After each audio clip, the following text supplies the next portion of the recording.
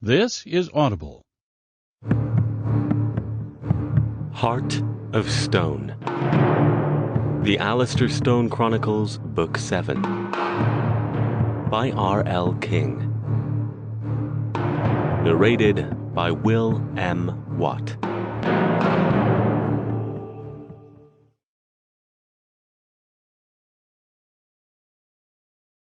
Chapter 1.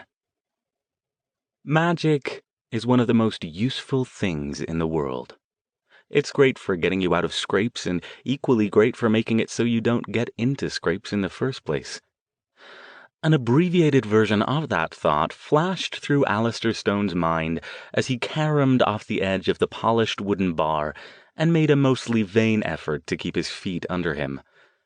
Of course, for magic to do those things, you had to be sober enough to remember to use it, and that was where his current problem lay. This is absurd. Stone scrambled backward to get the corner of the bar between himself and the 300 pounds of bearded fury lumbering toward him. I don't get into bar fights. Jason gets into bar fights. But Jason wasn't here, and to be fair, Stone didn't usually go to this kind of bar either. Get out of the house, he'd told himself. Go drink somewhere besides your usual pub, he'd told himself. It could be interesting. You could stand to meet some new people. In retrospect, the most infamous biker bar in Los Gatos had probably not been his best choice, despite the fact that one of his favorite local bands was playing there tonight. Although, to be fair, biker bar and Los Gatos were sort of like saying strip club and Disneyland, or cockfight and daycare center. The Highland Club's notorious reputation as an island of lawlessness notwithstanding, it still resided on the tony main street of a town usually populated by computer millionaires and Ferraris. Stone might have been looking for a break from his usual Palo Alto pub, but he wasn't an idiot. Actually, given current circumstances, the jury was still out on that one. He scrambled backward again, trying to stay upright, but hampered both by his state of advanced inebriation and by his feet, which suddenly seemed to have grown 3 or 4 sizes and refused to cooperate with the rest of his body. The biker, broad, glowering, and sporting a t-shirt reading "Loud Pipes Save Lives" and eyebrows resembling unbarbered caterpillars, swiped a mighty, beer-scented paw toward Stone as the surrounding crowd cheered him on. Stone somehow managed to dodge the blow, the only thing saving him being the fact that the biker was every bit as potted as he was. "Hold still, you fucking skinny geek!" the biker roared, attempting another awkward lunge. The crowd stepped back, content to watch and offer drunken advice, but unwilling to get involved directly. Up on the stage, the band played on as if this sort of thing happened every night. Stone slipped around the corner and ducked behind a table.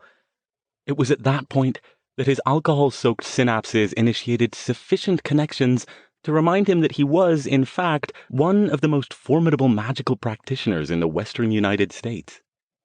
Cowering behind a table against a man who probably couldn't spell magic if you spotted him the first 3 letters was probably even more absurd than letting himself be dragged into this fight in the first place.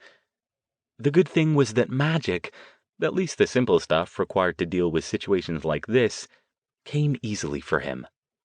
When the biker shambled around the bar, his small, piggy eyes cutting back and forth as he searched for Stone, he suddenly found that his legs were no longer performing as expected. One of his massive leather engineer boots slipped out from under him, yanked by an unseen force, and pitching him backward with much comical flailing of tattoo-clad arms. The ensuing crash as all 300 of his sweaty pounds impacted the bar's wooden surface shook the length of it, rattling the other patrons' beers like a hairy, localized earthquake. Stone took that opportunity to mutter a few words under his breath, summoning an invisibility spell around himself after a quick check to make sure no one was currently looking at him.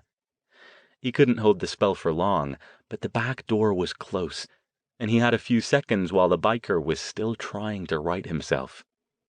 He skittered across the floor, shoved the door open, and dragged himself to his feet against the alley wall, puffing as his jaw throbbed in rhythm with his pounding heartbeat.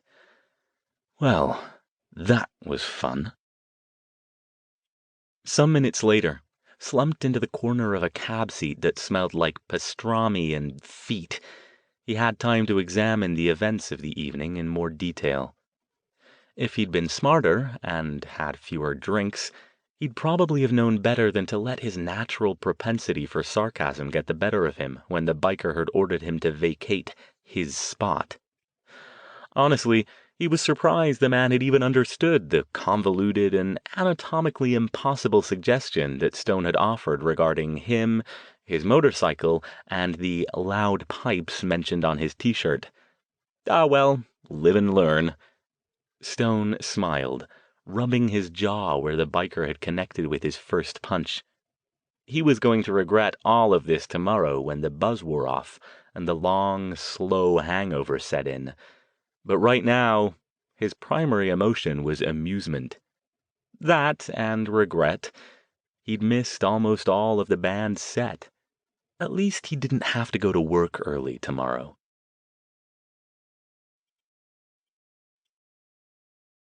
Chapter 2. Stone almost called in sick the next day. He'd awakened sprawled across his bed sideways, still in his clothes, his hair in crazed spikes, and his mouth tasting like he'd wolfed some roadkill and washed it down with a gallon of industrial waste. Magical scholarship, unfortunately, was stubbornly silent on the topic of dealing with raging hangovers. Pity, there was a fortune in it for anyone who could figure out how to brew up such a concoction, but alchemy had never been his strong suit. He settled for a cold shower, a change of clothes, and a large cup of weapons-grade black coffee he picked up at Pete's on the way to his Stanford office.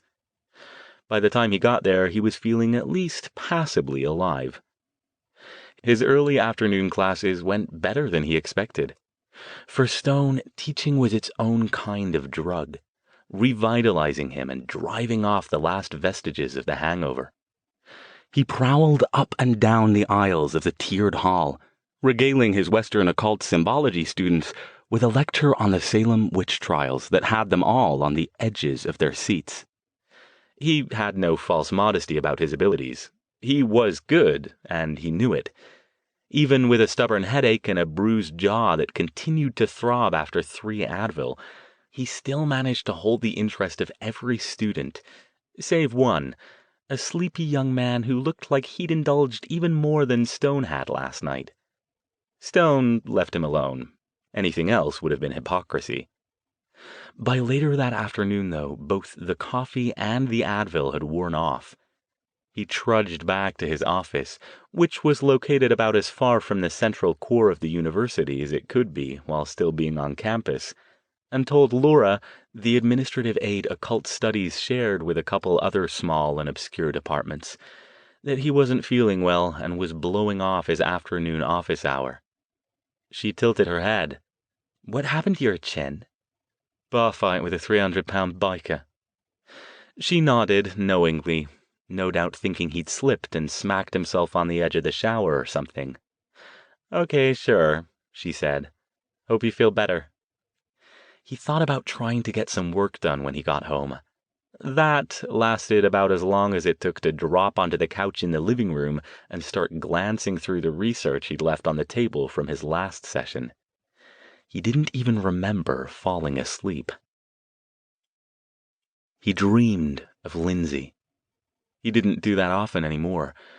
He had for a while in the first few weeks after returning to the Bay Area from Ojai. Back then, the dreams had come several times a week. Now, 4 months later, they'd tapered off to a couple times a month. They usually didn't come at night either.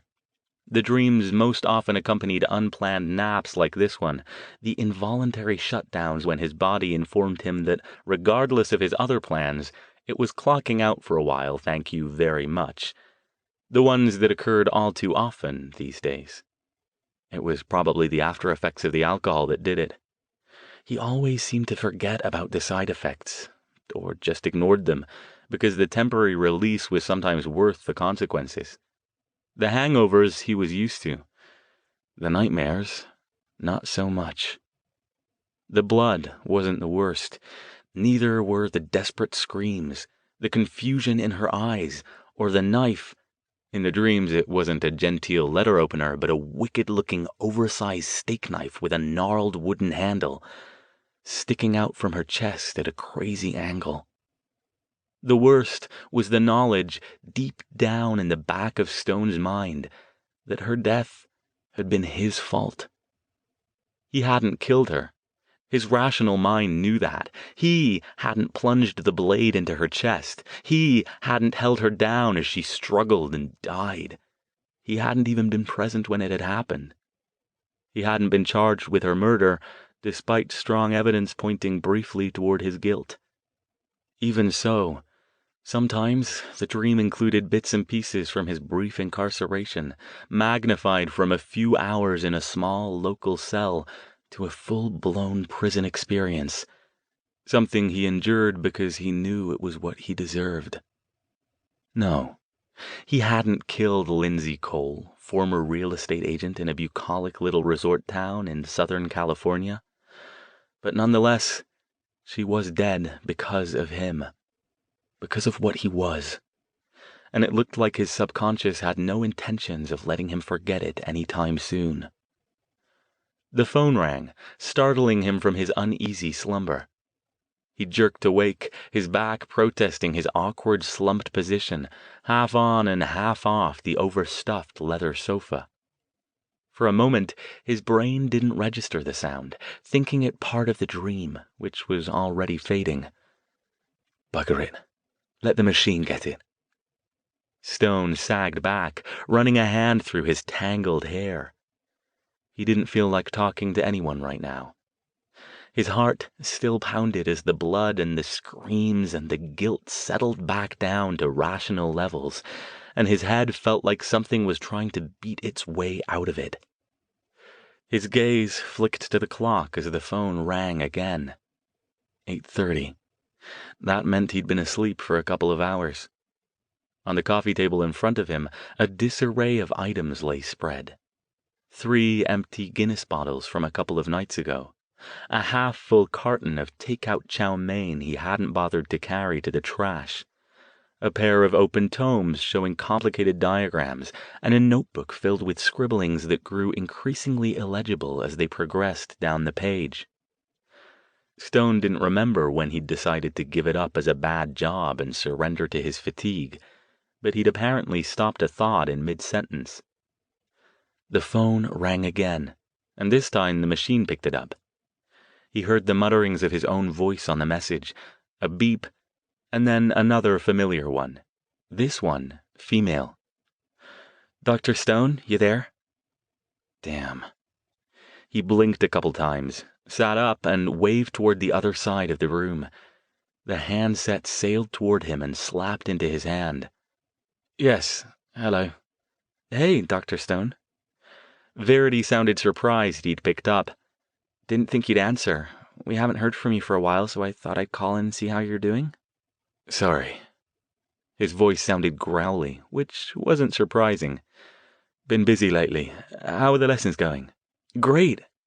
Her enthusiasm came through clearly in her voice. "Things are still going great. Edna's fantastic. I'm learning so much from her. Remember when I told you she was teaching me some more advanced healing stuff?" "I do." That had been a few weeks ago, the last time they'd spoken. The advanced healing stuff was part of the reason he'd arranged with Edna Soren to take Verity on for some guest lecturing. From the beginning of her training, his apprentice had shown a knack for the healing arts that Stone couldn't match. "I take it you're doing well?" "Oh, yeah. She says I have a real talent for it, and..." She trailed off. "And what?" He didn't miss the uncertainty in her tone. "Well..." She paused.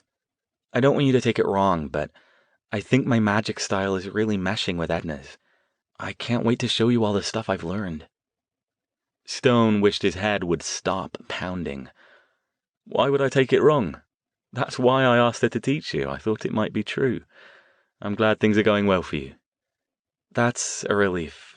That's kind of why I didn't call, actually. I was afraid of how you'd react. I'll tell you one thing, though. It's boring down here, especially now that the holidays are over. When I'm not studying or helping out around Edna's place, there's not much else to do around here. Not without driving down to LA, and I don't want to take Edna's truck that far. I miss the clubs in San Francisco. Well, you'll be back eventually.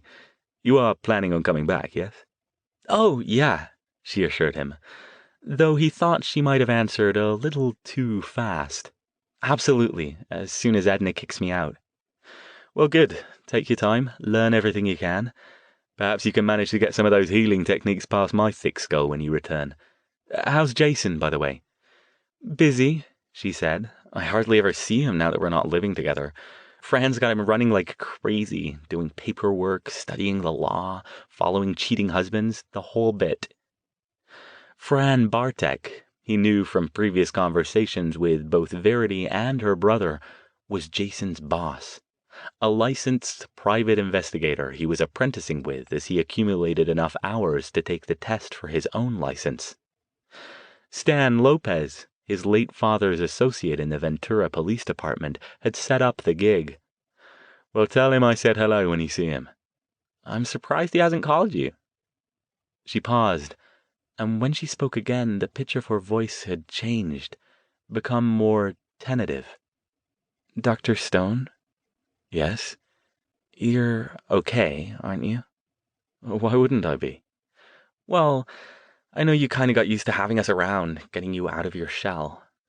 And now that I'm not cooking for you anymore, have you gone back to getting takeout every night? Stone glanced at the half-empty carton of chow mein, then shoved it away with a sock-clad foot. Of course not. Dr. Stone, Verity, really. I'm fine. He forced cheer into his voice. Everything's fine. In fact, as soon as I get off the phone, I'm planning to check out a new club I heard about. The lie came easily. Glad to hear it.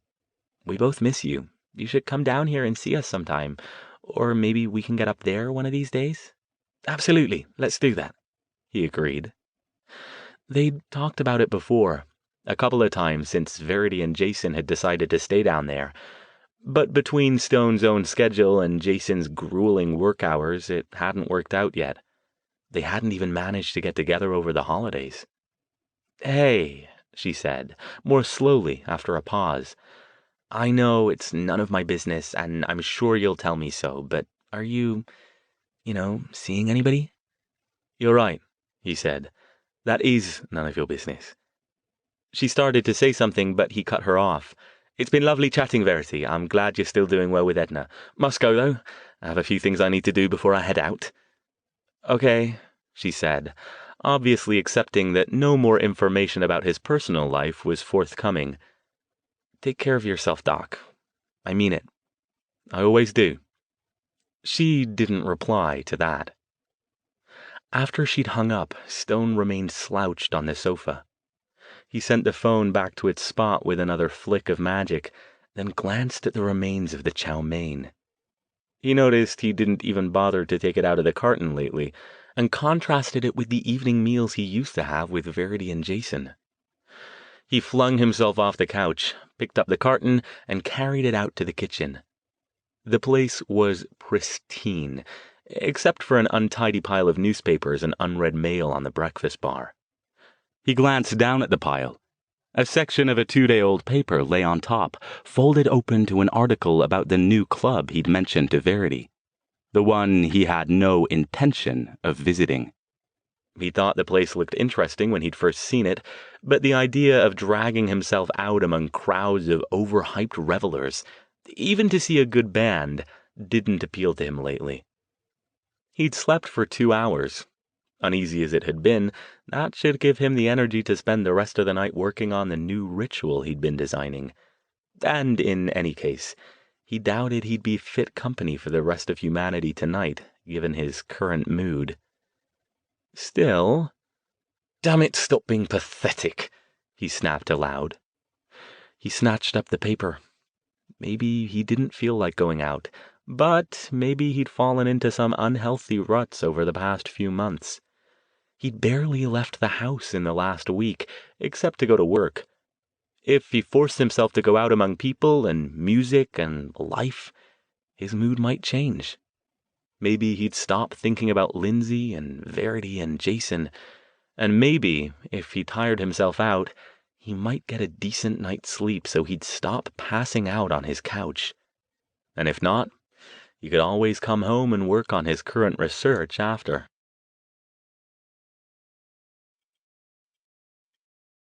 Chapter 3. The club was called The Nexus, and it was located in downtown San Jose, just off Market Street.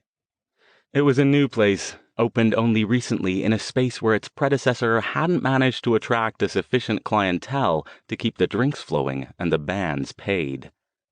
That happened a lot in the area.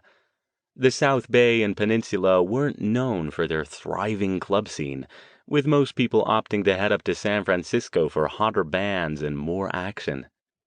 Stone had done that himself on many occasions, but tonight he'd barely managed to summon the motivation to shower, shave, and exchange his faded jeans and old t-shirt for more upscale versions. That was about as far as he was willing to go to make an effort at dragging himself out of his current malaise. By the time he arrived, the place was in full swing. He parked his big black BMW on the street a block or so away, and even from that distance, he could hear the muffled sound of music. The mid-January air had a bite to it, a slight wind rustling the trees along the street. He thrust his hands into the pockets of his overcoat and strode off toward the club. This is a mistake. It's pointless. I should just head home and get a start on that research. Doggedly, he continued on. He still felt unsettled from the aftermath of last night's festivities and a lunch that wasn't agreeing with him. But it didn't matter. After the dream, he had no particular desire to find companionship, so he'd probably just mope in the shadows of some back table, nursing a beer long enough to decide whether the band was any good. If they weren't, he'd be on his way back home in less than an hour. If Verity were here, she'd be urging him to snap out of it. If Jason were here, he might commiserate and suggest going out to some bar where they could have a few beers and catch up on life. But they aren't here, are they? Even his usual Friday night pub crawling group would have been an improvement, but he'd even gotten spotty about turning up for that. Adding to that, this week one of them had a raging case of the flu, and another had to attend his daughter's school play. If Stone wanted to drag himself out of the house and do something, he was on his own. Might as well make the best of it now I'm here.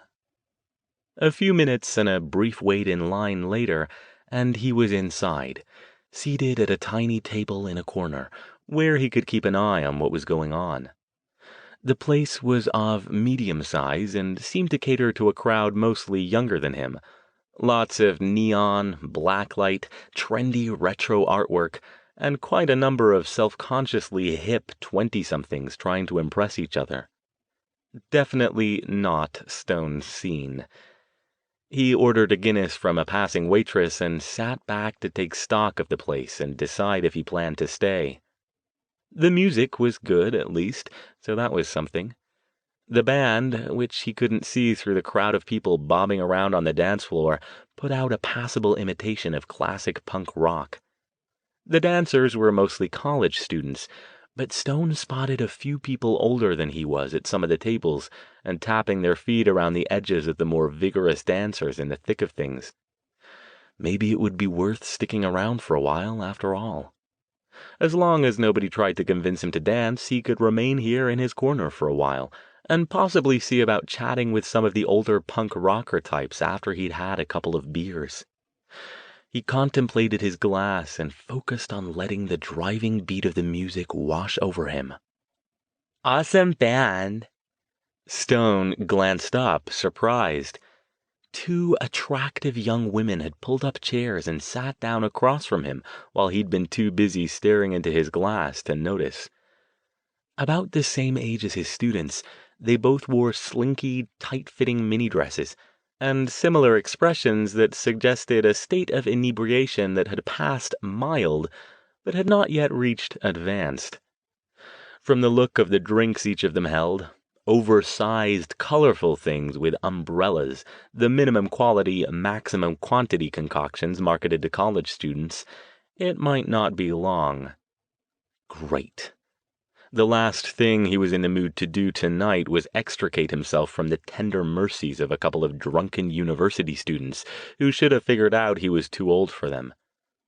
He nodded politely, hoping they'd realized he was no fun and move on. Great music, the first one agreed. A blonde who would have been stunning if her glazed gaze could settle on anything for more than a second or two. She extended a hand, several slender silver bangle bracelets tinkling on her tanned wrist. Come on, dance with us. The other, dark-haired, dark-eyed, and a little shorter than her friend, offered Stone a sideways smile. You know you want to. Stone glanced past them, hoping to spot more members of their party, like perhaps their male companions, if they had any, approaching. But no one seemed to be paying them any attention. The downside of choosing a table in a back corner of the club was that, the way the two women had situated their chairs, it would be difficult for him to make a graceful exit without shoving past one of them a lot closer and more forcefully than he wanted to. Sorry, he said with his best rueful grin, raising his voice to be heard above the band's pounding beat. Not much of a dancer, I'm just here for the music. Oh wow, cool accent, the blonde said. Are you from Australia? Stone managed not to roll his eyes. It wasn't easy. Don't worry, she said, without pausing to wait for an answer. Dancing's a snap. Just get out there and do whatever feels good. Come on, you can't hear the music without getting up and moving. Aren't you two here with anyone? Stone asked. The dark-haired woman made a contemptuous sound, waving it off. Yeah, but they're douchebags. Caught him hitting on the bartender. Oh, this just kept getting better. Stone glanced around again, but still spotted no sign of anyone coming after his two new table mates. Sorry, he said again, indicating his glass. I want to finish my drink. I'm sure you'll have no trouble finding someone else to dance with. No problem, the dark-haired woman said amiably. She settled back and took a pull from her own drink. Okay if we sit with you for a while, then? Maybe those pricks will get a clue to fuck off if they see us with somebody else, the blonde added. Stone doubted it, but he shrugged and acquiesced. He didn't plan to go anywhere until after he finished his Guinness anyway, though after that he'd already decided to head home. Whatever vibe he normally got from taking in a good band wasn't happening for him tonight. He wasn't sure why he'd thought it would. I'm Brianna, the dark-haired woman said. She nodded toward her friend. This is Hannah. Pleasure, Stone said. Neither of them seemed to notice that he hadn't returned the introduction. We're at San Jose State. I'm a bio major. Hannah's kinesiology. She studied him for a moment. What about you? You don't go to SJ State, do you? Clearly, finishing his drink in peace wasn't on the playlist for the foreseeable future. No. I teach, actually. Oh, yeah? Cool, Hannah said. I've never seen you around campus. I'd have noticed, too, she added, with a glance that told him everything he wanted to know about the opportunities he might have if he had any interest in hooking up with women 15 years his junior. What do you teach? Sort of anthropology, he told her. It was his pat answer when asked about his field of studies. Technically, it wasn't a lie. Occult studies was part of the cultural anthropology department. Oh, yeah? Brianna said. I took a class in that one time. I remember that guy, what was his name? Like, Dr. Leakey or something, right? Different sort of anthropology, Stone said. Where the hell have you two been? A voice loud enough to easily carry over the music interrupted.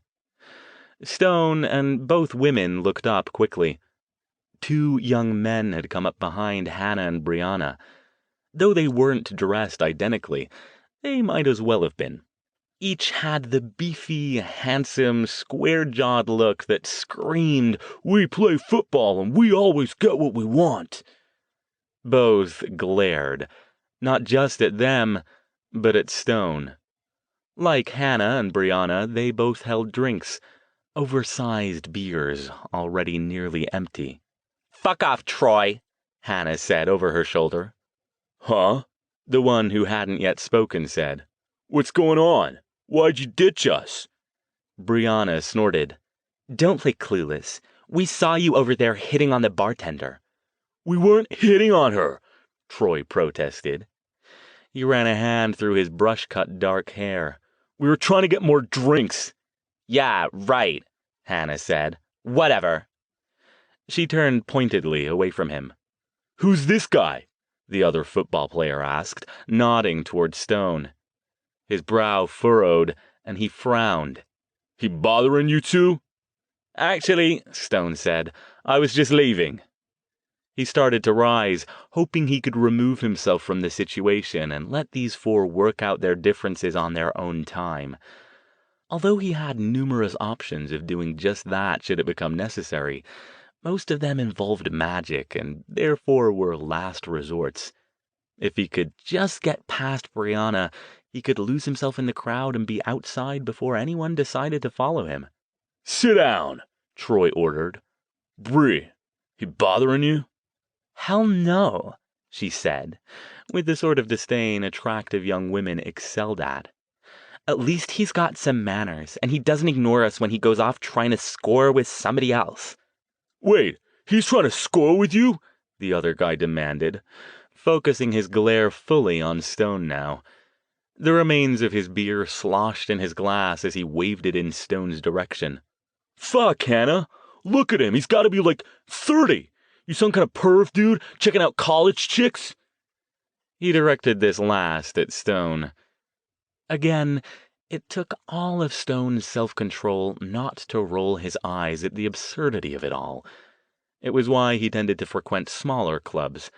They attracted less of the horny student demographic. He started to rise again, switching briefly to magical sight to get a read on the students' auras. Even before he did, he was acutely aware of the shift in the situation's emotional climate.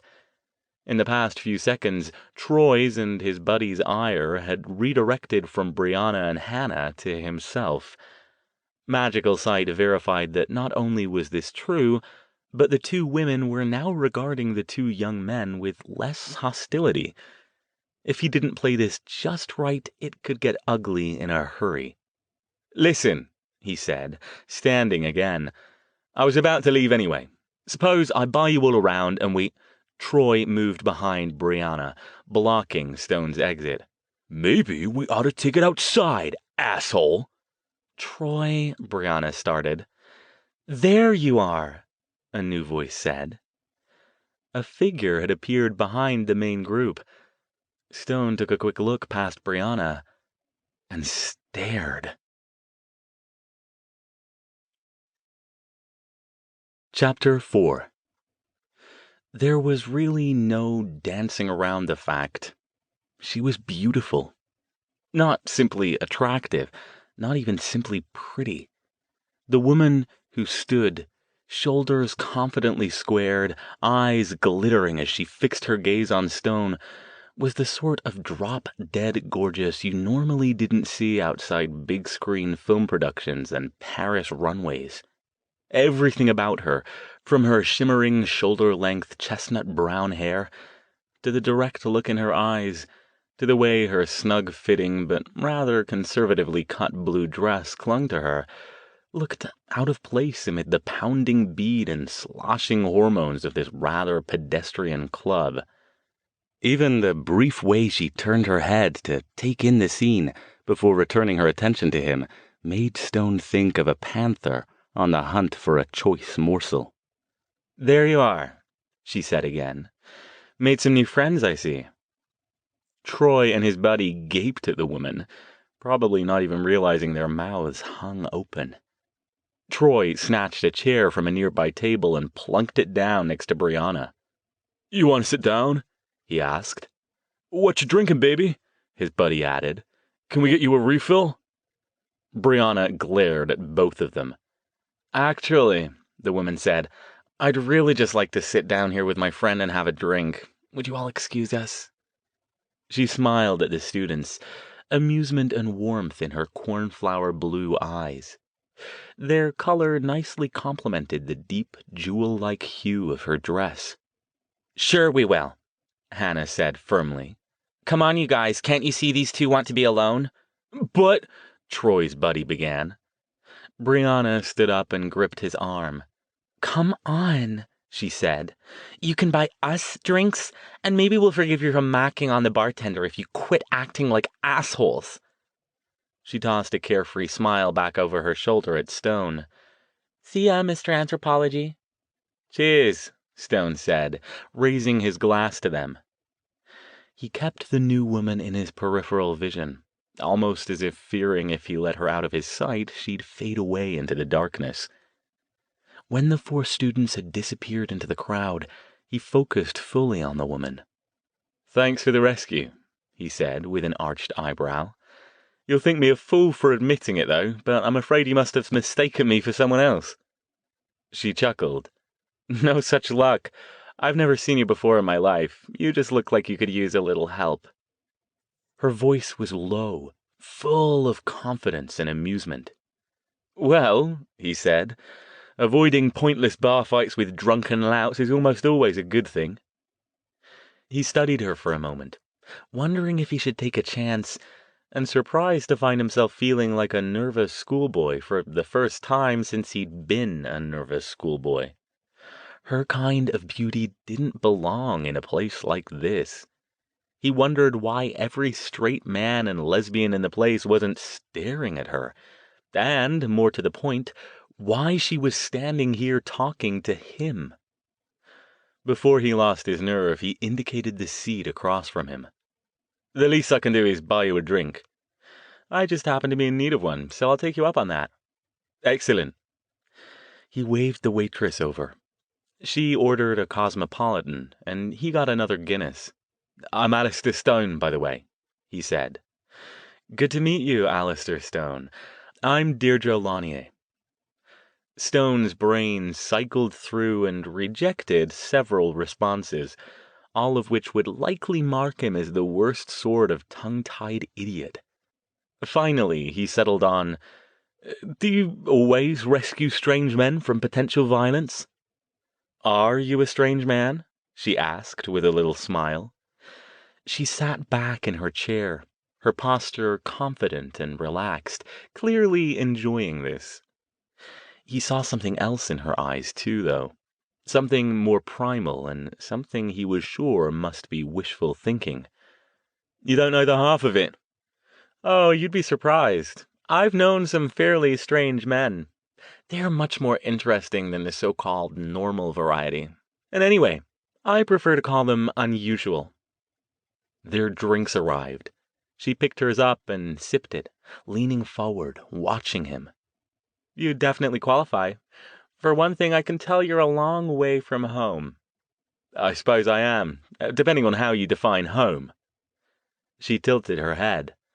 From the accent, I'd say somewhere in southern England. He raised an eyebrow. Impressive. Most Americans can barely tell the difference between Cockney and BBC English, except for the ones who think we're Australian, he added, with a glance toward the direction where Brianna and her friends had departed. So, she prompted. Sorry, little village there I can guarantee you've never heard of. You're probably right, she agreed. I've been to London a few times, but always on business. I never ventured out of the city. I'd like to sometime. I hear it's beautiful. Indeed it is, he agreed. And what about you? What brings you here? Here as in the club? She elegantly shrugged a bare shoulder. I've been working too hard lately. I thought it might be fun to take a night off and get out for a while. Some friends suggested this place, so... You're here with friends, then? Stone asked. That explained it. If she wasn't here with a date, it made sense that she'd come with some girlfriends or co-workers. Nope. She smiled, obviously still entertained by his discomfiture. But the twinkle in her eyes was amused, not malicious. All by myself. Does that surprise you? What about you? You must be here with someone. It does surprise me a bit, he admitted. If you'll forgive me for saying so, I can't quite work out why a crowd of hopeful young men aren't following you around like a pack of lost puppies. Deirdre laughed. That's flattering, but I've never had much use for puppies. They're cute, but they need too much upkeep and they tend to make messes on the carpet. True enough, Stone agreed. No, I'm not here with anyone. In fact, I almost didn't come at all. Encouraged by the fact that her gaze hadn't left him since he'd started speaking, he leaned in closer across the table. You know, he said, this might be terribly presumptuous of me, but it's quite loud in here. Can't hear ourselves think. Also, the quality of the drinks isn't up to what I owe you for rescuing me from, well, who knows what that might have turned into. He nodded toward the door. I know a much nicer little place not far from here. What do you say? For a moment, she didn't answer. The moment seemed to stretch out interminably, even though he knew only a few seconds had passed. He waited, wondering if the thudding of his heart was visible. Why was he so nervous? He'd asked dozens of women out, and most of them had said yes. Why was Deirdre Lanier any different? It was a stupid question, and he knew it. One look at her told him why. He was deluding himself. No way she'd say yes. She'd look at him with that appraising glance that said so much. Seriously, why are you bothering? I'm so far out of your league that you can't even see me from where you are. Did you honestly think someone like me would be interested in someone like you? Where did you... I thought you'd never ask. There was that look in her eyes again. The one Stone had seen before, in other women, but couldn't believe he was seeing now from her, and certainly not directed at him. Do you have a car? I came in a cab. He thought he might have stared at her for a moment too long, but she didn't seem to notice, or at least she was too polite to say anything about it. I do, he said at last, and before she could reconsider and change her mind, he stood. Shall we, then?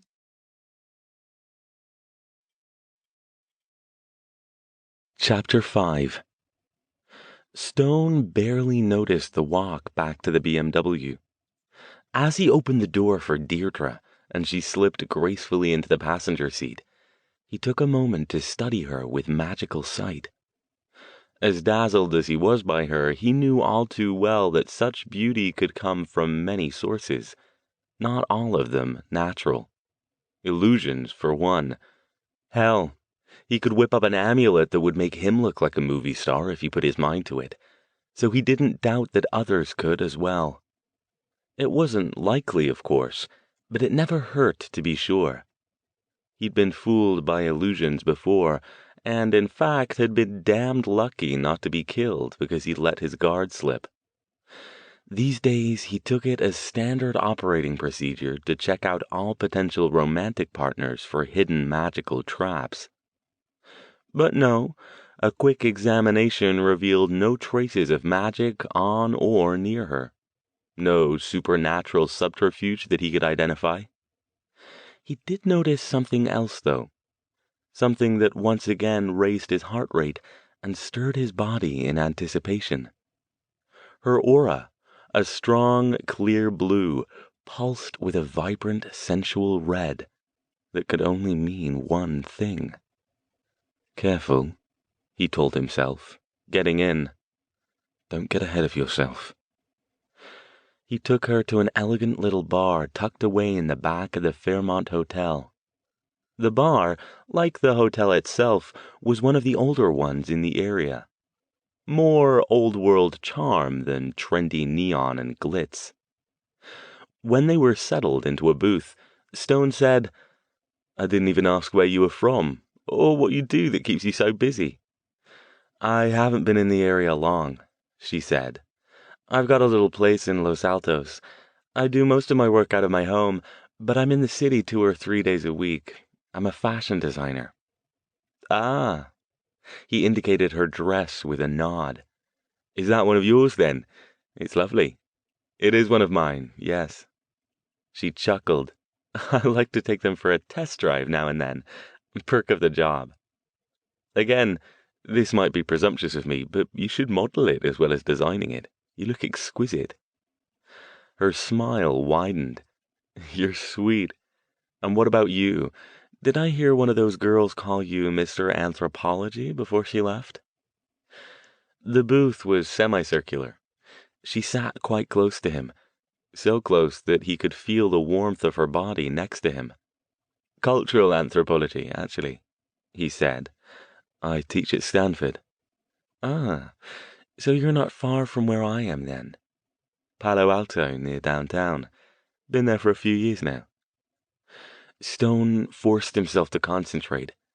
His mental discipline, usually so adept at holding complicated magical patterns in his mind and resisting magical attacks, was proving much less helpful against the persistent thoughts currently threatening to overwhelm him. Her bare arm rested close to his, the faint, tantalizing scent of her light floral perfume rising each time she shifted position. Are you all right? She asked. Once again, her eyes glittered with amusement. Oh, quite all right. He ran a hand through his hair and took a sip of his drink. Sorry, normally I'm not quite so. You look like you think I'm going to eat you up. She laughed. I promise I won't. Unless you want me to, of course, she added, her voice dropping to a lower tone.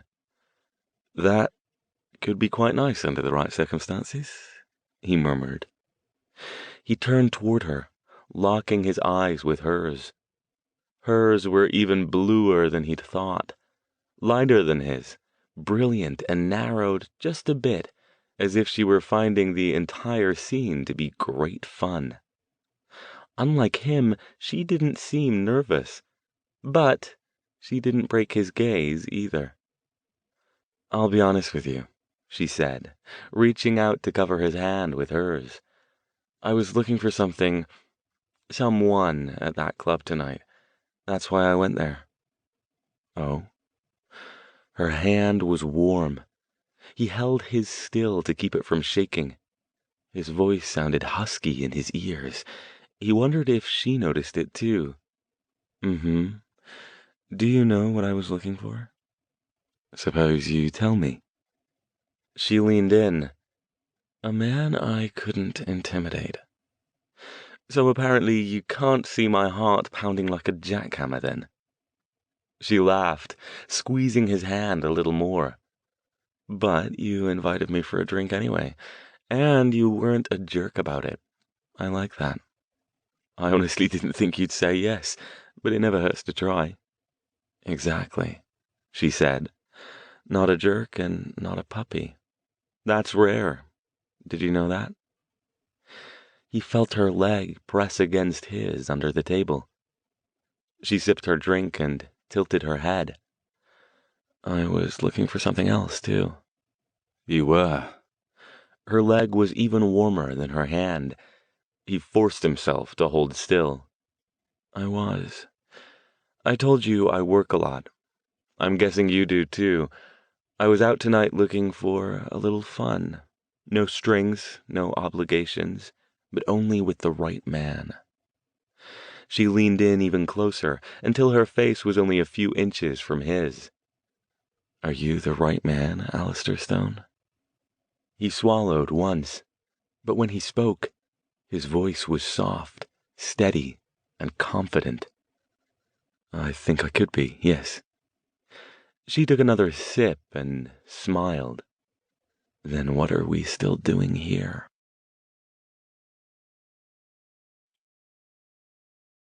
Chapter 6. She said little as he drove, except to give him occasional directions, but every time he glanced over at her, she was looking at him. He had a hard time reading her expression properly, a mix of amusement, anticipation, and the sort of hunger that he still couldn't quite believe someone who looked like her was aiming at him. He'd checked her out more thoroughly with magical sight as they'd walked back to the car, but nothing dinged, nothing more than that pulsing, primal red around her brilliant blue aura that indicated better than any words could that she wasn't trying to deceive him about her intentions. Disguising one's aura was a seriously advanced magical technique, something even he had to work at. If she was hiding anything, she was doing a damned good job of it. Or maybe she was exactly what she seemed, and for some inexplicable reasons of her own, she wanted him. Given that at this moment he wanted her more than anything else on earth, he'd be a fool to argue with her. She directed him into the gated underground garage of a genteel old 3-story building that had been converted into upscale lofts, and didn't wait for him to open her door. Deftly exiting the car as soon as it came to a stop, she waited for him to come around and reached out to grip his arm. "Come on," she said. "Let's give the neighbors something to talk about." They rode the elevator up without encountering any of the neighbors, however. When Deirdre opened her door, Stone got a brief impression in the dimness of soaring ceilings, elegant and minimalist furnishings, and a bold modern art print on the wall before she grasped his arm again. "We could have another drink," she said, her voice low and husky, her smile still playful. "You know, if you want to." Even Stone's control had limits. "I think not," he said in the same tone. He gripped her shoulders and pulled her into a firm embrace, inclining his head to cover her smiling, mocking lips with his own. A part of him was astonished at his boldness, especially given how he'd been feeling lately. But he ignored it. This wasn't the time to overthink things. She responded instantly, her arms going around him, sliding his coat over his shoulders and letting it fall into a heap on the floor. She pressed into him, the full length of her body against his. Her hands worked their way under his thin black t-shirt, caressing his back, kneading his knotted muscles with proprietary insistence. She murmured. "Yes." He kissed her again, cutting off anything else she might have intended to say. He explored her with his hands, stroking her back, her neck, burying his fingers in the luxuriance of her hair. Any thoughts, any doubts about why someone like her would want someone like him swept away as his body responded to hers, and hers to his. Auras didn't lie. All he knew was that he wanted her, and as long as she was willing and enthusiastic, he would have her. She didn't say anything, didn't break the kiss, but she seemed to be trying to steer them somewhere. He came up for air long enough to notice the shadowy form of a stairway, as elegant and minimalist as the rest of the place, off to one side of the open living area. He got the hint, and somehow they managed to reach the top without breaking their embrace or toppling head over heels back down to the first floor. They left a trail of clothes on their way across the room toward her bed. The only illumination came from the moonlight shining in through a skylight directly above it. As they stood for a moment next to it, Stone drank her in with his gaze. Only a few inches shorter than he was, her lithe, slender body was athletically trim and perfectly proportioned. She studied him in return, her own gaze open, searching, with no hint of shyness or embarrassment. "You're beautiful," Stone murmured. He didn't care if it sounded trite. It was true. It was more than true. "And you talk too much," she said with a smile, pulling him to her in a crushing embrace. After that, he didn't talk anymore.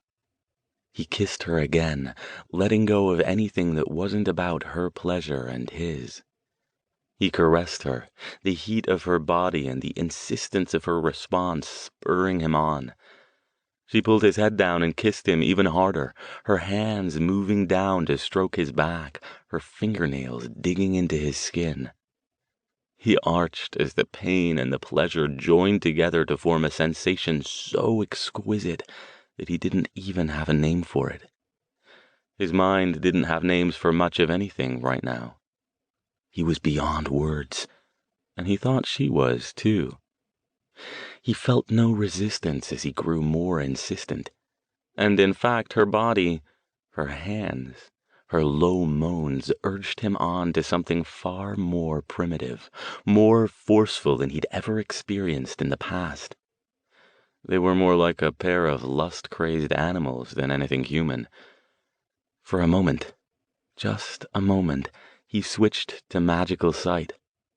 Her aura's brilliant red glow blazed so brightly that it nearly obscured every vestige of the strong, clear blue.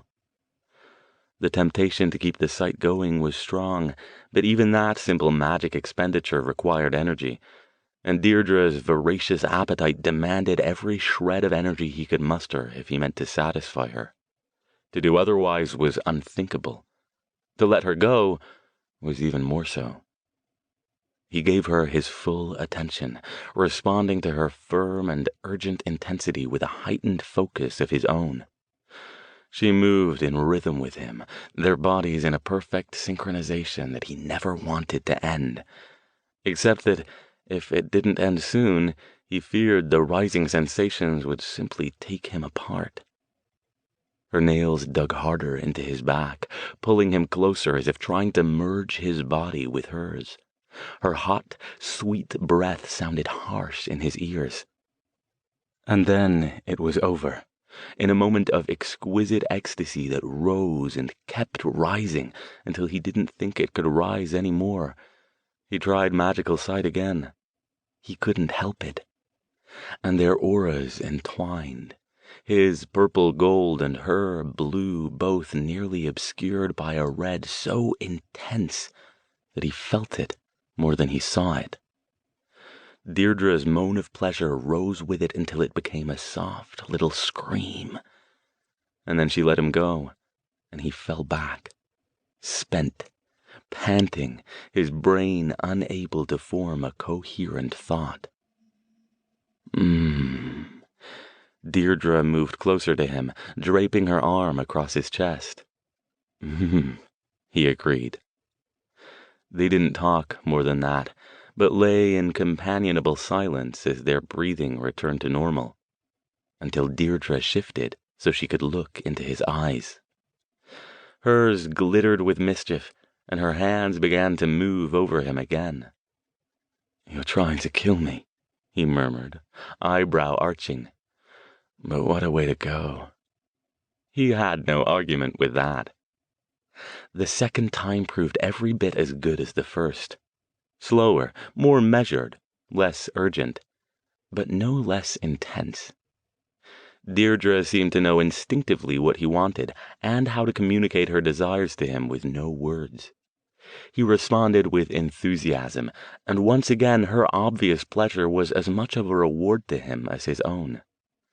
She lay on her side, this time with both her arm and her leg draped over him, her head propped on her other arm. Her sly smile was only just visible in the moonlight. "I think you're right," she said, tracing her finger over the quick rise and fall of his chest. "About what?" His own arm was underneath her. His fingers played in her tousled hair. "You are the right man. Good to know." Their auras had died down now, back almost to their normal hues, but the bright red of passion still flickered around the edges. He smiled back, lifting his head to kiss her and then letting it fall back on the pillow. His every muscle felt relaxed, his mind at peace and drifting, savoring the fading but still potent euphoria of what they'd just experienced. She stroked his jawline, her touch feather light. "Go to sleep," she said with a little laugh. I know how you men are." But she sounded sleepy too. Her head drooped to rest on his shoulder, snuggling into the crook of his neck, her flower-scented hair tickling his cheek. He drifted off to the sound of her soft breathing and the touch of her warm body against his.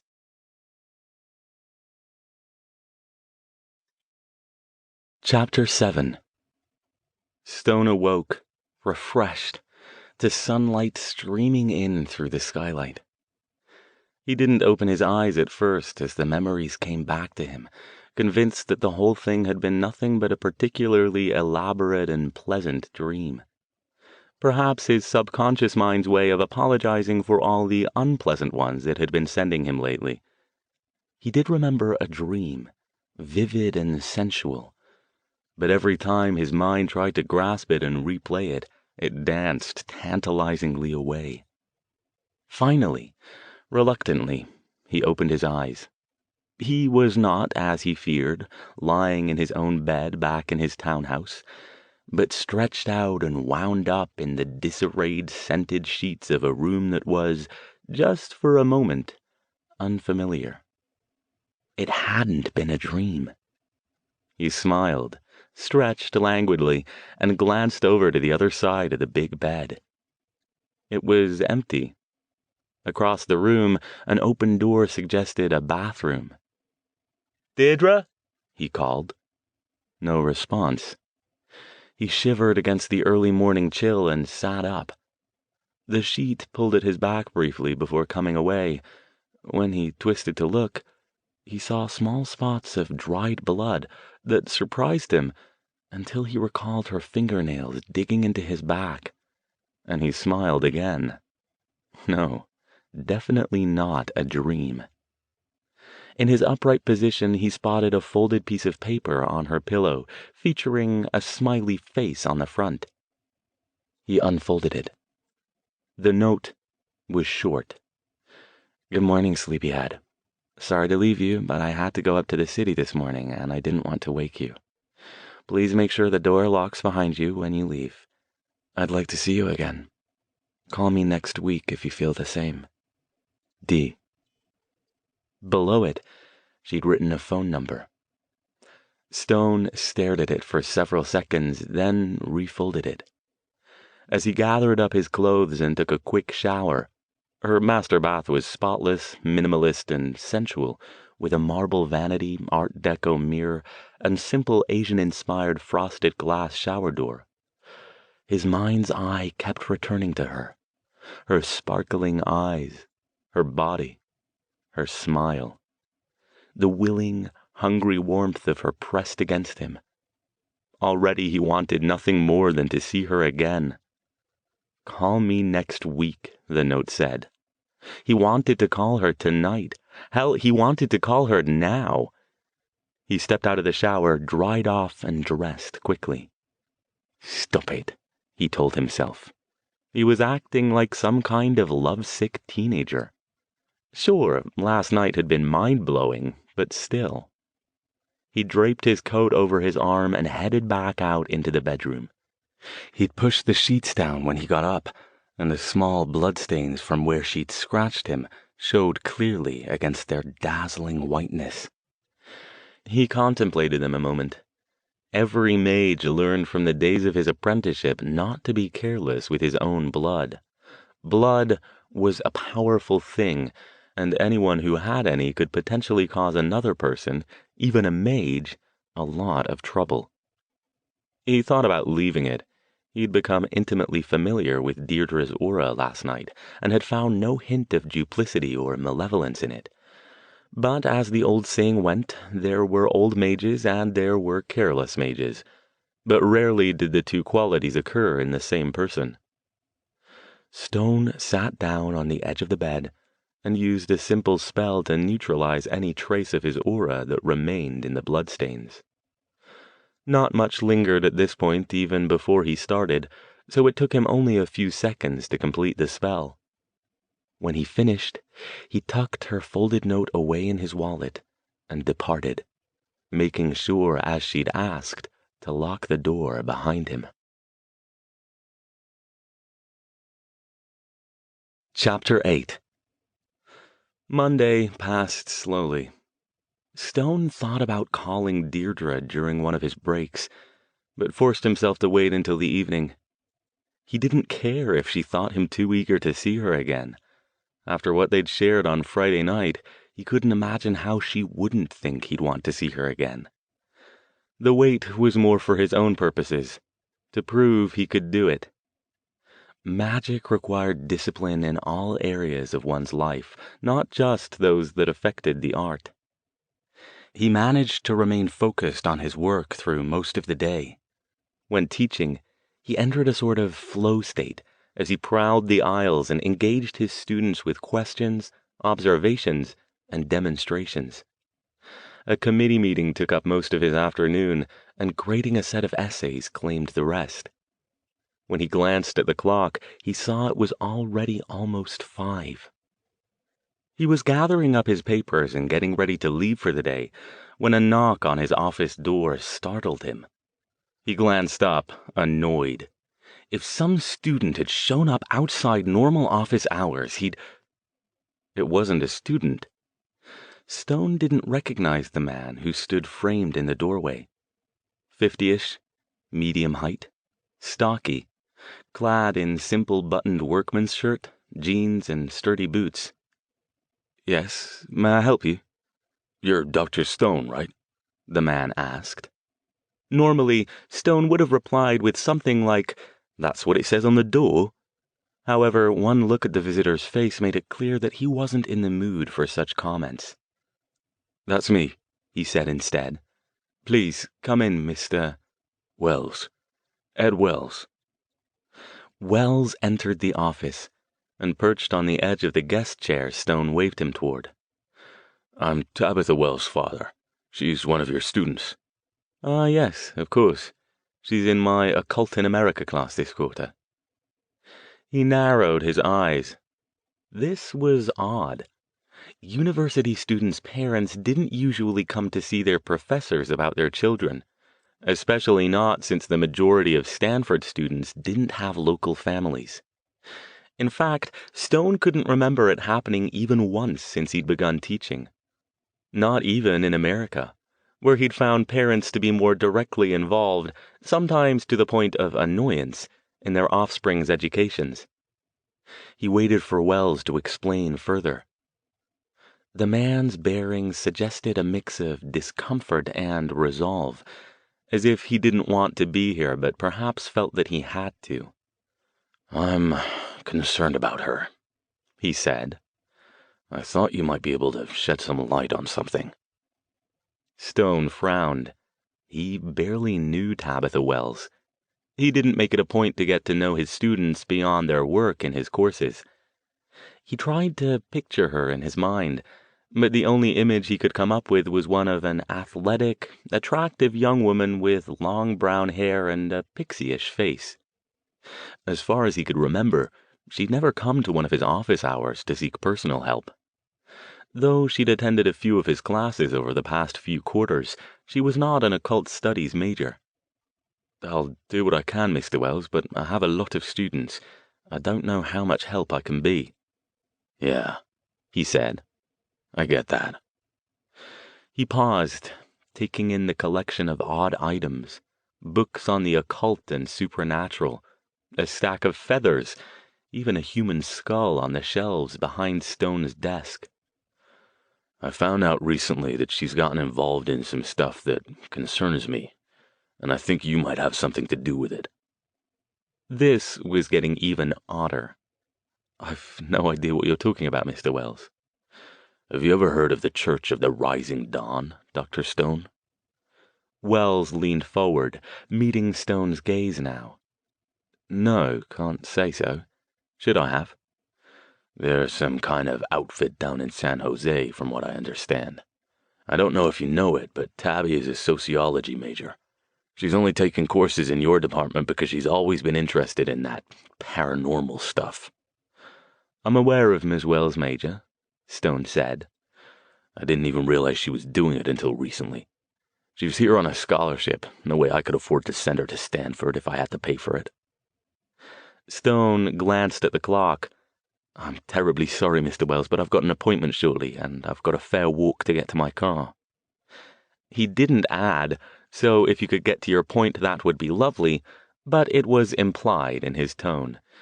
If he could deal with Wells' problem and get him out of here soon, he'd have time to get home and perhaps call Deirdre to see if she might want to have dinner with him. Yeah, okay. I'll get right to it.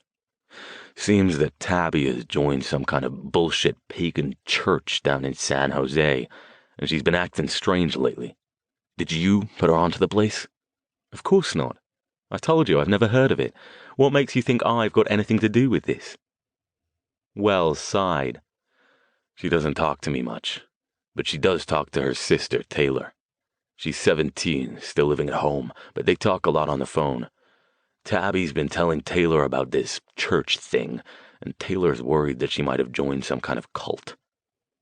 Have you asked Tabitha about this, Mr. Wells? Stone forced himself to keep his voice even and respectful. After all, this was the father of one of his students, but sometimes the closed-mindedness of some people annoyed him to the point where he had a hard time keeping his opinions to himself. Even if she has decided to join a pagan church, I can assure you most of them aren't cults, no more than any other churches at any rate. He gathered up some books and papers from his desk and began stuffing them into his leather briefcase. And you still haven't explained why you expect I'd know anything about this. Because Tabby apparently has a pretty high opinion of you, Dr. Stone. Taylor thinks it might even be some kind of crush. Stone froze in the act of closing his briefcase. What? You're saying you didn't know? Of course I didn't know. Stone didn't try to keep the sharp tone from his voice. How would I? She certainly didn't tell me, and I never noticed anything in her behavior.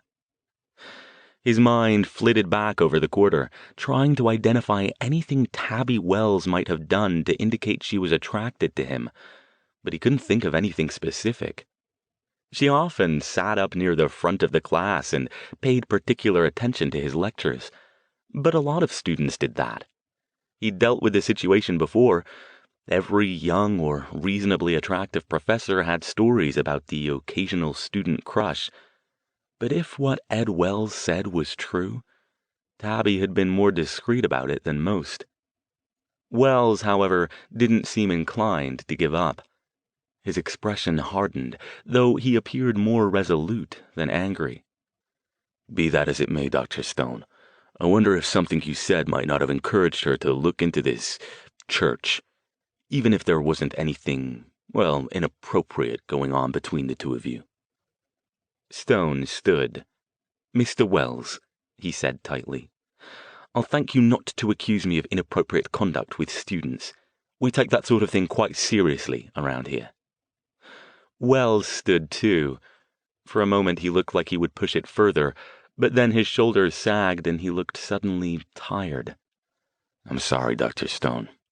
That was rude of me, and I apologize. I'm just worried about my daughter. She's never done anything like this before. I don't give a damn if she decides to go to some other church or no church at all, but I do care if she gets herself involved in some cult. I just thought I'd see if you might be able to tell me anything before I talk to her. But I see that was a bad idea. He pushed his chair in. Thank you for your time. I'm sorry I couldn't be of more help, but I think you should talk to your daughter, Mr. Wells, not me. Yeah, maybe I'll do that. Wells turned and left without another word. Stone watched him go in silence, then glanced at his watch. He was surprised to find his heart rate increasing as his mind once again turned to Deirdre.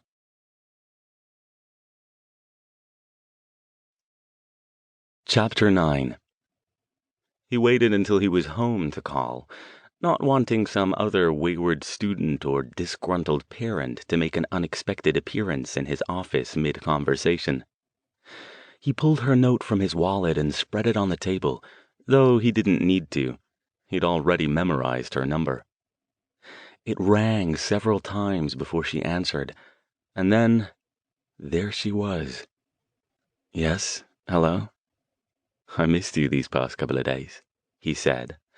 I hope your business in San Francisco went well." She laughed. "So you did call me back. I'll be honest, I was about 50-50 that you wouldn't. After Friday night, I might be a fool, but I'm not an idiot. You're the first, you know." He leaned back. "The first what?" "Would it surprise you to know I've done this before? But you're the first one I've given my number to." A brief flash of something.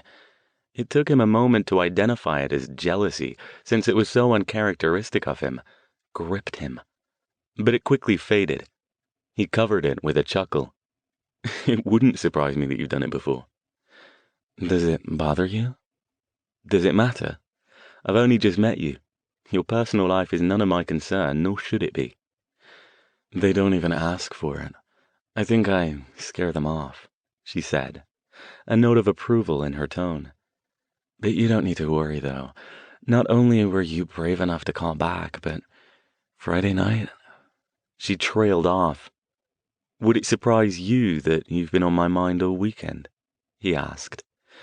"It was pretty amazing, wasn't it? That barely begins to describe it." He paused, drew a deep breath, and took the plunge. "Deirdre, would you like to join me for dinner tonight, and perhaps dessert later?" Her smile came through in her voice. "This is the time when I'm supposed to tell you I need to check my busy social calendar, then turn you down because you've waited too long to ask, isn't it?" "You hardly seem the type who does what she's supposed to do," Stone said. "Score another one for the man with the sexy accent." She laughed again. She had a lovely laugh, melodic and merry. "And I'd love to have dinner with you. Pick me up in an hour? You do remember where I live, don't you?" "I think I could find it blindfolded." "Well, don't do that. If you get pulled over, you'll miss dinner." She paused for a beat. "And I'd miss dessert. And that would be a shame." He took her to a small, intimate Asian fusion place just off University. "I'm really the first then, am I?" he asked teasingly when they were settled. "You don't tell that to all of your conquests." "Now don't go getting complacent on me," she said. "I like a man who can keep me on my toes. Most of them only have one thing on their minds." He raised an eyebrow. She laughed. "Well, it's not as if I don't have that on my mind, too." "I hadn't noticed." "I'll have to try harder then." She sipped her wine and regarded him over the top of the glass. He hadn't misremembered or miscalculated due to the fatigue or too many drinks on Friday night. She was every bit as beautiful as he'd remembered. It was odd. For a woman who obviously enjoyed the effect she had on men, her style tended toward the conservative. Tonight, she wore a simple, elegant dress of deep blue under a long, sweeping coat. The dress fit her like a second skin, but had a certain old-world quality to it that Stone found charming. He wondered if it was another of her designs. In any case, as on Friday night, he couldn't stop thinking about her. And when he wasn't looking at her, her image dominated his mind's eye. Is this love at first sight? He rejected the thought. It was an absurd concept. Love came as much from time and shared experiences as from physical attraction. Hell, he'd only ever been truly in love once before in his life, and that had been with someone he'd known for years. His mind flitted briefly back to Lindsay Cole, which chilled him. He'd thought he might grow to love her too, given time, and look where it had gotten her. Was he a fool to risk it again?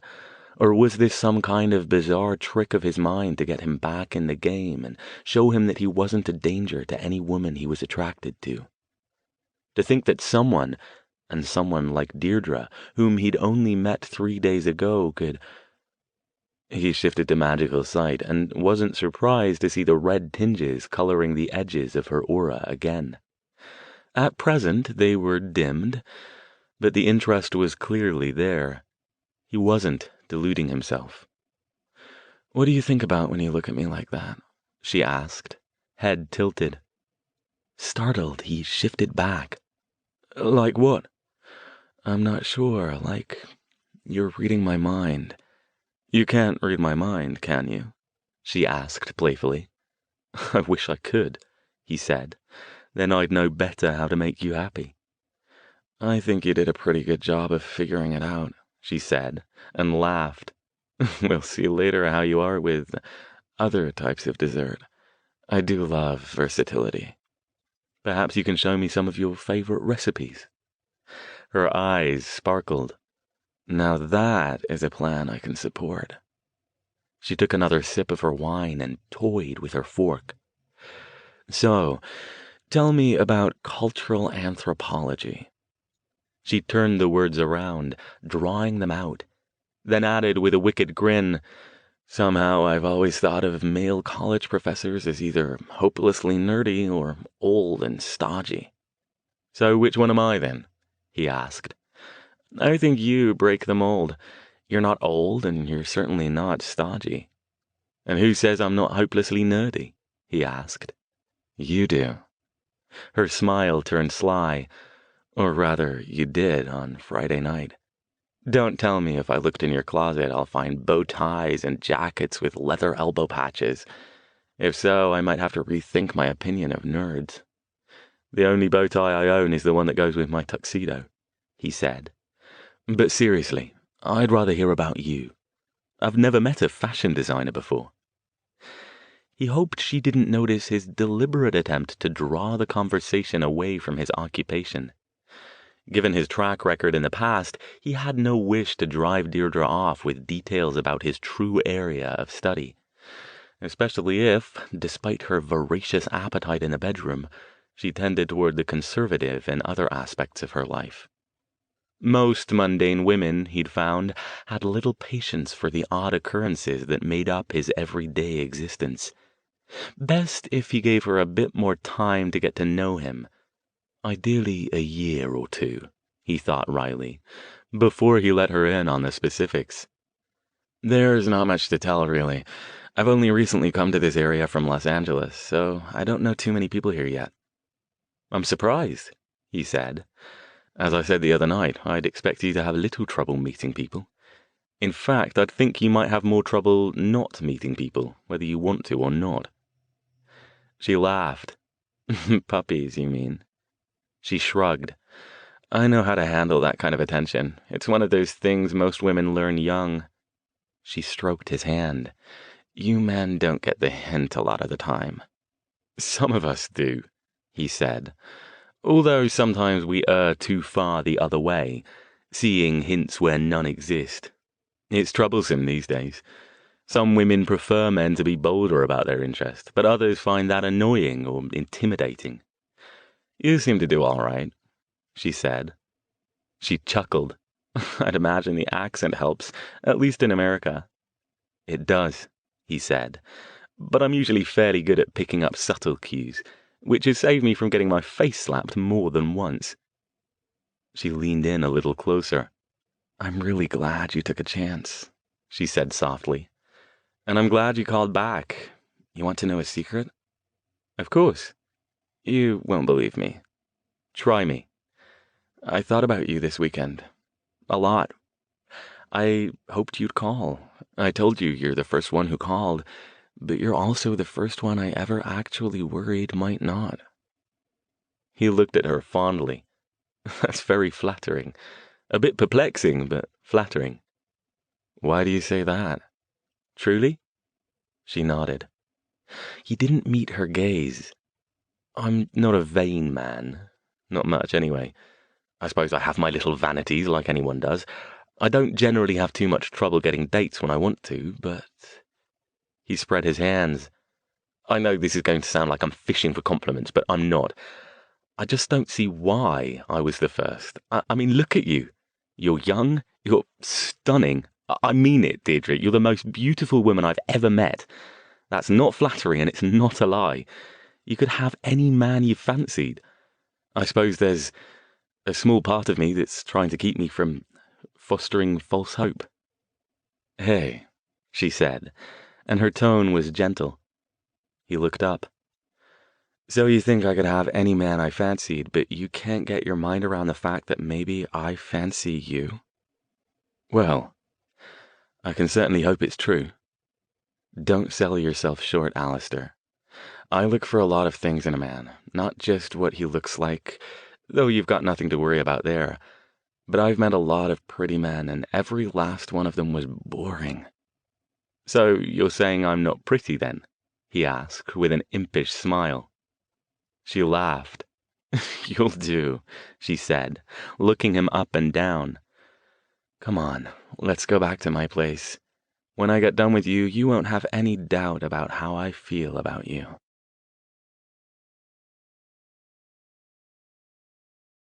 Chapter 10. Tabitha Wells showed up at Stone's office door the following afternoon. "Got a minute, Dr. Stone?" she asked. Stone waved her in. He hadn't expected to see her. She'd been in class as usual, but he noticed she'd avoided his gaze and seemed overly interested in her notes during the lecture. He wondered if her father had talked to her, and if he'd mentioned her alleged crush. Tabby closed the door behind her, but didn't sit down. His mental assessment had been mostly correct. Tall and dark-haired, she had a slim, athletic figure, and the kind of fresh-scrubbed, healthy attractiveness that didn't need makeup. Stone hadn't noticed it before, but she superficially resembled Deirdre. Right now, she looked troubled and annoyed, her dark eyes fixed on him. "I wanted to talk to you about my dad," she said. "I heard he came by to see you yesterday." "He told you?" "Actually, my sister did. I had no idea he was planning to come over here and bother you. I'm so embarrassed, and I wanted to apologize." "You've nothing to apologize for, Miss Wells. It's not as if you put him up to it." I can't believe he did it. I know he can be a little overprotective, but to come all the way over here just to talk to you about my personal business?" She glanced down at her bag, then back up at Stone.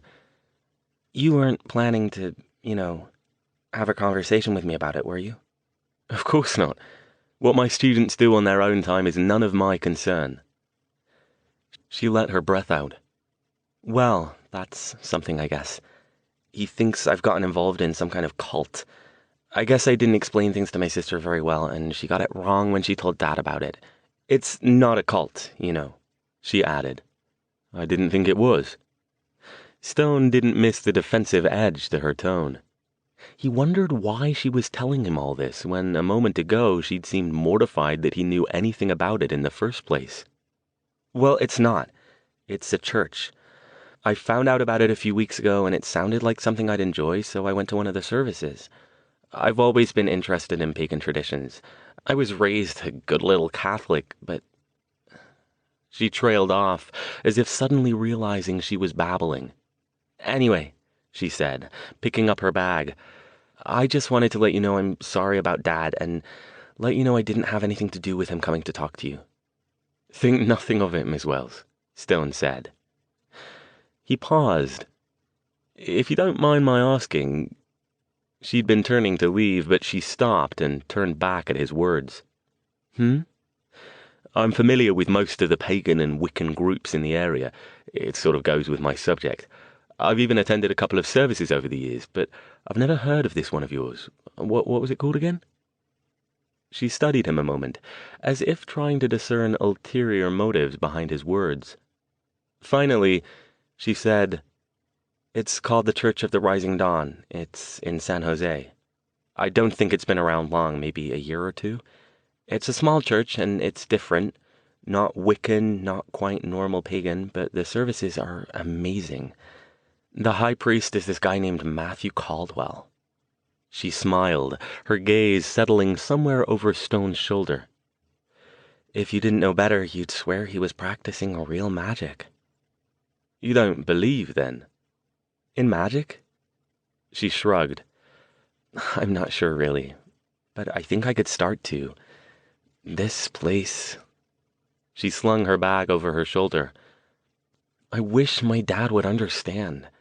I think he thinks they're doing human sacrifices in the nude under the moonlight or something. They're not doing any kind of sacrifices. It's all about love and belonging and accepting all kinds of people. They don't even ask for money. Her expression hardened. So if Dad comes back and bugs you about it again, I'd really appreciate if you'd tell him to talk to me instead of grilling my professors about my personal life. I doubt he'll come back, Stone said. I think I impressed that sentiment on him the last time he was here. He began gathering papers and slipping them into his briefcase. As I said, Miss Wells, your personal life is no concern of mine, nor should it be. Her gaze lingered on him for a beat or two too long, and then she nodded. Good, she said at last. Thanks, Dr. Stone. Miss Wells? She turned back to face him. Yeah? He paused a moment, unsure of how to say what he wanted to say without sounding either inappropriately paternal or patronizing. I understand that you probably don't want my advice, he said at last. So please don't be offended. This church is probably fine. Most of them are, in my experience, even the ones that tend to unnerve the more, conventionally oriented. But I've run across a few that aren't what they seem. Her exasperation showed clearly on her face. I wouldn't expect to hear that from you, Dr. Stone. She indicated his office with a wave of her hand. You're all about the unusual. I am, he agreed. That's why I make it a point never to take anything at face value. All I'm saying is, keep your eyes open and your wits about you. If what they preach and what they practice line up, wonderful. But if they're teaching something and practicing something else, that's the time to consider what their true purpose might be. I'll keep that in mind, she said, her tone suggesting that she was sure she had the situation firmly in hand. Thanks again. Gotta run. Got class in a few. Stone watched her go, then raised his hand and used magic to close the door behind her. She was right, of course. None of this was any of his business, and for him to get involved in a student's personal life was both potentially unethical and not something he'd normally even consider. Still, though, it wouldn't hurt to do a bit of simple digging. Tabby Wells wouldn't know, and if he found out the place was harmless, then she'd never have to. He had a couple hours before his next class. He picked up his briefcase and headed out.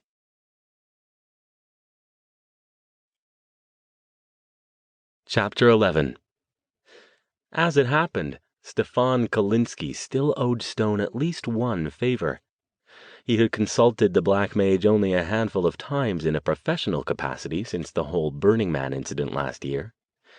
It also happened that Kalinsky was free for lunch, so Stone let him recommend a restaurant. Shortly thereafter, the two were settled in a patched rear booth of a dimly lit Middle Eastern cafe in northern Mountain View that looked like it was only one step ahead of the health inspectors.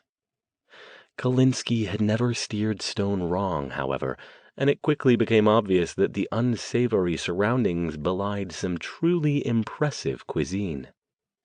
So, the Black Mage said, swirling his glass of rosé with obvious appreciation. What can I do for you?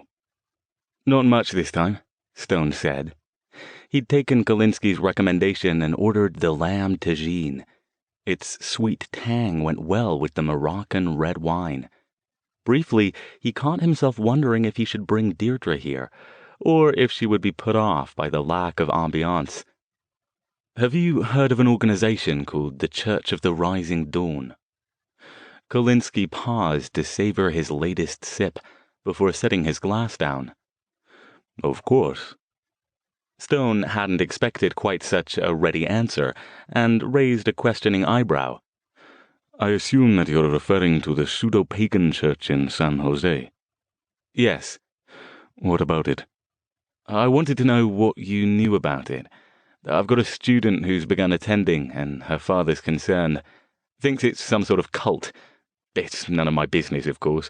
This is more just satisfying idle curiosity. Kalinsky pondered that for a moment. It's been around for a couple of years. Near downtown, I think, though it's a bit hard to find if you don't know what you're looking for. The high priest is... His gaze went unfocused for a few seconds. Matthew Caldwell, I believe his name is. That's what my student said. She also said that he made her believe he could do magic. I assume she was referring to the K variety. Not surprised. He is a practitioner, after all. Stone stared at him. Is he? Kolinsky nodded, appearing not to notice Stone's reaction to his words. My team or yours? He is a black mage, but I wouldn't be too concerned about him. He's quite harmless as far as I'm aware. Rather more toward dark gray, as you call it. Stone let out a long, slow breath. Stefan, I know some of you lot get what you need by purely voluntary means, but let's not take things too far. None of you are completely harmless. It depends upon your definition, Kolinsky said mildly. Caldwell and I are similar in philosophy. We have those who choose to provide us with the energy we require to pursue our magical activities. Yes, but where's he getting the energy? Stone persisted. That is none of my concern, nor is it yours. You don't know, or you won't tell me? I don't care, Kolinsky said. But no, I wouldn't tell you if I did know. Just as I've never shared the details of my own activities. Those sorts of transactions are purely private.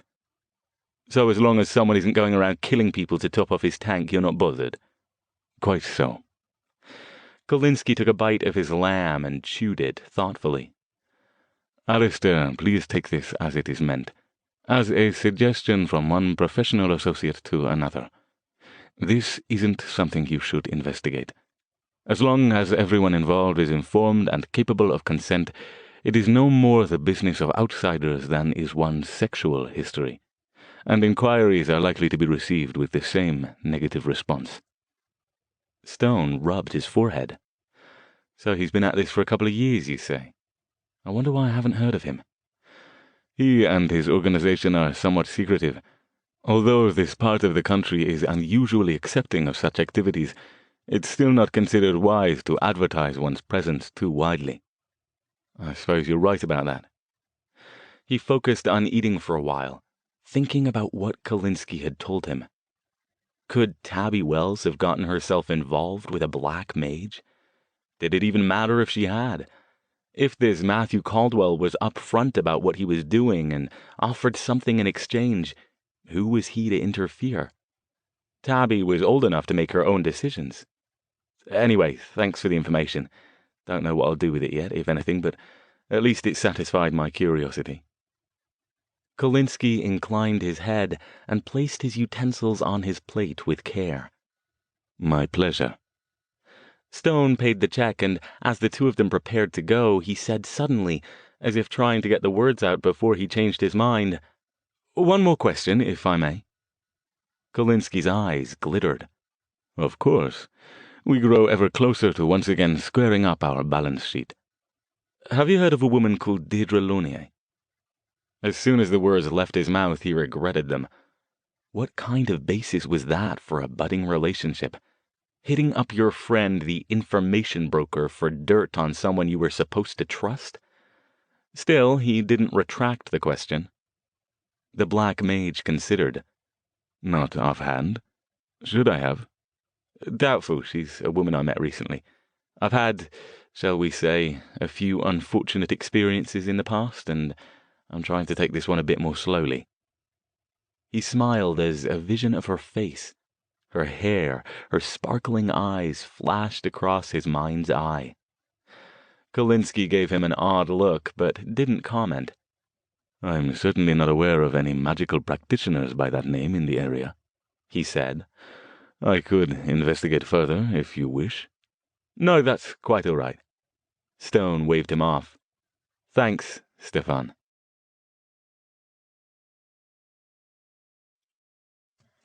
Chapter 12.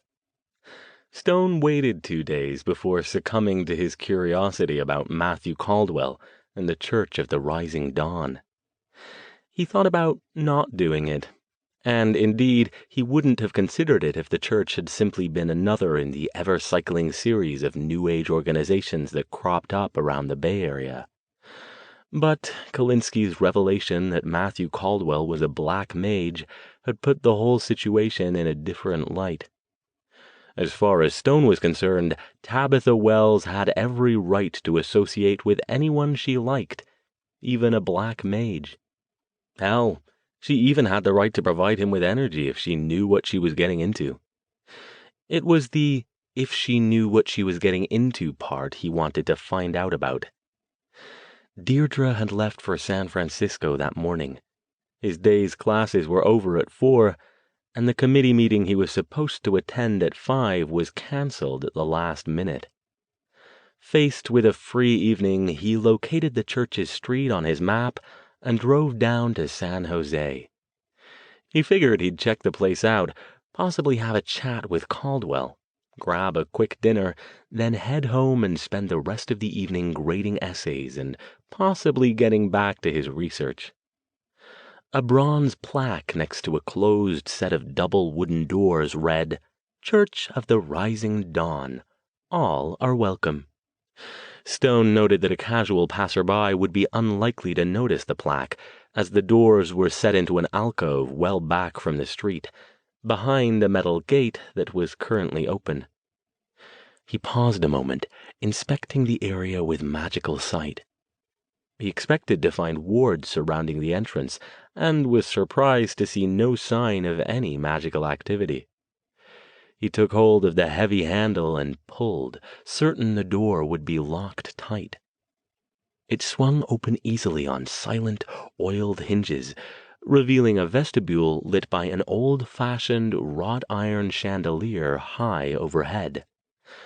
Each of the 3 walls featured a closed door, and next to the door on the right side was a narrow table topped with a thick, unlit candle in a holder, and a small rack of buff-colored flyers. Stone couldn't read them from where he stood. Next to the rearmost door, a poster hung in an elaborate frame.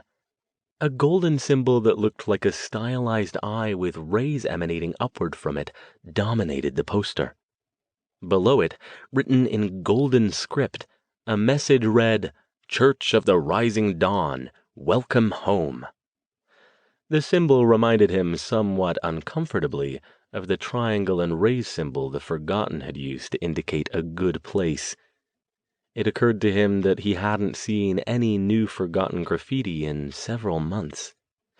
He filed that thought away for examination at a later time. Stone waited a moment longer, but it appeared that no one was coming out to reinforce the poster's welcome. He stepped in and closed the door behind him. Inside, the air smelled faintly of incense, sandalwood, perhaps. A soft, dark red rug muffled his footsteps.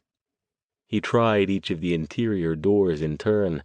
The left and right ones were locked, but the rearmost opened on a stairway leading upward. Like the vestibule, the stairway was covered in the same plush red carpeting. "Hello," he called, and started up the stairs. No one had responded by the time he reached the top, which opened into an anteroom facing 2 ornate double doors carved with the same symbol he'd seen on the poster below. Small groupings of chairs and benches flanked the doors on either side, gathered around tiny tables decked with more unlit candles. Other than himself, nothing moved. He hesitated for only a moment, then crossed the room and pushed open one of the carved doors.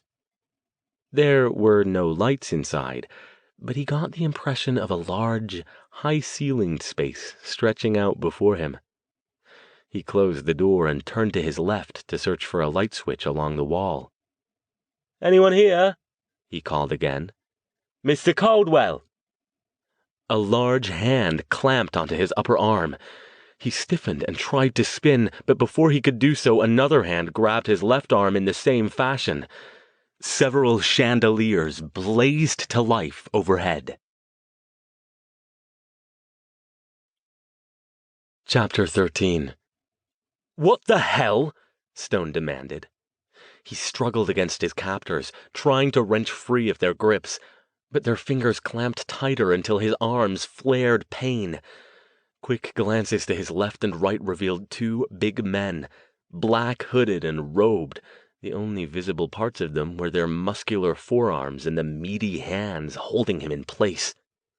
For a moment, he almost called a spell to fling them to either side, but so far, aside from their overzealous grips, they'd made no further threatening moves.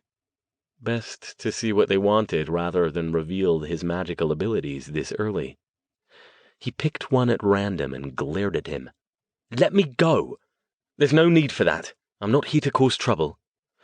"Are you quite sure about that?" Stone stiffened as a man stepped out of the shadows on the other side of the room. Like the two others, he wore a black robe, though his was trimmed in embroidered gold symbols, and his hood was pushed back to reveal his face. "I hadn't intended to," he said, "but if you don't call off your two goons, that might change." The man considered. "Let him go, brothers," he said, nodding toward the big men. "That's no way to treat a guest." The two hooded figures released their holds on Stone's arms and faded back a step to flank him on either side. Ignoring them, Stone focused his attention on the other man. "I'm surprised you get any recruits around here, if that's the sort of reception they can expect," he said.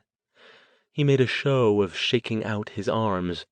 "Well, we don't normally get such distinguished and formidable personages visiting our humble church," the man said.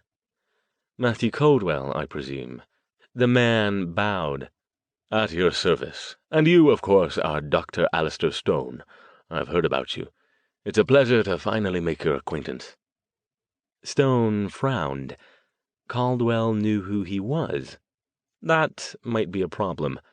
Or it might simply be a case of one magical practitioner hearing rumors of another. Black and white mages normally didn't interact often, but most of them were a secretive lot. It wasn't at all unusual for even those of the same persuasion to be unaware of each other's existence, unless they had some reason to make contact. He inclined his head slightly, but didn't return the greeting. Caldwell stepped forward. "Thank you," he said to the two hooded figures still hovering behind Stone. "Wait outside, please. I'm sure Dr. Stone means no harm." "Sir," one of the men began. "You may go," Caldwell said again, more firmly. When the two had bowed and departed, he faced Stone again with a rueful smile. "They mean well, but sometimes they see threats where none exist." He paused. "You aren't a threat, are you, Dr. Stone?" "That depends," Stone said. He paused to study Caldwell a moment. The man looked surprisingly unassuming for someone who was supposed to be the charismatic high priest of an unorthodox church. Portly and pale, he had dark hair receding from a high forehead, heavy brows, and a prominent nose. Dark eyes burning with intelligence and passion dominated his face. "Please," Caldwell said, indicating for Stone to follow. "Come to my office and we'll talk." His voice was deep, with a pleasant, melodic quality that no doubt served him well when leading his flock. "I admit to being curious about why you're here. If you'd like to attend one of our services, I can certainly arrange." "I want to talk to you about one of your members," Stone said. He followed Caldwell down a hallway and through another door. Unlike the decor in the rest of the building, the high priest's office looked more like it belonged to an overworked business executive than a mystical church leader. "Please, sit down," he said, indicating a leather guest chair. He settled himself behind his large wooden desk. "How can I be of service?" "Tell me about Tabitha Wells," Stone said. "Ah, yes, Miss Wells, lovely young woman." Stone narrowed his eyes. "I'm not interested in your opinion of her appearance, Caldwell. I suspect you know why I'm here." "Actually, I don't," Caldwell said, unruffled. Surely you don't expect me to reveal the secrets of our church to outsiders." "I don't give a damn what you get up to in your church," Stone said. "That's not my concern, but Miss Wells is a student of mine, and she's informed me that she's started attending. That, also, is none of my concern." Caldwell's brow wrinkled. "Then I'm not sure why—" Stone leaned forward in his chair, gripping the arms and fixing Caldwell with a hard stare. "Are you using her to draw power during your rituals?" "Yes." Stone blinked. That hadn't been the answer he was expecting. He could easily be wrong about his suspicions, but even if he weren't, he'd assumed the man would lie about it. "Does that surprise you, Dr. Stone?" "It surprises me that you admit it, and it means we might have to revisit that question about whether or not I'm a threat." Caldwell leaned back in his high-backed chair and spread his arms in a conciliatory gesture. "Dr. Stone, as I said, I've heard of you. You have quite the reputation in our circles around this area, whether you know it or not. I know you try to maintain a low profile, but word gets around." Stone wondered, as he sometimes did, whether other mages employed Stefan Kalinsky's information brokering service. After all, Kalinsky didn't apologize for the fact that he was a businessman. If he was willing to provide Stone with information about Matthew Caldwell, it was entirely possible that he would likewise provide Caldwell, and those like him, with information about Stone, if they also agreed to his odd arrangements. "What does that mean?" "It means," Caldwell said, "that I don't want you for an enemy. I heard about what happened at Burning Man a while back, and a bit about the unfortunate events in that little town down south a few months ago. Despite our being on opposite sides of the practice, I suspect that your experience has made you far more adept at offensive magic than I'll ever be, or ever want to be." With an amused smile, he added, "In short, Dr. Stone, I'm a lover, not a fighter." "If you don't want me as an enemy," Stone said tightly, "then leave Miss Wells alone. I'm sure you have any number of other willing contributors. You don't need to add her to your stable." "Ah, but I can't do that," Caldwell said. "The process is part of our rituals.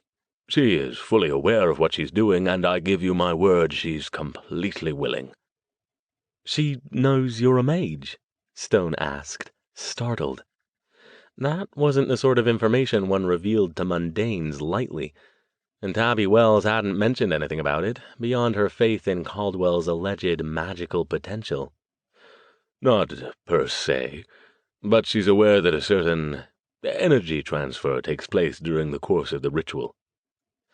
Caldwell clearly caught something in Stone's expression, because he continued quickly, "I won't give you the details of our church and its practices, Dr. Stone, not unless you join us, which you're certainly welcome to do. But I assure you I have never harmed Miss Wells, nor any of the other members of my congregation. Nor would I ever do so. Our relationships are built on trust and mutually beneficial. I obtain the power I need to continue my work, and they, in turn, gain a family that loves and accepts them as they are, gives them a refuge from the troubles of the world, and provides for their spiritual, material, and physical needs." "You're sleeping with her too, then, are you?" The whole thing was becoming clearer now. "And not just her, unless I miss my guess. This whole operation is nothing more than a front you've put up so you can shag young women and steal their power." Caldwell leaned forward in his chair, putting his hands flat on his desk. For the first time, his smile faded and his expression grew serious. "Dr. Stone, first of all, what you're saying isn't true.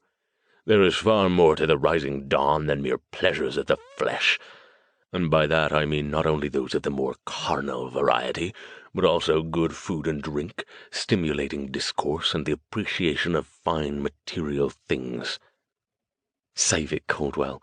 You're not the first of your kind I've encountered, and I doubt you'll be the last. This doesn't have to escalate.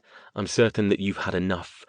willing congregation members to fulfill whatever desires your kinky little heart can manage to come up with. You don't need Miss Wells." "Of course I don't need her," Caldwell said, his features settling back into neutrality. "But that isn't the point." Stone waited. "The point, Dr. Stone, is that you can threaten me if you like. As I said, if it came to a magical battle, I'm sure you'd wipe up the floor with me, although you might find that we're a bit better defended here than you think. But what would it gain you? I thought you were a man of intellect, not of force." Stone had his doubts about Caldwell's assessment of his own abilities. That much power siphoned regularly from numerous contributors would render the man quite potent, even if he had no experience in magical combat. "I don't fancy seeing my students taken advantage of." "Ah, but there's the disconnect. What makes you think I am taking advantage of her?" Before Stone could respond, he held up a hand. "Please let me finish. Miss Wells is an intelligent young woman. She's well past the age of consent.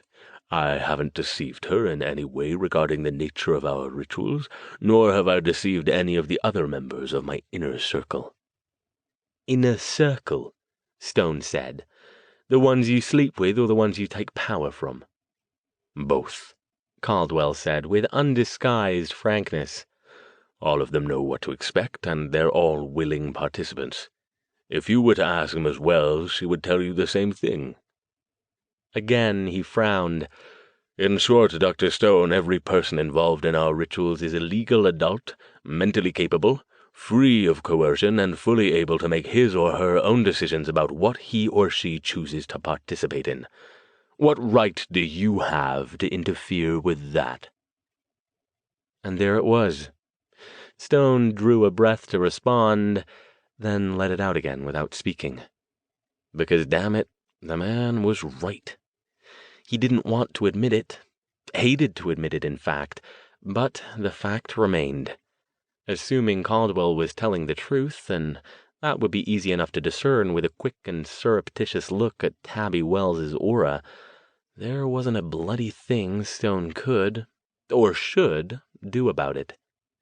She had every right to conduct her affairs in any way she saw fit, regardless of his approval. If she wanted to hand over a small and renewable portion of her life energy to this man in exchange for whatever it was he claimed to give her, that was that. And if she chose to sleep with Caldwell, that was even less his business than their magical activities. Caldwell favored him with a gentle smile that, to his credit, didn't appear condescending. "You see, don't you? I thought you would. You're a reasonable man." Stone stood, expressionless. He kept his voice even. "Yes, Mr. Caldwell, I see. You are right. This isn't my concern." He turned as if to go, but then paused and turned back. "But I'll tell you this, and I suggest you don't forget it. If it reaches me that Miss Wells or any of your other congregants have come to harm due to your activities, you will see me again." "I wouldn't be at all surprised," Caldwell said, still showing no reaction. He rose and moved to open the door. "In fact, I'd expect it. Have a good evening, Dr. Stone. I hope you find your peace." Chapter 14. 2 weeks passed. Stone heard nothing more from Tabitha Wells' father, nor anything directly from Tabby herself. She attended classes regularly, completed her assignments, and seemed normal in every way. The only indications Stone had that anything was unusual were that she relocated her usual seat closer to the middle of the hall, and she sometimes appeared tired early in the week. That could easily be explained by the normal weekend activities of a college student. He'd taken the opportunity the day after he'd visited Matthew Caldwell to carefully examine Tabby's aura with magical sight while the class was busy watching a video presentation. What he saw was consistent with someone who'd had some of her power siphoned off by a black magic practitioner. But other than that, it was clear, untroubled, and whole. Stone had seen enough such auras in his career to recognize someone who had contributed willingly. He decided not to ask her anything else about her new church, thinking that she, quite justifiably, might resent his intrusion into her personal life. Caldwell must not have said anything to her about Stone's visit either. No doubt she'd have given him an earful about it if he had. He didn't have a lot of time to think about what was going on with Tabby Wells, though. His mind, when not focused on his work, was most often occupied with Deirdre Launier.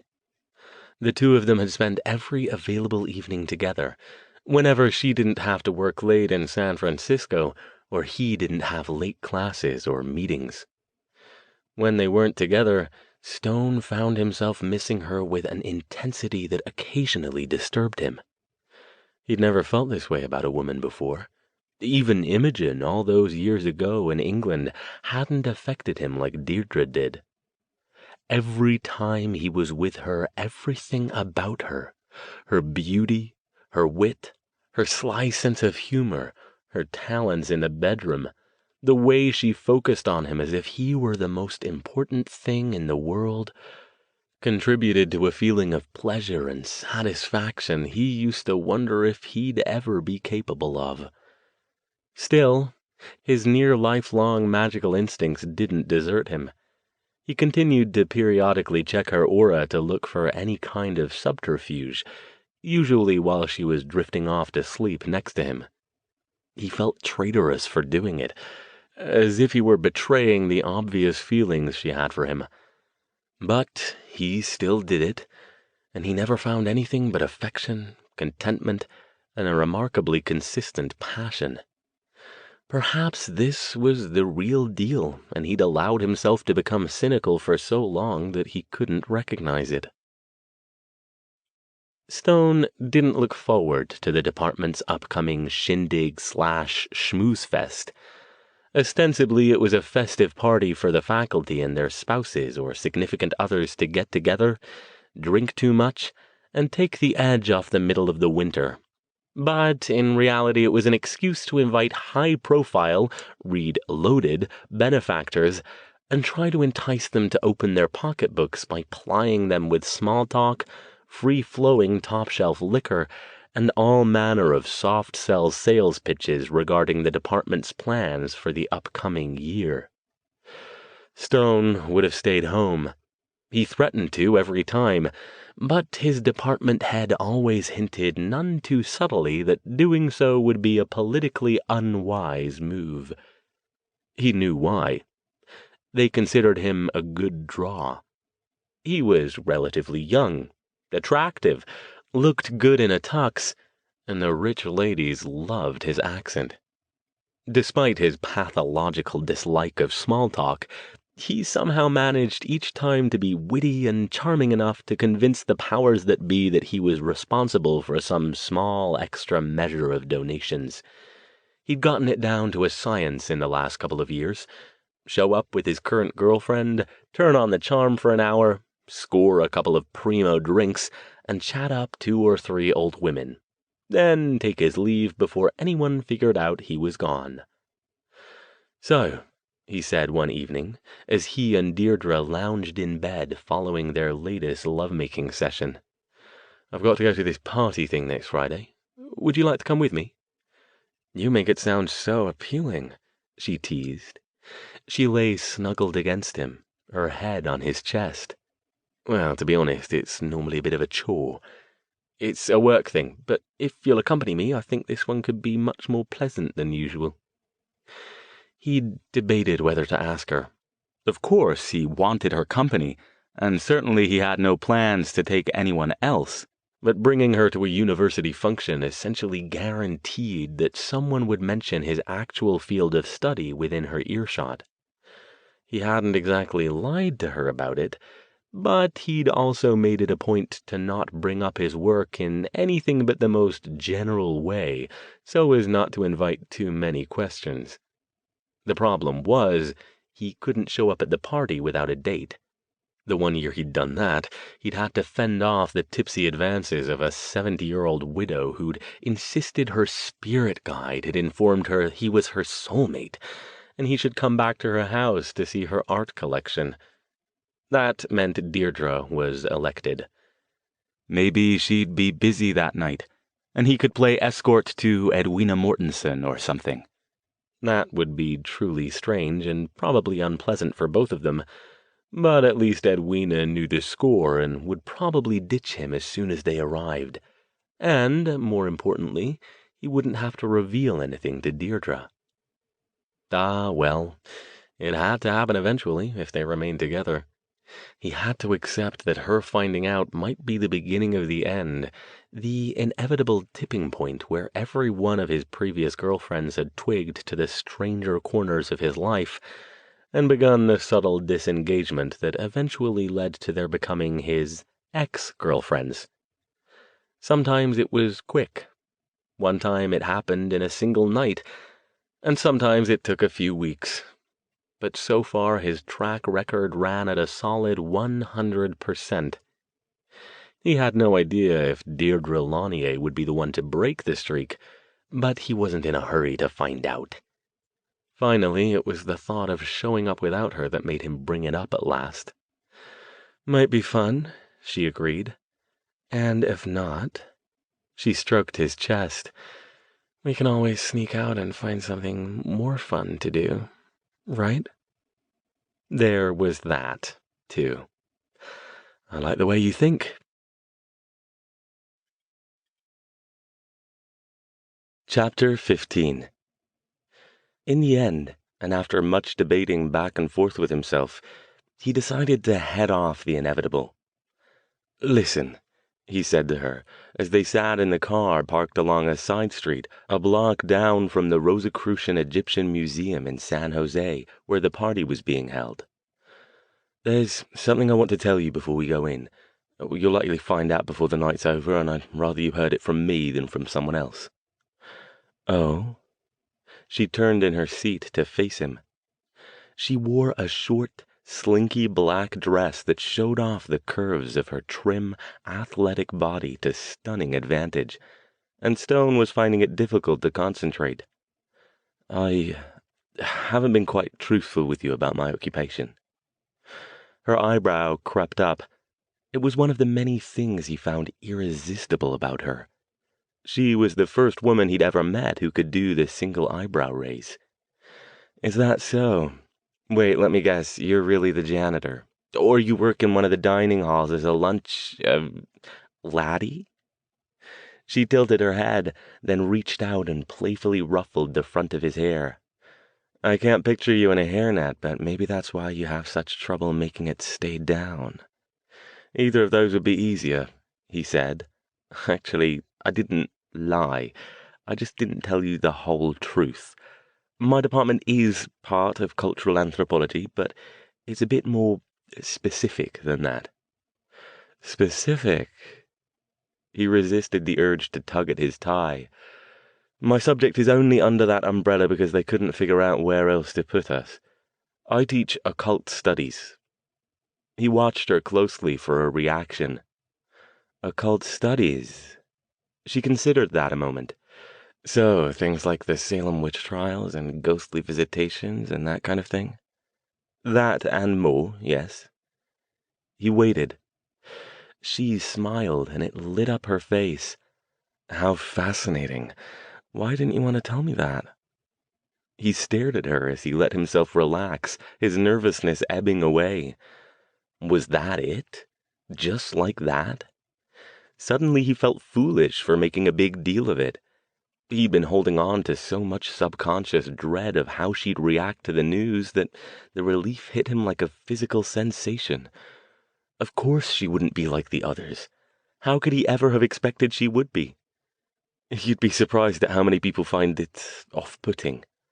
"Oh, Alastair." She reached out to straighten his tie and let her finger trail down the stiff white front of his shirt. "I'm not most people. Haven't you figured that out by now?" "Oh, yes," he said, and his voice was husky. Suddenly, the car's interior, comfortably warm before, was oppressively hot. "Suppose we just skip the party then, shall we?" She laughed. "No way. I want to spend the evening watching you try to dodge rich ladies who want to have their way with you for donations. It's not nearly as amusing as you make it sound. I'll be the judge of that." With a smile and a final tweak of his tie, she added, "And then, after I've decided you've suffered enough for thinking I'd run away when I found out your real job, we'll go back to my place and find out what really goes bump in the night."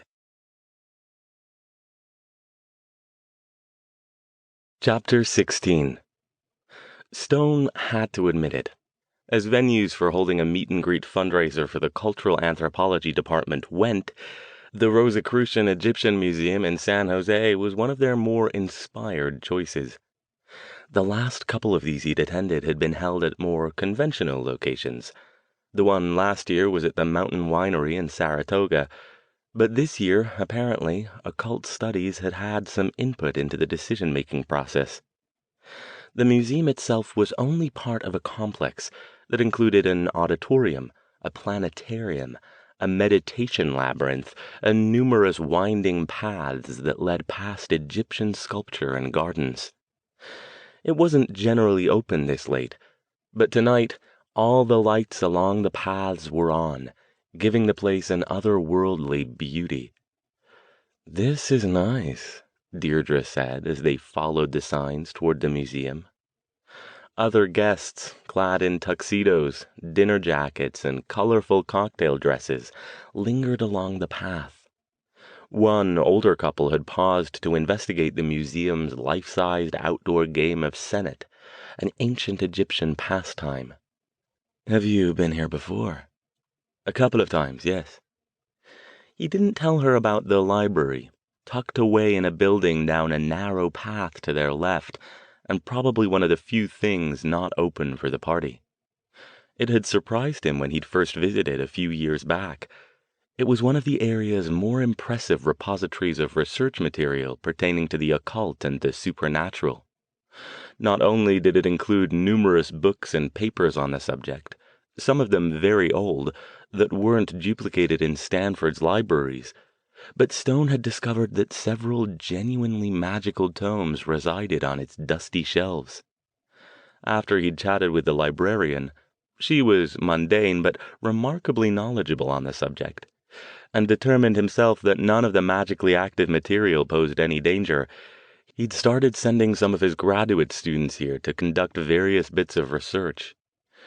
"If you have any interest in ancient Egypt, you might find the exhibits interesting." He grinned. "And if you don't, they'll have plenty of good food and liquor. That's one thing I'll say for our department. They don't skimp on trying to impress the benefactors." They rounded a corner toward the front of the museum. Beyond it, a walkway stretched out to the street, lined with an honor guard of more Egyptian-style statues.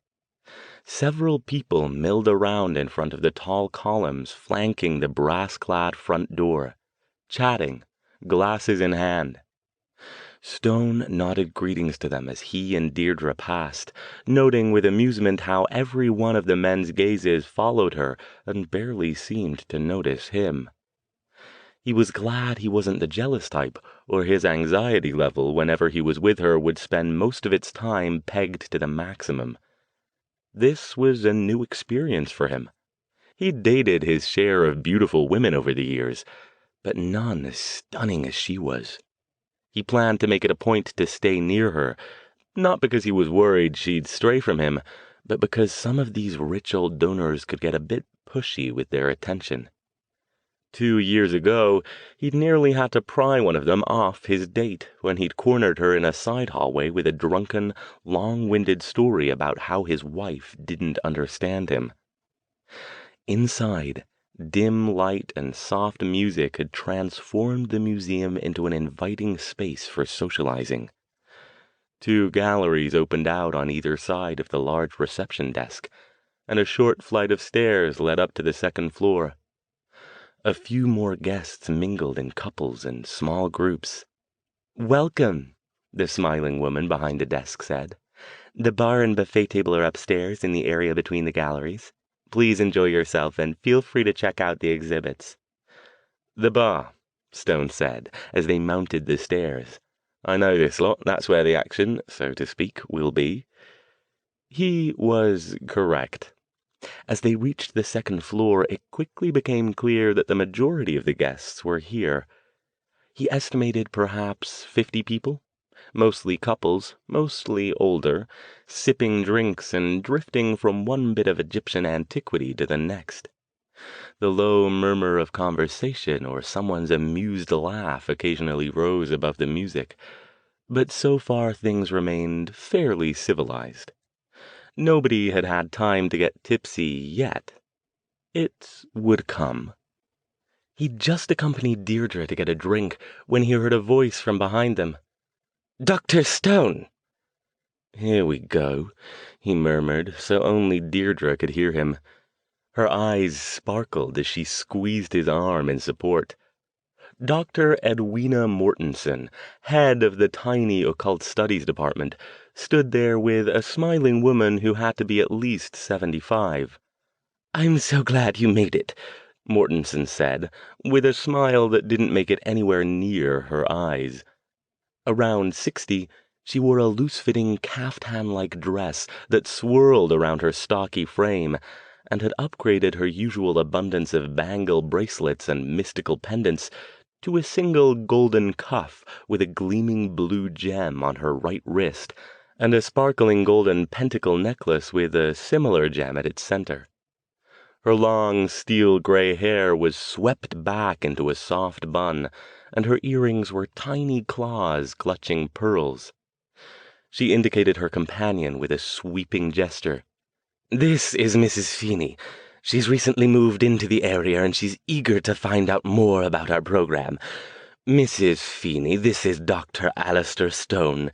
He's the newest member of our department, and quite the star when it comes to occult happenings.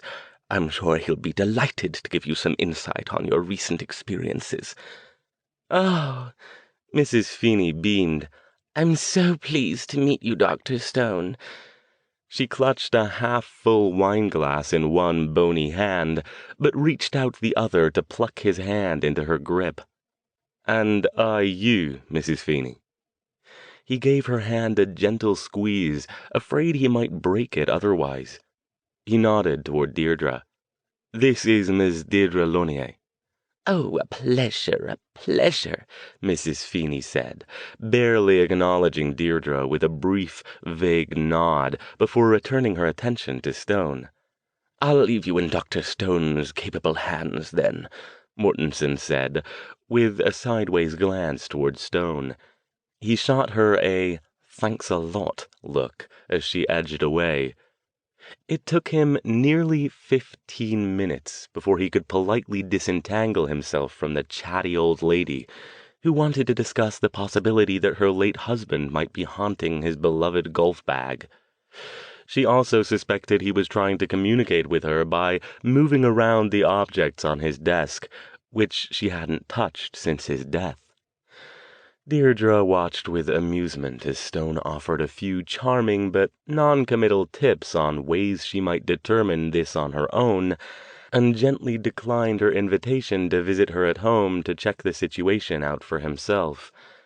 He only got away because he finally excused himself with the lie that he'd promised to meet someone else in another gallery, and it wouldn't be polite to stand them up. Deirdre chuckled as they headed off. "You weren't kidding, were you? Did you think I was?" He rubbed the back of his neck and took a long drink. The event photographer passed them, pausing to snap a couple of shots before disappearing into the room Stone and Deirdre had just left. "I thought you might be exaggerating," she said, eyes twinkling. She looped her arm through his. "I mean, I find your accent irresistible, but I had no idea you had such a fan club." "Oh, hush," he said in mock annoyance. But he was smiling. Normally he found this sort of thing tiresome, but, as was often the case lately, Deirdre's presence improved his mood significantly. He hadn't missed the fact that Mrs. Feeney had cast a few mildly vexed glances at Deirdre, as if she wished the younger woman would get the hint and find something else to do, so the two of them could speak privately. "Come on, let's go top up our drinks." "Who was the other woman? The one in the blue dress? She left before we could get introduced."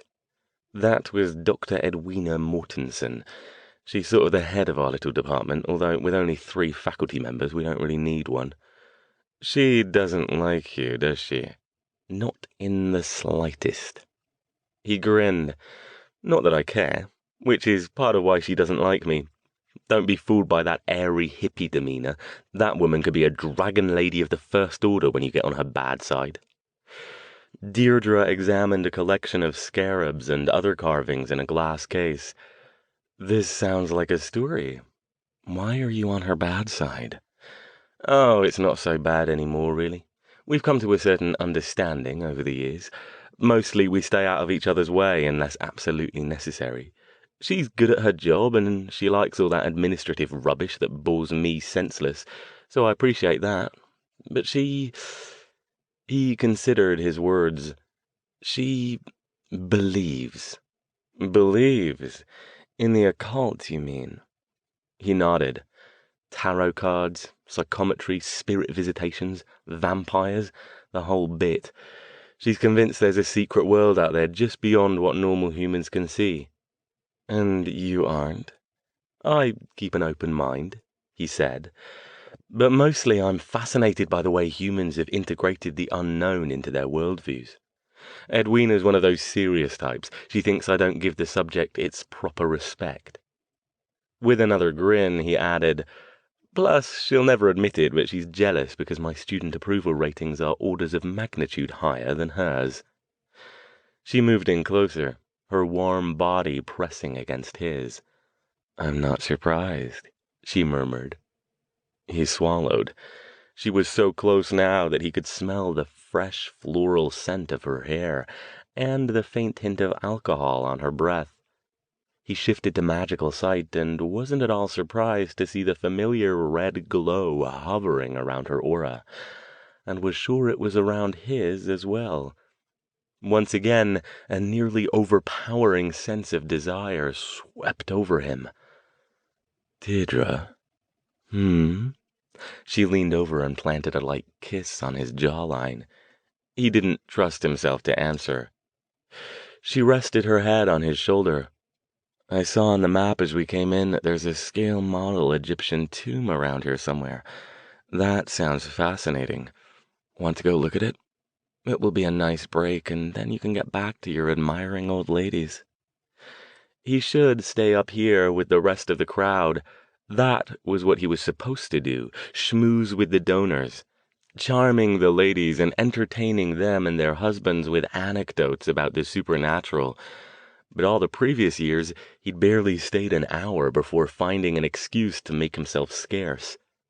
Tonight, with Deirdre at his side, he felt he could ride out the whole evening if he had to. If he took a little break now, what would be the harm? "Right then," he said. "I'm all yours." The tomb was down a flight of stairs off one of the galleries on the first floor.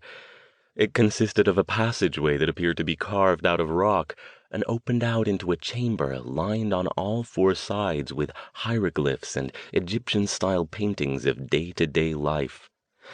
Electric lights fashioned to look like wooden torches provided dim illumination, and a massive closed sarcophagus on an elaborate bier served as a centerpiece. Currently, the chamber was empty. "This is nice," Deirdre said, examining some of the hieroglyphs. "Can you read any of these?" "Sorry, ancient Egypt isn't really my area of expertise." He remained close to her, looking over her shoulder. The scene depicted the goddess Isis and her beloved Osiris. He nodded toward Osiris. "He didn't come to a good end, though. He ended up being cut into pieces, and Isis there had to go round gathering them up." "That's true love," she said, gripping his hand more tightly. She glanced around as if verifying that they were still alone, then turned her attention back to him. Warmth washed over Stone again. He wondered if she felt his hand trembling in hers, or if hers was doing the same thing. The wave of desire, even stronger than before, hit him so hard his knees weakened. He let go of her hand and gripped her shoulders with gentle intensity, leaning in closer to her. She leaned in to meet him halfway, her lips seeking his. He pressed her back against the wall, eyes closed, mind and body on fire, as her arms snaked around him and one hand reached up to bury itself in his hair. Visions came unbidden to his mind, picking her up, laying her across the sarcophagus, and... Someone cleared their throat behind them. Stone jerked, startled, and stepped quickly back, whirling to see who had come in. The overwhelming sense of desire ebbed away as he spotted a familiar figure, a 50-ish man in a rumpled dinner jacket and baggy pants. "Hubbard, how are you?" Mackenzie Hubbard, the other member of the Occult Studies Department faculty, stood with his wife in the entrance to the chamber. Hubbard eyed Stone with a sly expression, and his lips quirked into a smile under his large salt and pepper mustache. "All right. Sorry to interrupt." His gaze moved to Deirdre, and his eyes widened. "Quite all right," Stone said briskly. "Deirdre, this is Dr. Mackenzie Hubbard. He's the third of our little band of miscreants up at the university. And his wife, Barbara. This is Deirdre Launier." "Pleased to meet you," Hubbard said. He wore an odd expression, intense and stunned, and his gaze had not yet left Deirdre. "So, Stone here convinced you to come and rub elbows with the old and rich, did he?" "Mac," Barbara Hubbard said, shocked, hitting him lightly on the arm with her clutch bag. She was about Hubbard's age, plain but cheerful looking. A bright, glittery starburst pin added a touch of whimsy to her conservative gold cocktail dress. She smiled at Stone. "Don't mind him, Alastair. He didn't want to come tonight." Stone knew that to be true. Hubbard hated these kinds of shindigs even more than he did, and made no secret of the fact that he'd much rather be home working on his writing. He'd been complaining about it just a couple of days ago at the most recent department meeting. "Well, I hope he's at least showing you a good time," Hubbard said, ignoring his wife's admonition. "Oh, he certainly is. I'm pleased to meet you both as well," Deirdre said. Her eyes sparkled with amusement, and her arm slipped through Stone's. Hubbard remained fixed on Deirdre. For a moment, all of them just stood there, at a loss for anything to say. Barbara glanced sideways at Deirdre, and her expression clouded as she looked away. "Well," Hubbard said abruptly, as if finally realizing he'd been staring, "we'll leave you two alone. Come on, Barb, I need another drink." He took his wife's arm and hustled her out the other side of the chamber, glancing back once over his shoulder. As soon as they were gone, Deirdre burst out laughing. After a second, Stone chuckled. "Well, that was awkward," he said. She brushed a quick kiss across his lips. "I think it was funny." Stepping back, she took his hand. "We should go back upstairs, though, before anyone else catches us. I don't want to get you in trouble." "It would be worth it," he said. But he let her lead him out toward the stairs. The wave of desire had passed now, leaving behind amused affection. Deirdre really was a good sport. "Did you see the way old Hubbard looked at you?" Her arm slid around him. "Don't worry, love. You have nothing to worry about." "Oh, I'm not worried. But I'll bet he'll be getting an earful from his wife when they get home. I thought his jaw was going to end up in his lap."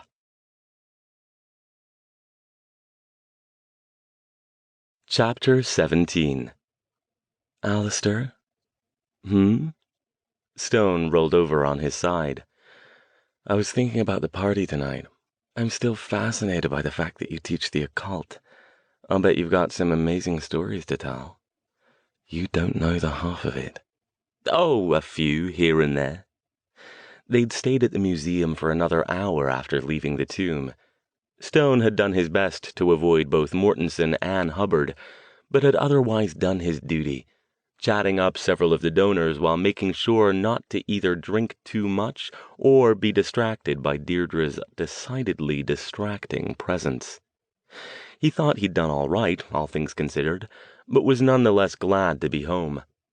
He'd shared his thoughts about the sarcophagus with Deirdre when they were in bed, and she'd been happy to add a few ideas of her own. Afterward, they lay next to each other as soft music played in the background. "So, have you ever met a real ghost?" "Deirdre, I teach it. That doesn't mean I go around looking for haunted houses built on top of mysterious Native American graveyards." "So you don't believe in ghosts?" "As I said before, I keep an open mind. Why, do you?" "Oh, I don't know. I suppose not. Not like you say Dr. Mortensen does, though it would be fun if some of those kinds of things were real. My grandmother was quite a believer, though." "Oh?" She nodded, pulling up the covers and moving closer to him as if settling in to tell a good story. "I remember when I was a little girl, she used to tell me all about haunted houses and witches and things like that. My mother would get upset with her, thinking her stories would give me nightmares, but they never did." "Interesting." He stroked her arm with two light fingers. "So she really believed then, did she?" "I think so. She had this old book. I still remember it, even though I haven't seen it for years. It was really old, and full of all these odd diagrams and words in some strange language that nobody in my family could read." "Sounds intriguing." Stone stretched with a lazy smile. It was another thing that often happened when people found out about his area of interest. Inevitably, they'd trot out some old family heirloom and want to know if it was somehow supernaturally attuned. Mrs. Feeney and her husband's haunted golf bag was only the most recent in a long line of them. She smacked him gently on the shoulder. "Oh, you're just humoring me, aren't you?" Yes?" He gave her a rueful smile. "I'm sorry, Deirdre. You'd understand if you knew how many people wanted me to tell them that Aunt Mabel's dusty old fox-fur stole is possessed by the spirit of Sitting Bull or something." "Well, if you don't even want to look at it." Her pout was obviously affected. "Oh, I'll be happy to look at it," he said. "I like musty old tomes. It might even be worth something.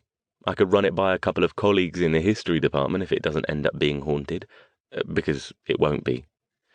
"I suppose not." She sighed, then feathered a kiss across his jawline. "But the stories were fun, though." Chapter 18.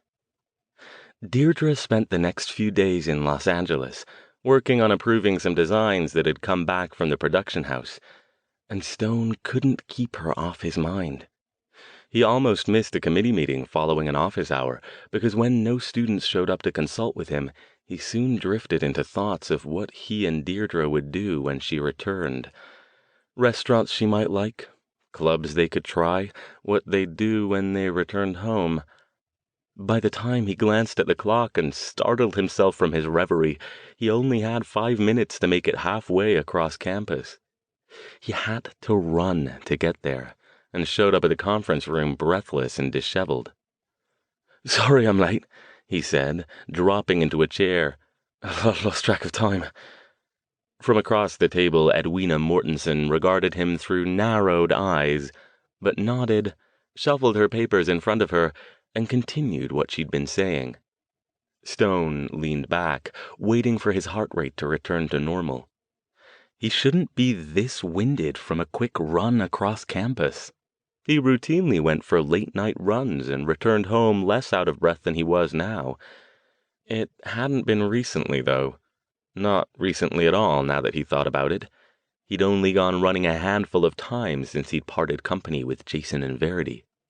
He'd usually had an excuse why he'd do it later, and after he met Deirdre, he had other, more interesting things to do with his nights when she was around, and when she wasn't around, He'd been more concerned with trying to catch up on lost sleep.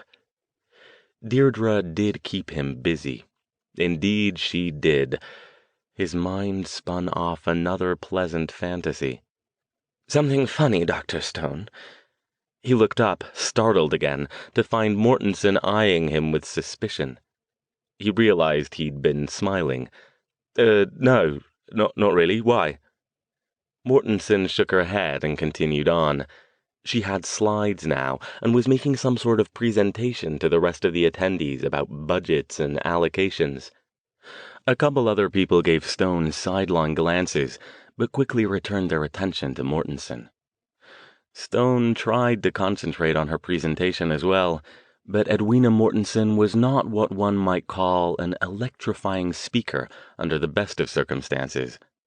Recitations of dry figures and charts didn't count as the best of circumstances.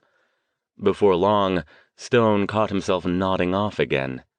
His head fell forward slightly, and he jerked it back up. Mortensen was watching him once more, and now so was Mackenzie Hubbard, the other occult studies professor. The former looked disapproving, the latter sly. Stone managed to stay awake and mostly focused through the remainder of the presentation, wishing he'd had the foresight to bring a cup of coffee with him. When it was over, he got up quickly to leave while Mortensen was still gathering her papers. The last thing he wanted right now was to be drawn into a discussion with her. Perhaps, if he hurried, he could get back to his office, collect his coat, and get the hell away from campus before she made it back. At least he could run if he had to. He'd never seen Mortensen move faster than a determined waddle in all the years he'd known her. "Hey, Stone, wait up." He let his breath out. He'd forgotten about Hubbard. He slowed to let the other professor catch up with him, but didn't say anything. Hubbard fell into step next to him. "Heading back to the office?" "I was, yes." Seeing no way to get out of the situation, Stone continued walking. Almost as tall as Stone, Mackenzie Hubbard walked with a slight hunch and favored cardigan sweaters and baggy tweed slacks, which made him look even older. He didn't dislike Stone as much as Mortensen did, mostly because he couldn't rise sufficiently above his prevailing apathy to summon such a definitive emotion. Everybody knew he was just marking time in his position. His true passion lay in writing horror novels, an avocation he was certain would be rewarded any day now when the rest of the world finally made note of his genius. Last Stone had heard, he was shopping around his 7th manuscript and hadn't sold any of them yet. "You all right?" Hubbard asked. "Not coming down with something, are you?" "Why wouldn't I be all right?" Hubbard shrugged and thrust his hands into his pockets. The mid-February air held a chill, and a light wind stirred up the dead leaves. "You don't look so good. I know those meetings are boring as hell, but I've never seen you nod off like that before." Now that he wasn't running, Stone regretted forgetting to grab his overcoat from his office. His light t-shirt wasn't much protection against the cold. He picked up his pace. "I'm all right, just haven't been sleeping too well lately." Hubbard gave him a sidelong look, speeding up to match his strides. "Ah," he said with a knowing smile. "I get it. The girl at the party. What was her name again? Denise, Danielle?" "Deirdre, and no, that's not it," Stone said, letting an edge of annoyance creep into his voice. "Oh, sorry, I didn't realize you two had—" "We haven't, if it's any of your concern. She's down in Los Angeles this weekend on business." "Got it," Hubbard said. He shook his head. "I have to hand it to you, Stone. I don't know how you did it. I know you don't have too much trouble with the ladies, but damn." Stone couldn't decide whether to be annoyed or flattered, so he covered it with a chuckle. "I don't get it either, honestly. No idea what she sees in me when she could have her pick, but I'm not arguing." "Nice problem to have," Hubbard said. "Now you just need to keep up with her. Get some sleep, Stone. Women like that don't have patience for guys who can't keep 'em happy, if you know what I mean. Stone didn't answer. This conversation was going in an entirely odd direction, considering Hubbard's usual attitudes. Hey, the older man said, shrugging. I'm just saying I've been married a long time, so I'm out of the game. But I was your age once. Definitely an odd direction. Well, thank you for that. I appreciate the advice, but we're fine. He affected a shiver, which wasn't entirely feigned. Listen, I'm freezing. Think I'll move a bit faster and try to warm up. Talk to you later, all right? Hubbard made a half-wave, half-salute. Sure, no problem. Later. When he got home, visions of a nice long sleep warring with fantasies of Deirdre, his message light was flashing. 2 messages. He hit the button, then shucked off his overcoat and tossed it over the chair. Dr. Stone, you there? Verity's voice came out of the speaker. A pause, and then, guess not. Well, just hadn't heard anything from you in a while, so I wanted to see how you were doing. Give me a call back when you get a chance, okay? Jason and I are both fine, and so's Edna. Later. Another beep, and it was Deirdre's voice. Alastair. Hi, I'm back in town. I've missed you, and I'd love it if you'd come over tonight. I've got something I want to show you. She laughed. No, not that silly. Well, okay, that too. But something else first. Come over at 7? I'll pick something up from Luigi's if you'll bring the wine. Bye. Stone glanced at his watch. It was already almost 6.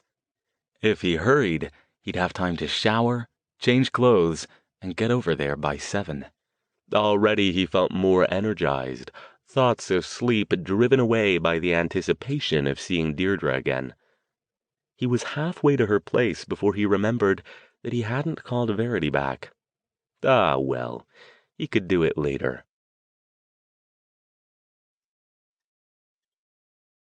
Chapter 19. Deirdre's smile lit up her face when she opened the door. If he'd had any doubt about whether she was happy to see him, it quickly fled as she flung herself into his arms, drawing him into a hard hug that morphed into a passionate kiss. He instantly responded, his own arms going around her slim figure. Every time he reunited with her after an absence, no matter how brief, he was reminded again how breathtakingly lovely she was. It was almost as if his mind's eye wasn't sufficiently developed to capture her true beauty accurately in his memory. But now, with her there in front of him, the sight of her, the subtle aroma of her perfume, the feel of her lips under his, he felt like he'd come home. "I've missed you so much," she said, after gently breaking the kiss and stepping back so he could come inside. "Did you miss me too?" "Constantly," he said. He set the bag containing the wine he'd brought down on a nearby table and let her slide his coat off. "I'd better stop with the coat," she said, "or dinner will get cold." "Who needs dinner?" he murmured. She laughed. "Oh, come on. I'll bet you've been getting takeout all week while I was gone, haven't you?" "You got takeout," he pointed out. He retrieved the wine, allowing her to lead him into the dining area. She'd already set the table with blood-red placemats, candles, and a vase containing assorted colorful flowers. "Yes, but I won't be eating it alone over some student's essay about witch burnings. And I'll put it on actual plates." "You're too good to me," he said. "Oh, you'll pay for it later," she called from the kitchen area. "But somehow I doubt you'll mind the price very much. You're making it quite difficult to concentrate on food, you know. Think of it as an exercise in willpower, and the sooner we finish up—" "So what's this surprise you mentioned?" he asked when she returned a moment later, carrying 2 fine china plates of steaming veal piccata. He opened the wine and poured it into 2 crystal glasses, then settled back in his chair. "Oh, I'm afraid I've gotten your hopes up. It's nothing big." "My hopes are up for later," he said. "The surprise is just a nice afterthought." She smiled, eyes twinkling, and sat down across from him. "Remember that book of my grandmother's I told you about? My mother found it and sent it to me. It came today. It was waiting for me with the rest of the mail when I got home. Ah, yes, the haunted tome. Now, don't make fun of my grandma," she said. But she was still smiling. "I'm not making fun of your grandma. I'm making fun of your book. But I'm sure I'll have a lovely time looking at it with you. As long as we don't look too long," he added with an arched eyebrow. "That will be up to you, won't it?" They chatted while they ate, mostly Deirdre telling Stone about her week in Los Angeles. When they finished, lingering over the wine, she got up, held up a finger, and hurried out of the room. She returned a few moments later carrying a cardboard box. Roughly 18 inches by 12 by 8, it was covered in numerous layers of brown packing tape, as if it had been shipped or taped up for storage many times over many years. "I'd forgotten how cool this was," she said. "I haven't seen it since I was a teenager. I think Mom was glad to be rid of it. She says it makes her nervous." She pushed Stone's empty plate out of the way and set the package down in front of him. "So, Dr. Occult Expert, give me your professional opinion, and remember to be kind, or Grandma's ghost might come back and haunt you." Stone, amused, opened the box. He figured he could make a few non-committal approving comments over it, and that would satisfy her. At least it wasn't a moth-eaten fox fur stole. No matter how lively they might be, fleas didn't count as a haunting. Inside the threadbare cardboard carton rested another box, this one much more substantial. It looked like it was made of hard leather stretched over some stiffer frame, hinged in the back, with a locking clasp in the front. Each corner was reinforced with more leather. He lifted it free of the cardboard and set it on the table. "Have you got the—" he started. She dangled a silver key on a chain in front of him. He took it with a glance that was both amused and exasperated. Before he used it, he shifted to magical sight and examined the leather-bound box, confident that Deirdre wouldn't notice anything beyond a deep concentration. The box appeared stubbornly mundane in all aspects, just as he'd expected. He stole a quick look at Deirdre's aura as well. It was calm, with a hint of anticipation and excitement. The red tinges of another kind of anticipation were there too. As he watched, she walked around behind him and began kneading the knots out of his shoulders.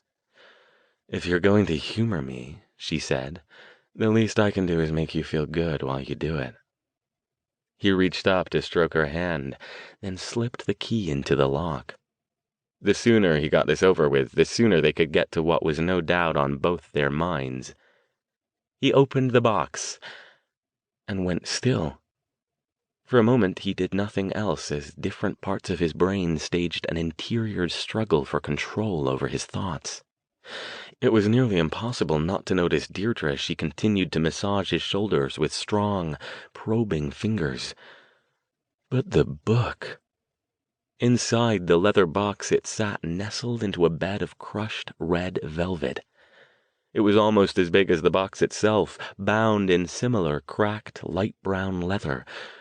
2 straps held it closed. Without even thinking about it, he had shifted over to magical sight again when he opened the box. He'd expected to see nothing, simply an old and impressive-looking tome inside a similarly impressive-looking container. Nothing about the box suggested otherwise. What he hadn't expected was for the thing to light up his sight like a tiny sun. It nearly hurt his eyes to look at it. It nearly hurt his brain to look at it. He took a deep breath, finally succumbing and locking his eyes on it as he studied it. He didn't even have to open the book to see it. Whatever else it was without question one of the most magically potent items he'd encountered in his career.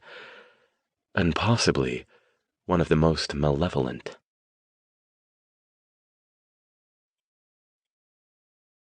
Chapter 20. "Alastair, Are you all right? He almost didn't hear her. Alastair? She stopped massaging. What? Oh, sorry. He tore his gaze away from the tome and faced her. Are you all right? You went all pale like you really did just see a ghost.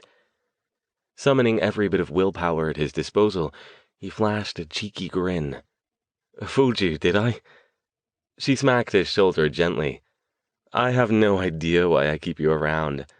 Actually, I do, because you're great in bed. She pointed at the book. But aside from that, okay, I get it, it's not haunted or anything, but take a look inside. It's pretty interesting, even if I can't understand a word of it. Carefully, still forcing himself not to show any reaction, he turned back to the book.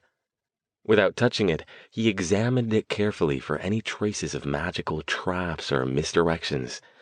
With the kind of power and black magic vibes this thing was putting out, the possibility its original owner had put protections on it was strong, and the kind of protections one put on a book like this were usually quite formidable, and quite deadly.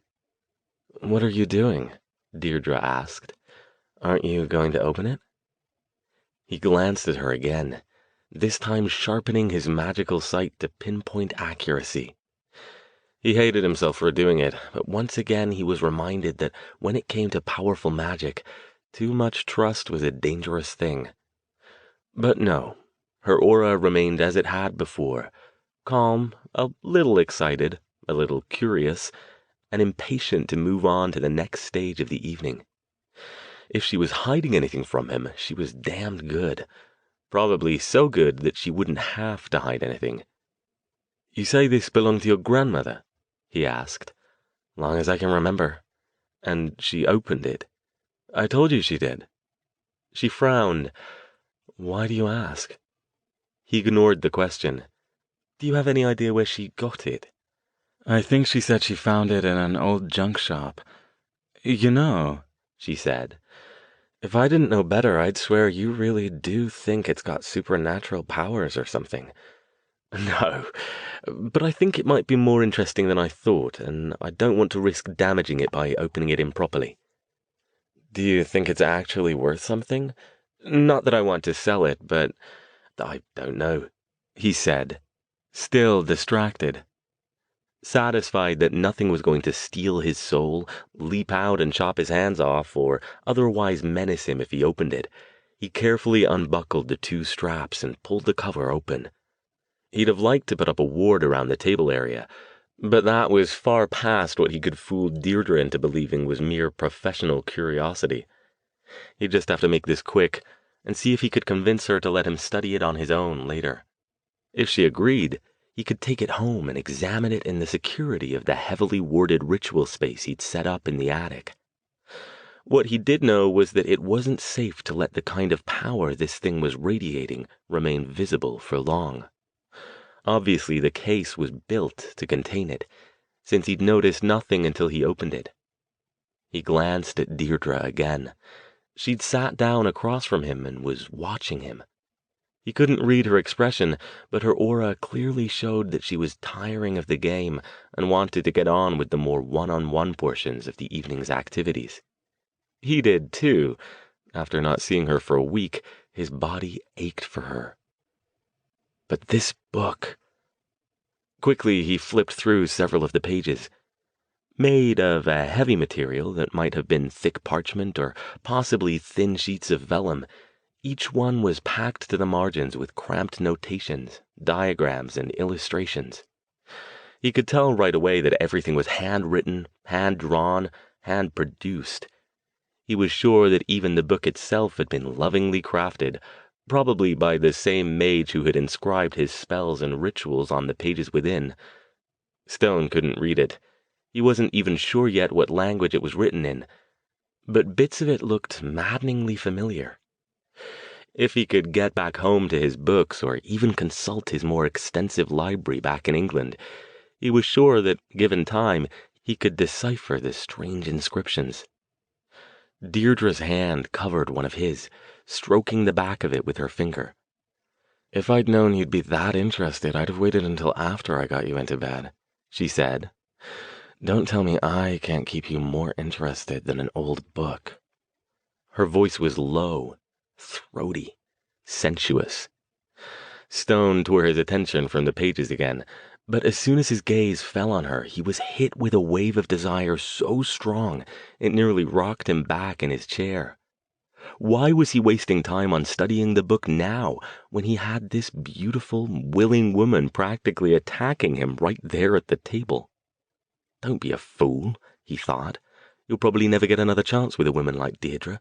Stop acting like a crusty old scholar and pay attention to your priorities. His heart pounded, his body growing hot with anticipation. He covered her hand with his other one and smiled. Not a chance, he said. You know I want you, Deirdre. I've wanted you all week ever since you left. She smiled, running the tip of her tongue over her lips. Don't worry, she said, indicating the book with a gesture of her chin. You can look at it later if it's so fascinating. Take it home with you if you want, just not now. His arms went around her. Not now, he agreed, his voice as husky as hers. He maintained the presence of mind to return the book to its protective box and quickly close it, then pulled her down into his lap, his hand sliding under her thin blouse. You have missed me, she murmured as she settled in, writhing against him. Did you have any doubt? For a minute I did, she said. I thought I'd lost you to Grandma's haunted book. Leave Grandma out of this, he said, pulling her in for a kiss. I don't want her to haunt me for having impure thoughts about her granddaughter. She can mind her own business and go find her own boy toy. She ground herself more energetically into his lap. Is that all I am to you? A boy toy? His teasing voice came out a bit strangled through gritted teeth. Absolutely. She slid her hands up under his shirt and slipped it off. Do you mind? Not a bit. As they made their way upstairs, though, Stone's mind alight with the possibilities of the evening, a small corner of it still churned over a different sort of possibilities.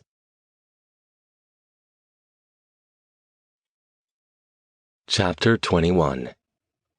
By the time Stone left Deirdre's house the following morning, it was nearly 11 o'clock. He'd have to hurry to get home, change clothes, and make it to campus in time for his 12:30 class. But he'd awakened at 10 to the sight of her lying next to him on her side, her exquisite naked body uncovered by bedclothes. She'd been smiling. How long have you been watching me sleep? He asked, rolling languidly over to take her into his arms. Long enough, she said. You look different when you sleep. Did you know that? Oh, how so? More innocent. Like you hide things from people when you're awake, and you let those masks down when you sleep. I hope I didn't give away any deep, dark secrets, he said, and kissed her. Not yet, but I'll keep listening. They shared a shower, and she sat on the edge of the bed afterward, wearing a towel and watching him dressed. Do you seriously think that old book of Grandma's is interesting? She asked. Fascinating. Well, I wasn't kidding. If you want to take it with you and read it at your leisure, you're welcome to. 2 conditions, though. He shoved his arms through his t-shirt sleeves and slipped it over his head. Which are...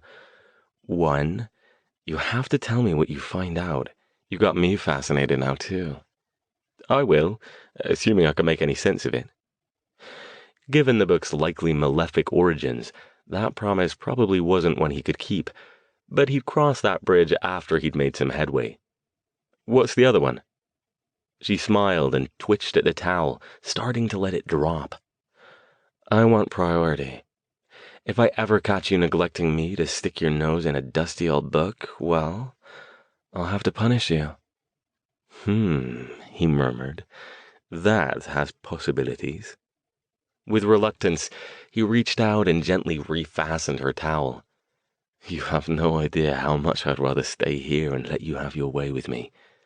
But if I don't leave now, I'll be late for class and have to endure more dirty looks from old Mortensen. You're no fun, she pouted.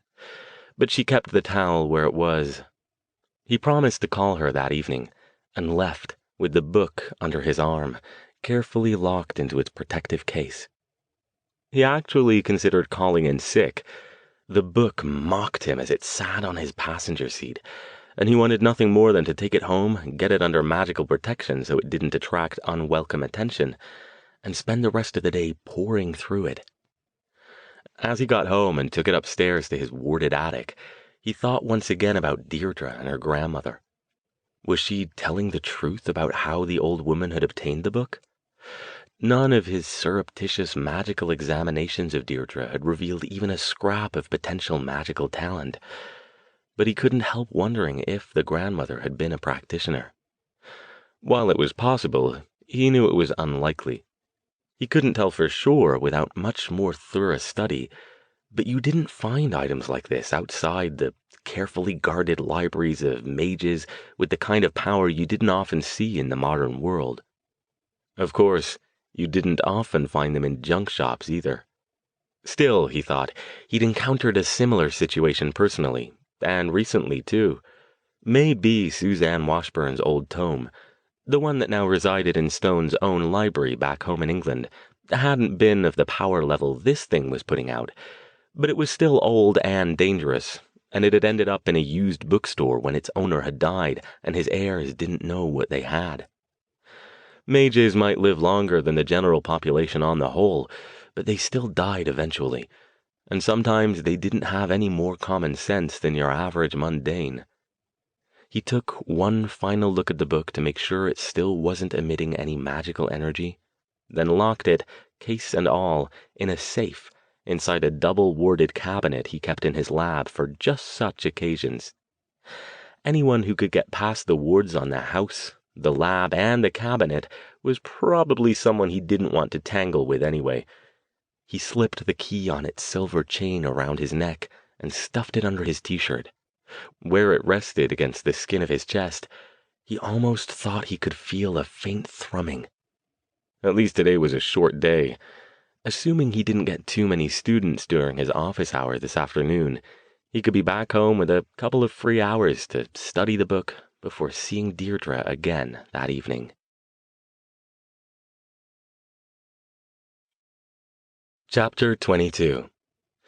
To Stone's surprise, Tabitha Wells showed up for his office hour. He hadn't heard much from her in several weeks. She attended class regularly, continued to sit in the middle of the lecture hall, and hadn't approached him again after the last time she'd come by. Right now, she hesitated in his doorway, as if unsure whether she wanted to come in. "Miss Wells," he called, waving her inside. "How are you?" "Doing great," she said, a hint of defiance coloring her tone. She studied him for a moment as if searching for something, then entered the office. She was dressed in her usual casual style, jeans and red-hooded Stanford sweatshirt, with her hair pulled back into a loose ponytail. "What can I do for you?" He glanced at his watch. It was just after 3:30. All day, his thoughts had been an uneasy mishmash of fantasies about Deirdre and images of what he'd seen in his brief glances through the tome last night. It was a good thing he could deliver the material for his intro classes in his sleep, because he'd very nearly been doing so today. "I wanted to talk to you about my midterm exam grade," she said. "What about it?" She sighed. "It wasn't as good as I hoped. Totally my fault, I know. I've been so busy lately, and I got a little behind on things. Do you think I'll still have a chance to pull up my final grade before the quarter's over?" He watched her as she spoke. She seemed preoccupied and possibly a bit tired, but otherwise looked like her usual self. Certainly no sign that Matthew Caldwell was draining debilitating amounts of energy from her during whatever rituals went on at the Church of the Rising Dawn. He pulled up her file on his computer terminal. Her midterm grade was a solid B, which was indeed not consistent with her usual performance. "Well," he said, "you'd need to get A's on the rest of your assignments and your final exam. But if you do that, you should be able to finish up with at least an A-. He snapped off the terminal screen. Do you think you can do that? Yeah. Thanks, Dr. Stone. I appreciate it. She got up to leave. Miss Wells? She stopped. You're going to ask me about the church again, aren't you? Purely from a professional standpoint. You're still attending, then? What do you mean, a professional standpoint? Her eyes flashed with suspicion. I thought we went through this before. I'm a big girl now. I know, he said, holding up a placating hand. I'm not trying to dissuade you from anything. I was just curious.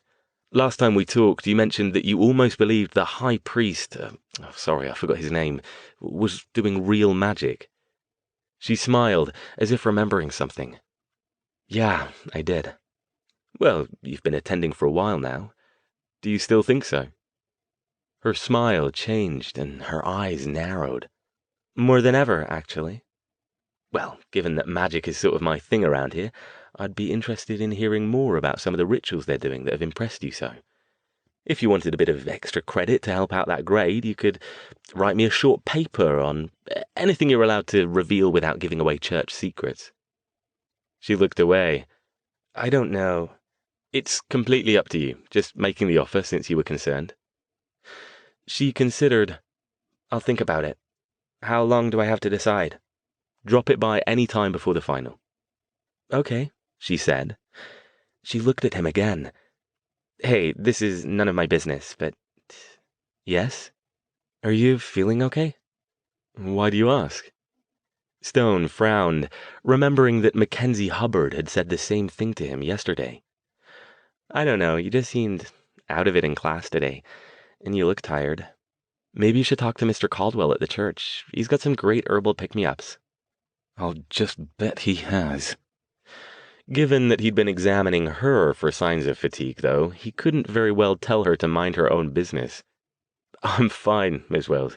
I appreciate your concern, but there's nothing wrong with me that a few hours of sleep won't cure. Okay, sure. Well, anyway, thanks for the info about my grade, and I'll think about doing that essay. She waved, slung her backpack over her shoulder, and hurried away. When Stone followed her a few minutes later, he stopped by the tiny department office on his way out to drop off some papers. Laura, the administrative aide, eyed him oddly, but said nothing except, Thanks. I'll have those reports you wanted first thing tomorrow morning if that's all right. Stone's mind was already on getting home to the book. Fine. I'm heading out now anyway. See you tomorrow. Take care of yourself, Dr. Stone. Stone glanced at her in suspicion. Why was everyone suddenly convinced he was ill or something? But she had already opened the folder he'd handed her and was flipping through the papers. Chapter 23. He half expected the tome to be gone when he got home, that someone had broken into his townhouse and stolen it. But the cabinet and the ward around it both appeared undisturbed. It was absurd to think otherwise, he realized. It wasn't as if anyone but Deirdre knew he had it, and unless she was a better actor than her aura suggested, she had no idea it was anything more than an interesting old book. He flung his coat over a nearby chair and got right to it. He figured he had 2 hours or so before he could call Deirdre, and he wanted to make the most of them. Still, the task called for care and caution. He reached out with his magic and took hold of the strands of magical energy forming the ward around the cabinet, pushing them aside enough that he could open it, open the safe, and withdraw the leather case. From there, he took it to a small table on the other side of the room. The table was stacked with books and papers, a small desk lamp perched on top of one of the stacks. Stone shifted several of them to the floor next to it, set the case down, and dropped into the chair. His sanctum, the place where he did all of his magical experiments, was a large, open, finished attic, hidden behind a heavy steel door Jason had helped him install shortly after he'd rented the place. Aside from being physically formidable and featuring a hefty push-button lock, the door also included another security feature. Stone had placed a spell on it to make it appear as a simple dead-end hallway. He'd put a lot of effort into that spell, and as a result, he only had to refresh it a couple of times a year. The door simply wouldn't appear to any mundane who managed to break into the house, and even all but the most powerful mages would have a hard time penetrating the illusion. He'd placed a different kind of enchantment on the attic's only window, one that would divert curious glances in the same way he disguised his car to blend in with its surroundings. If anyone did manage to get a peek inside, they'd see nothing but a mostly bare floor with a few piles of dusty boxes. All of that was in addition to the wards around the townhouse itself. Those were designed only to repel magical efforts to attack or examine the place, and to deliver a nasty but non-lethal shock to anyone who tried to break into the house. He'd had a couple of years to work on the place's protections, and he was fairly sure that at this point they were as rock solid as he could make them. At least, no one had tried to break in yet. He pulled the silver key from beneath his shirt and slipped it once more into the box's lock, then eased the box open. Instantly, waves of magical energy radiated outward, potent and pulsing. He could feel it even without switching to magical sight, washing over him, raising the little hairs on the back of his neck. Whatever else this thing was, it was strong, and it was not benevolent in its intent. In fact, even sitting in front of the pulsing energy made him feel uneasy. But he made himself ignore the feeling. He knew from experience how to notice the signs that the energy was causing him actual harm, and so far it was doing nothing more than giving him a slight headache. He slid on a pair of white cloth gloves and lifted the book from the case, putting the case aside on the floor. Forcing himself to be patient, it wasn't as if Deirdre would demand the book back anytime soon. He pulled a jeweler's loupe from a small collection of tools near the back of the desk and examined the cover. It was leather, as he'd suspected, unadorned except for the two straps with tarnished brass buckles that held the book closed. The leather itself was light brown, cracked and stained. A sudden insight rose in Stone's mind. It wasn't unheard of for the darkest of black magic tomes to be covered in cured human skin, often flayed from one or more individuals who'd been sacrificed to provide ingredients or bits of power for the spells written within. A disturbing thought, but not one he could confirm or disprove at the moment. He pulled the loupe from his eye and massaged the bridge of his nose. If this book did turn out to be as horrific as he feared it might, how could he give it back to Deirdre? Something like this in the hands of a mundane who couldn't protect it. He wondered how it could be that no one had tracked it and stolen it from her already. Perhaps she hadn't opened it. If it had rested untouched in a closet or a storage locker for all these years, perhaps anyone who might know of its existence was dead or had lost track of it long ago. He was about to open the cover when the phone rang. He glanced at his watch. After 5 already. He'd been here for nearly 45 minutes, though he felt like he'd just sat down. He thought about not answering it, but perhaps it was Deirdre. He waved and brought the extension sailing into his hand. Yes? Alastair, it's me. It was Deirdre. I was just thinking about you. I thought we might go to that little sushi place that opened recently. What do you think? Pick you up at 7? There was a pause, and when she spoke again, she sounded disappointed. That's what I'm calling about. I got a call from my assistant. I need to head up to the city this evening to meet with some suppliers. She sighed. I was looking forward to seeing you, too. Can we do it tomorrow? Stone glanced at the book, feeling irrationally guilty that while he wasn't quite glad for her call, the extra hours to study the tome couldn't have occurred at a better time. Of course, I understand. Shall I come by later this evening? I won't be in until really late, she said. I promise, tomorrow we'll have dinner, and I've got a couple new types of dessert I'd like to try, if you're up for it. I'm always up for it, he said. I live for dessert. She laughed. Oh, I know you are, and I know you do. Thanks for being understanding. This whole work thing should calm down soon. You're not worried I'm heading off to rendezvous with my secret lover? Oh, terribly, he said. But if this is what you're like when I'm sharing you with some other man, I'm not sure I could keep up with you if I had you all to myself. Yes, because you're so old and worn out, she teased. Promise me you'll get some sleep so you'll be ready for me tomorrow. No all-nighters with Grandma's old book. My dessert recipes are fairly complicated. I promise, he said. He fully intended to keep it, too. I'll see you tomorrow, then. Save room. He hung up the phone and returned it to its spot, still feeling guilty. Even so, he decided, as he returned his attention to the book, it wasn't as if they had to see each other every night. He thought briefly of her joking comment about going off to see a secret lover, and wondered if she'd said it to divert his suspicion away from her intent to do just that. But that way lay madness, and he knew it. He'd seen the way she looked at him. Why would she cheat on him when she could have any man she wanted?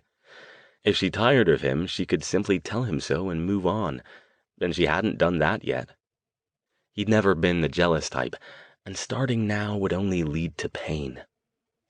He sat down in front of the book again and opened the cover.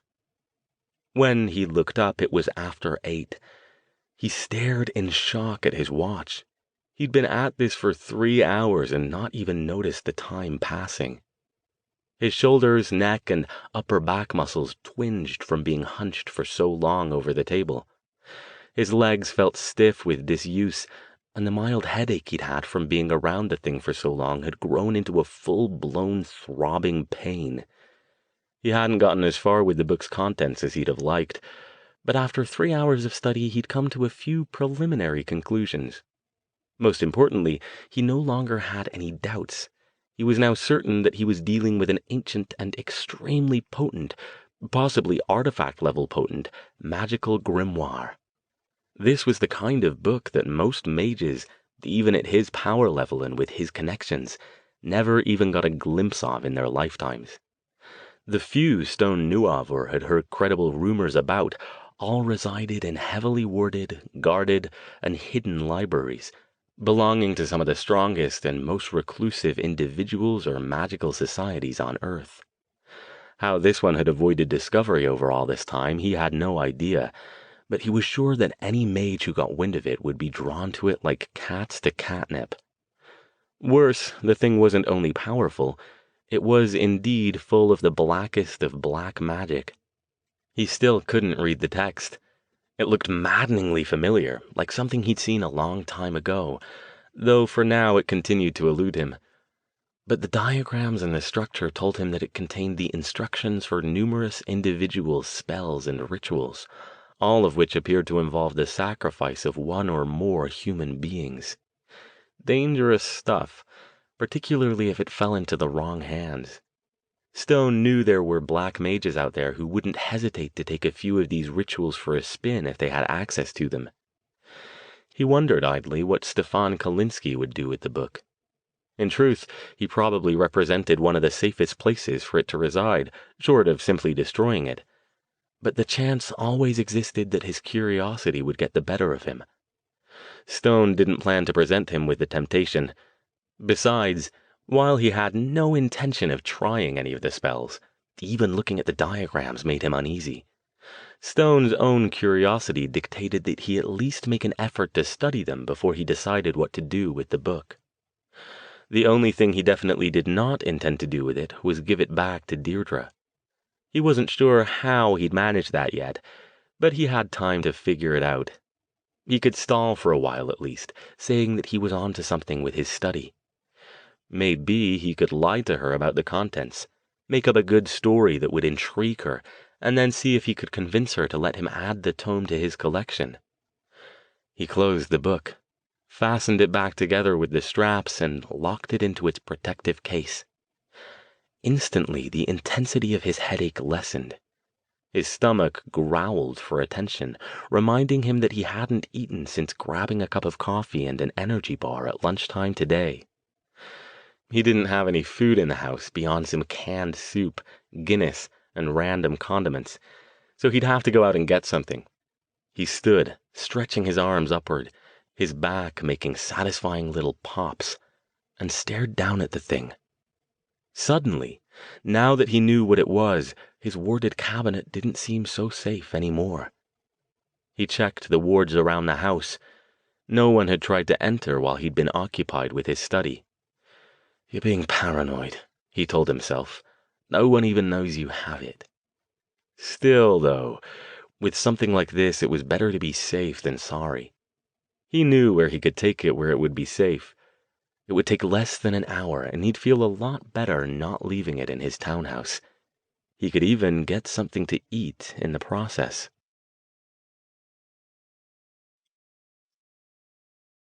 Chapter 24. "Hello, Alastair. Bit late for you to be down here, isn't it?" Marta Bellwood, proprietor of a Passage to India restaurant in Sunnyvale, smiled at Stone from behind the register.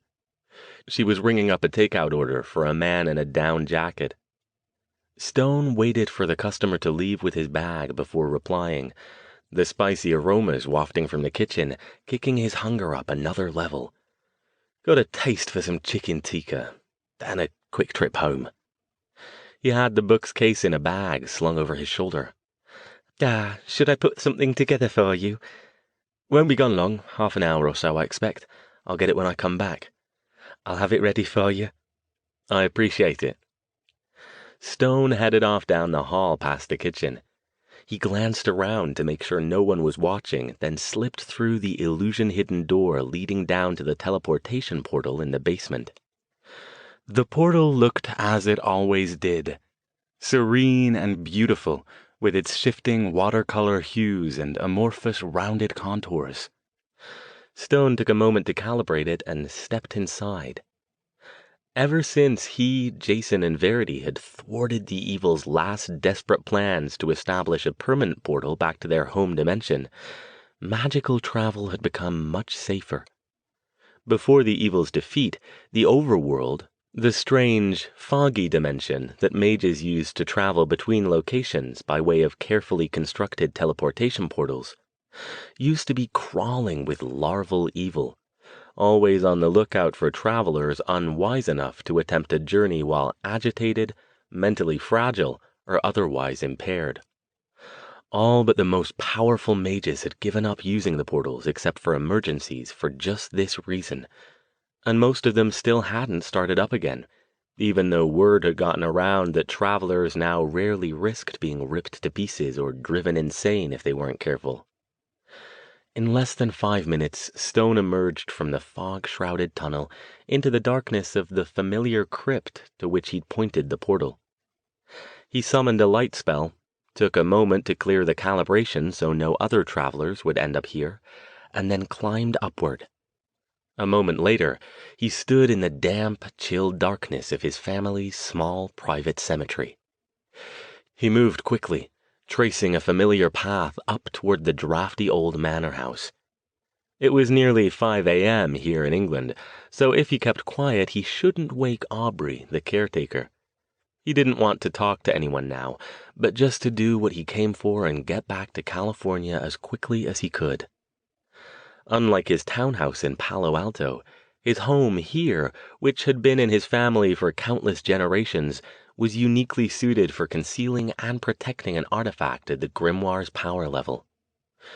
Constructed on the confluence of 3 ley lines, it boasted some of the most potent wards in all of England, as well as numerous other permanent protections, detection spells, and misdirection magic, put there not only by Stone himself, but by his long-dead family members. Further, the place he intended to take the tome for safekeeping included even more protections specifically designed to conceal it and to kill anyone attempting to break in. As Stone entered the house and headed for the hidden basement, he remembered Jason's objections when they'd been here 2 summers ago. Were books worth killing people over? And his own reply that some of these books were the magical equivalents of backyard nuclear weapons, and he had a responsibility to keep them from the wrong hands if he was going to have them. The grimoire definitely qualified. It took him only a few moments to bypass the wards on the library and install the grimoire, still in its case, on one of the shelves high up near the 2-story ceiling. "There," he said, "that should keep you safe." Whenever he wanted to continue his study, he'd just have to head back here to do it. Less convenient than keeping it at home, but at least this way he knew it would be there when he returned for it, and no one would be able to get their hands on it while it wasn't in his possession. He didn't stay. His gnawing hunger refused his attempts to ignore it, and he wanted to get back home with enough time for at least a few hours' sleep. Fatigue clawed at him. He knew he'd been pushing himself harder than usual lately. Between his nights with Deirdre, studying the grimoire, and work, but he was confident it wouldn't take him too much longer to sort out the grimoire and decide what to do with it. Until then, he could slip naps in when Deirdre was unavailable or he had some time after work. Despite his exhaustion, he still wished Deirdre hadn't had to go to San Francisco for the night. Chapter 25. By the time Stone emerged from the corridor and into a passage to India's main dining room, it was nearly 9 o'clock. Only 2 other customers remained, a young Indian couple seated at a tiny table near the front window. Marta looked up from wiping off another table. "Everything go all right?" If she noticed he was no longer carrying the shoulder bag, she didn't comment on it. "Fine," he said. "I've been looking forward to that chicken." "You're in luck then. It's just about ready. Have a seat, unless you want it boxed up for takeaway." "Think I'll stay this time. Barely had anything to eat all day, so I don't think I could bear smelling it all the way home." He settled himself into a booth under a large, colorful mural of Ganesh. In a few moments, she brought out a steaming plate of chicken tikka masala and a pint of Guinness and set them down in front of him. "Haven't seen you in a while." "Been busy," he said. "No time to head home." "Have you heard from Jason and Verity lately?" Her tone was casual, but Stone didn't miss the undercurrents. Both of the Thayer siblings had spent considerable time working for Marta at the restaurant, Jason as assistant manager and Verity as assistant cook. That reminds me, I need to call Verity back. Already the hot, spicy food was taking the edge off the last of Stone's dull headache. "They're doing fine, far as I know. We're all busy, so we don't talk that often." When Marta didn't answer right away, he looked up and was surprised to see her regarding him with an odd, searching look. "What?" "You miss them quite a lot, don't you?" she asked gently. He frowned. "Why do you ask?" She nodded at the other side of the booth. When he waved her toward it, she sat down across from him. "Alastair, would you mind a bit of unsolicited opinion from an old friend?" "Of course not." "Please, I know you're a private person and don't like people fussing over you, but you need to take care of yourself." "What makes you think I'm not? I'm fine, Marta, really." He took a long pull from the Guinness and did his best to look cheerful. She pondered for a moment, as if afraid to say more. "Well, you don't look fine," she said at last. "You look tired. I know this is none of my business, but you aren't having any health problems, are you?" There weren't many people who could ask him a question like that without getting a sharp and sarcastic reply. Unfortunately for him, Marta was one of them. "I'm fine," he said again. "I'm not ill. Yes, I'm tired. I've got several projects going right now, and it's a bit like trying to keep plates spinning, but everything's fine. More than fine, actually." As thoughts of Deirdre drifted into his mind, he smiled. "Oh?" Marta's eyebrows crept upward. "Do tell." "If you must know," he said, but his tone was fond. "I've met someone." "Oh, well, that's wonderful." She smiled. "I'm glad to hear it." He caught the skepticism in her tone and knew the reason for it. Over the time she'd known him, he'd brought numerous women to the restaurant for dinner, and none of them had lasted past the 6-month mark. "I know," he said softly, "but this one might actually be the one, Marta." He'd never said that before, and it startled him. Was Deirdre the one? Was it too soon to tell? Did he even know her well enough yet to know? "Well, then, I'm delighted for you," Marta said, her long, angular face lighting up in a warm smile. "You deserve to be happy, Alastair. But tell her to let you have some rest, all right? She's going to wear you out." She dropped her voice to a near whisper. "Is she—" "No, she's mundane, but that doesn't matter." "No, of course it doesn't." Her voice grew wistful and her smile faded. Stone reached out and gripped her hand in silent support. It had only been a couple of years since Marta's own mage partner, David Halloran, had been brutally murdered by the evil. She patted his hand. "It's all right. I'm all right now. It's just hard sometimes when mages come in to use the portal and—" "I know," he said. "I'm sorry. But I'm glad you've found someone. Please bring her by sometime. I'll have Nikhil whip up something special for the two of you." She stood. "Anyway, must go. I have some more cleaning I need to do before closing. But if you talk to Jason and Verity, tell them we all miss them here." "I will."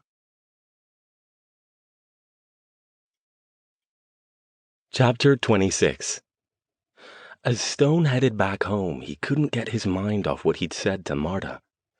It even, for the moment, drove away thoughts of the grimoire's contents. He drove up 101 almost on autopilot, thinking about his time with Deirdre. He'd only known her for a bit more than a month, but already he felt more comfortable with her than any of the other women he'd had relationships with over the years. With one exception, of course. But that ship had sailed long ago and wasn't coming back in any time soon. He wished he could see her tonight. After Marta's wonderful chicken, he was no longer hungry and his headache had disappeared. But he couldn't shake the bone-deep weariness he always seemed to feel lately when he wasn't with her. It was as if he saved up all his energy to spend with Deirdre, and when they were apart, he was forced to recharge. Or if he couldn't spare the time for recharging, to function in a less than optimal state. If he were wise, he'd go straight home, go to bed, and get several hours of uninterrupted sleep. His first class tomorrow wasn't until 10:30, so he could potentially sleep for 10 or 11 hours. He didn't go straight home, though. Instead, he exited the freeway and drove to Los Altos. She said she would be out late, so he had no reasonable expectation of finding her home, but something urged him to stop by and check anyway. He pulled the BMW to a stop across the street from her building and looked up.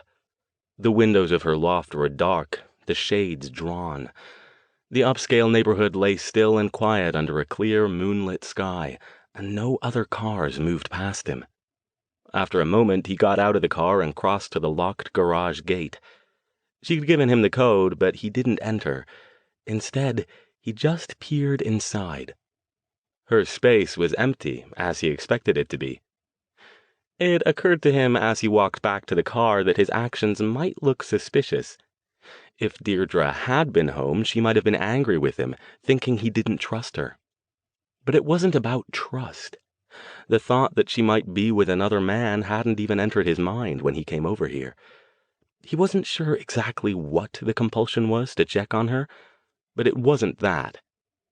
He'd opened the grimoire inside her unprotected loft. Maybe he was just checking to make sure it hadn't attracted any of the wrong kind of attention. In any case, she wasn't there, and his growing fatigue even blunted his body's normal responses to thoughts about her. Time to go home. Stone couldn't sleep. He'd arrived home, checked the wards, checked his phone messages. Nothing from Deirdre. Jason had called to see how he was doing, and he made a mental note to call him tomorrow, and then headed immediately upstairs.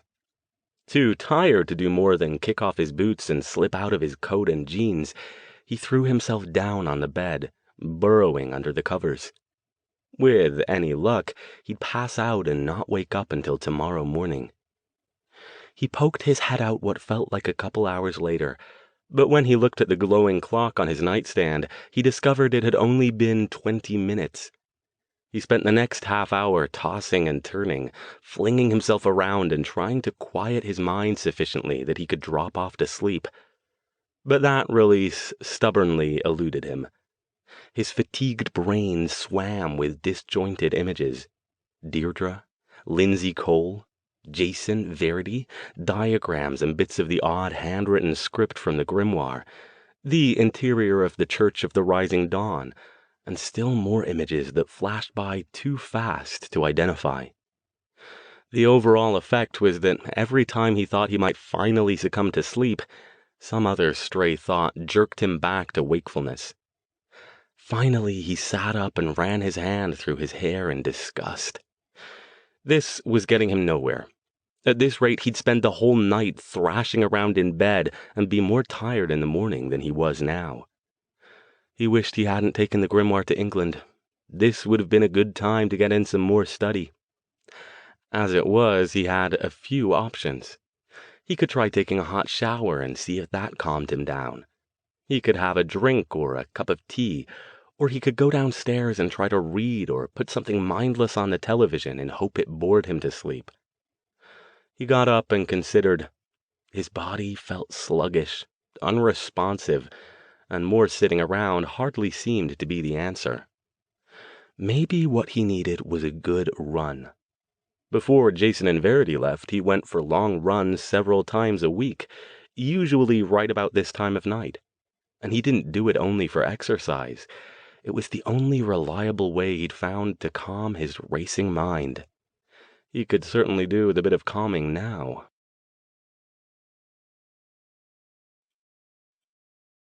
Chapter 27.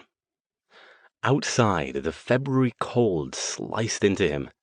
Shivering, he locked the door behind him, did a few stretches in an attempt to get warmed up, and set off at a slow but steady pace. He'd have to take it easy. He was out of shape following too many weeks of too much alcohol and not enough exercise, which was probably part of why he felt so wrecked. But just being outside and moving was already reviving him. His t-shirt, lightweight jacket, and track pants barely afforded any protection against the chill of the air, but he knew from experience that he'd be fine once he got going. One of his favorite places to run this time of night, when he didn't want to get in the car and drive up to campus, was along the Caltrain tracks that paralleled Alma Avenue. The trains came by less than once an hour this late, and the dirt path next to the tracks made for a more pleasant experience than constantly dodging traffic and waiting for lights. It was easy to get into a nice droning rhythm. Just head in a straight line and keep going, letting his mind wander as it chewed over the events of the day. He never ran with headphones, not because he was afraid of anyone jumping him, but because he didn't like the distraction of music. Other than when he was asleep, the times he went running were some of the few when he could simply switch off and let his brain go wherever it wanted to. More than a few unconventional solutions to sticky problems had come to him in this way. He'd been running along the tracks for about 10 minutes when he spotted a pair of figures ahead of him. He'd just crossed Palo Alto Avenue, where the tracks plunged through a small wooded park. The figures lounged against a short steel bridge that spanned a narrow creek. Stone had never looked at its name, but its bed was dry even this time of year. The only illumination came from the slender moon overhead and the lights at each end of the bridge. Stone didn't slow down, though he kept a wary eye on the pair as he approached them. Probably a couple of homeless people getting ready to bunk for the night. There weren't a lot of them in Palo Alto, as the police tended to chivvy them along when they discovered them, but this area was remote enough that they sometimes took their chances under the bridge, almost certainly harmless. They might try to stop him and ask for $1 or a joint, but most of the homeless he encountered along the tracks would take no for an answer if he had no money on him. As he approached, Stone took them both in with a quick glance, and tensed. These two weren't homeless.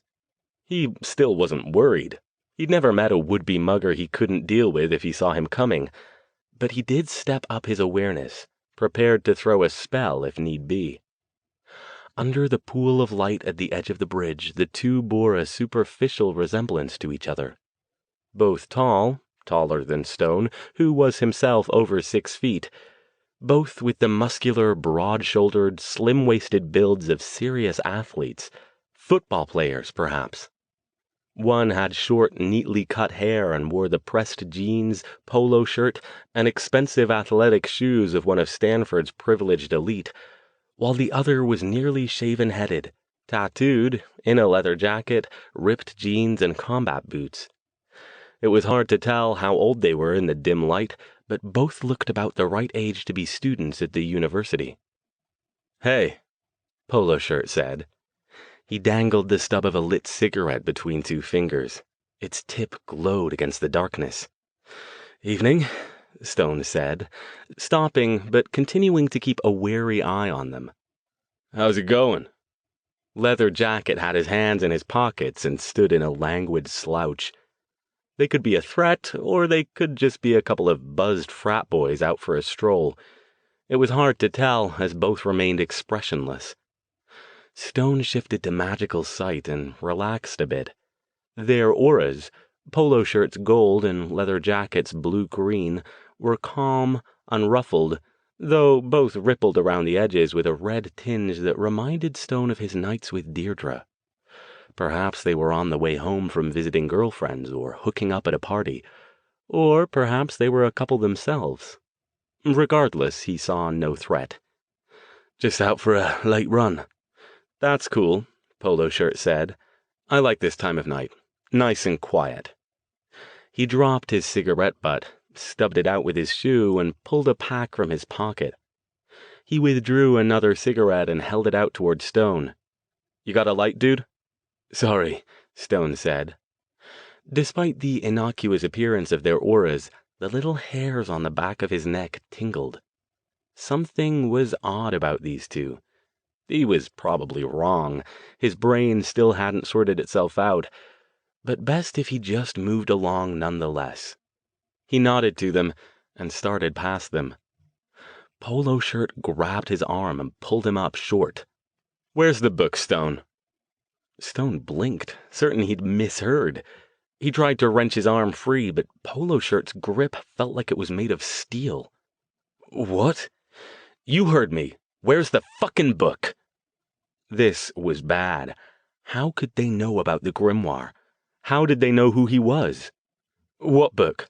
"One more chance to do this the easy way," Leather Jacket drawled.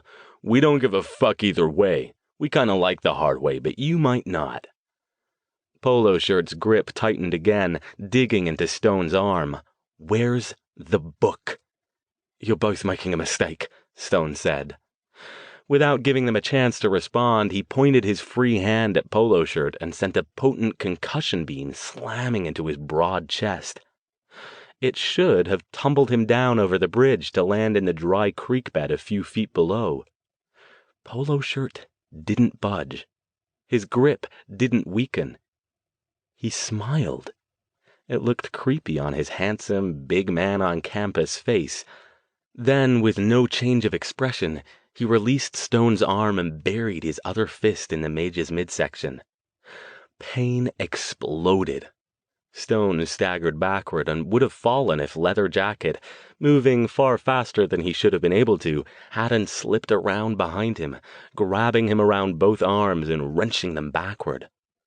"What the hell?" Stone bit out through clenched teeth. His body wanted to double over, but Leather Jacket held him upright. His heart pounded.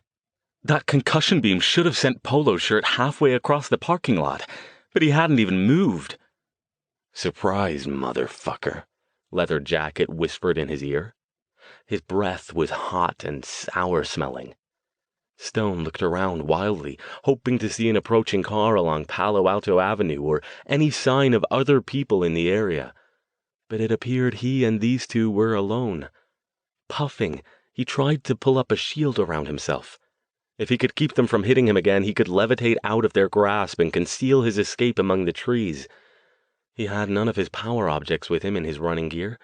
He could deal easily with normal threats without them, but these weren't normal threats.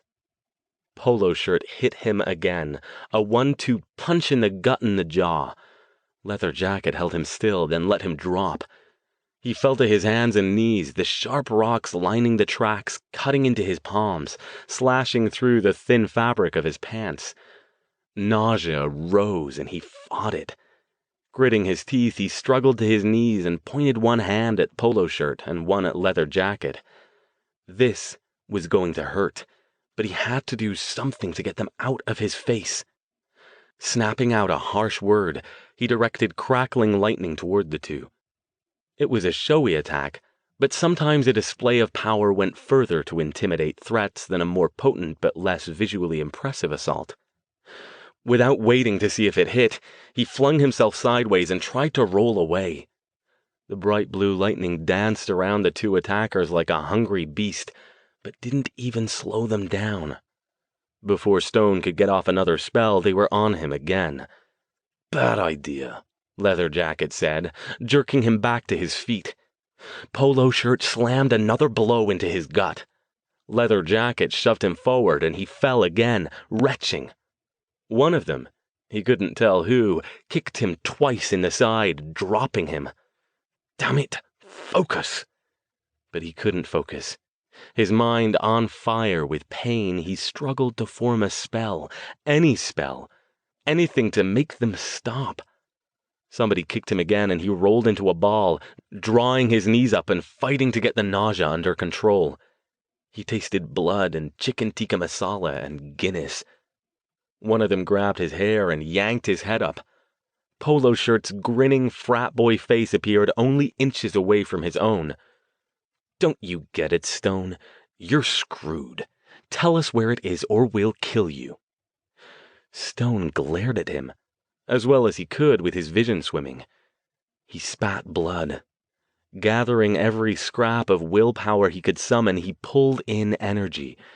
He shifted his gaze past him, fighting to focus on what was beyond. He didn't have long. There. He spotted it, a fist-sized rock. If he couldn't hit them directly, maybe he could hit them indirectly. It was his only chance. Without thinking, without pausing, he snatched up the rock and flung it telekinetically toward the back of Polo Shirt's head. Two things happened. The rock did what he intended and smacked into Polo Shirt, who yelped in pain and lurched forward. Leather Jacket yanked Stone's head back and threw him hard into the ground. "Bad move." In spite of everything, Stone grinned. "I'd say," he got out between breaths, "it was a good move, actually." Polo Shirt, clearly not seriously injured by the rock, grabbed Stone by the front of his jacket and pulled him back up. "You're gonna pay for that, motherfucker!" After that, Stone couldn't construct a coherent narrative out of what happened next. It was just pain and blood and more retching as the two of them rained blows on him. After a time, it could have been a few minutes or a few hours, he wasn't sure, Polo Shirt pulled him up again by the ripped and ruined front of his t-shirt. "You're so pathetic, Stone. Your magic's useless on us, and that's all you got. You can't even fight like a real man, can you?" He let go and took a step back. "Go on. Try it. Hit me." Stone swayed and would have fallen except for Leather Jacket behind him who caught him. "Go on," Polo Shirt urged. "Hit me, you pussy. I won't even fight back." He pointed mockingly at his own chin. "Right here." "Bugger off," Stone whispered. He spat out more blood. "Pathetic," Polo Shirt said again, his face twisting in disgust. "Where's the book? We can do this all night. Nobody's gonna come help you, and you're too useless to help yourself. Tell us where it is, and maybe we'll let you live." Stone glared. Polo Shirt hit him again. "Where is it?" he screamed. Leather Jacket grabbed his arm behind him and twisted it up, nearly wrenching it from its socket. "You're gonna give it up, man. Do it before we fuck you up so bad nobody can help you." Stone cried out at the pain.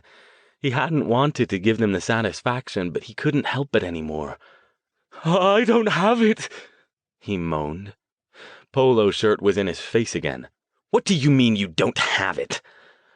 I don't... His voice shook. He hated himself for it, but he just wanted the pain to stop. Anything to make the pain stop. Polo Shirt took a step back and visibly worked to get himself under control, then faced Stone again.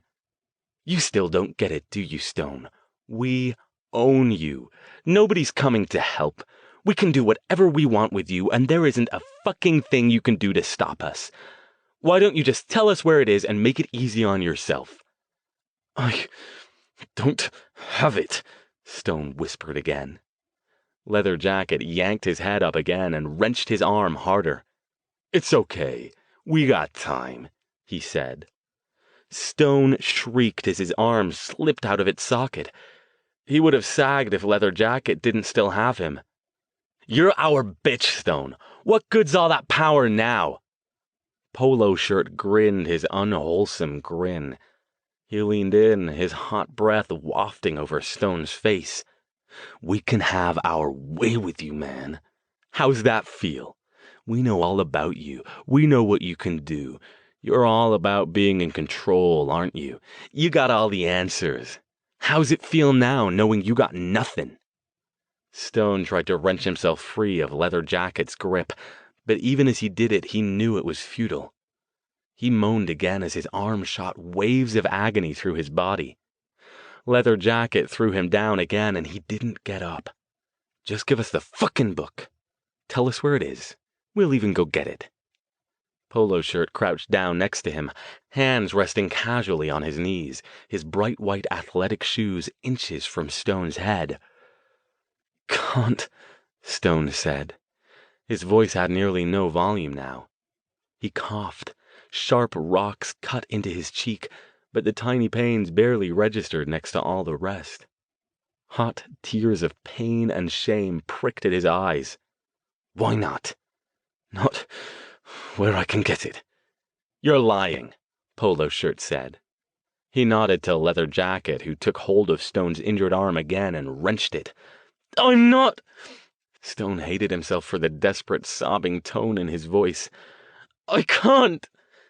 He hated himself even more for knowing that if the grimoire had still been at his townhouse, he'd have handed it over. And even more still for wishing he hadn't moved it. Anything to make them stop. Fuck it, Leather Jacket said. He's not going to tell us anything. Hey, maybe that smoking hot chicky's fucking knows where it is, Polo Shirt said. The leer looked even more horrific on his face than the smile had. She is fine, Leather Jacket said. I'd like to get me some of that. Oh, if we gotta find her, we will, Polo Shirt said. We'll fuck her brains out. Let her see what real men feel like. He rolled Stone over and patted his cheek. How about it, Stone? You tell us where the book is, or we teach your hot little fuck buddy what it feels like to be with a real man. Or two, Leather Jacket added, instead of a skinny, pathetic little pussy like you.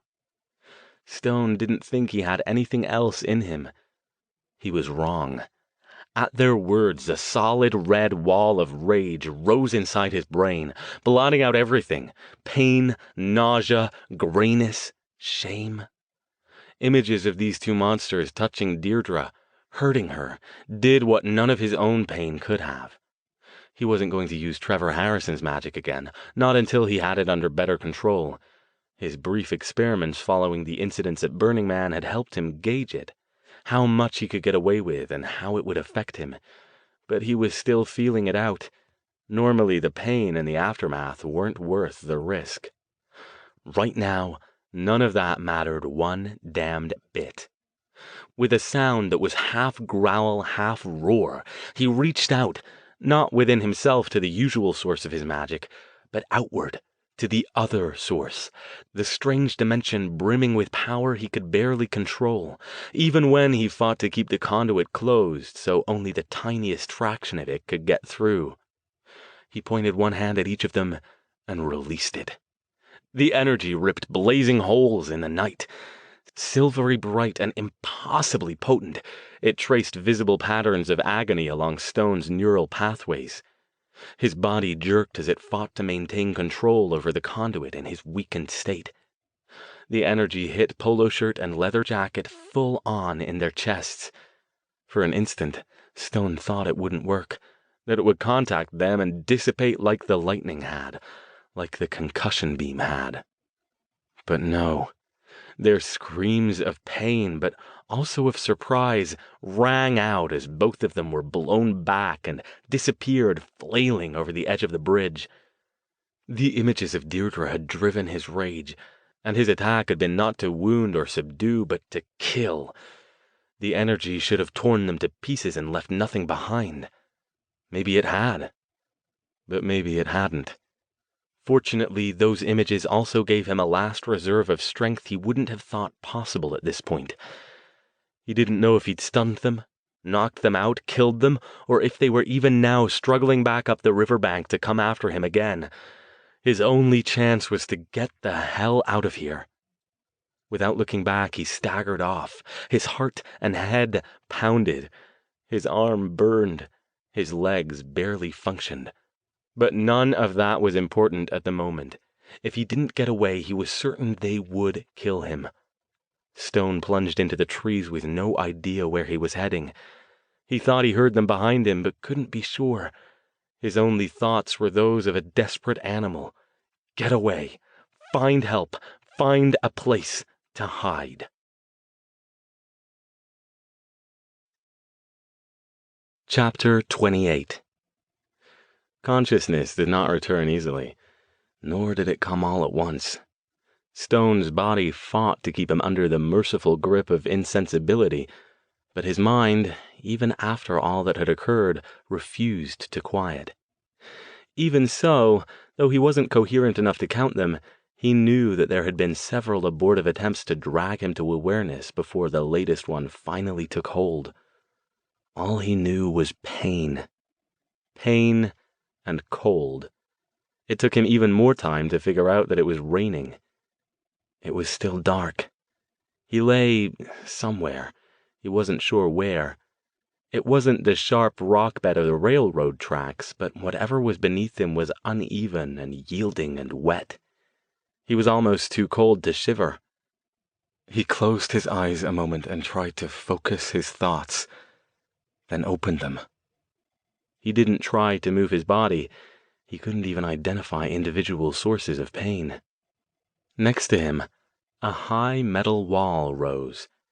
He risked turning his head just a bit, blinking blood and water from his eyes, and identified it as the side of a dumpster. He turned the other way and saw the other side rising up beyond a heaped pile of garbage. He was in a dumpster. A tiny memory came back. Staggering. A desperate flight. The wild, absurd thought that maybe they could track him by scent. He didn't remember how he'd managed to climb into the dumpster, but he did remember thinking he'd used the smell of garbage to conceal himself once before. Maybe it might work again. He shifted a little more. His arm exploded with pain, bringing back another memory. His attackers had dislocated it. Were they alive? Had he killed them? Or had they searched for him but given up when they couldn't find him, or perhaps when other people had shown up? Either way, they nearly killed him. If it hadn't been for his last desperate effort, one which would have doomed him if it hadn't worked, he couldn't have stopped them. Nothing else he did could have stopped them. Shame and self-hatred rose, for a moment so intense that they even blotted out the physical pain. For all the effects that his magic had had on them, he might as well have been a small child shooting soap bubbles at a grizzly bear. So why had they... Deirdre. Gods, no. He tried to struggle up, but couldn't do it.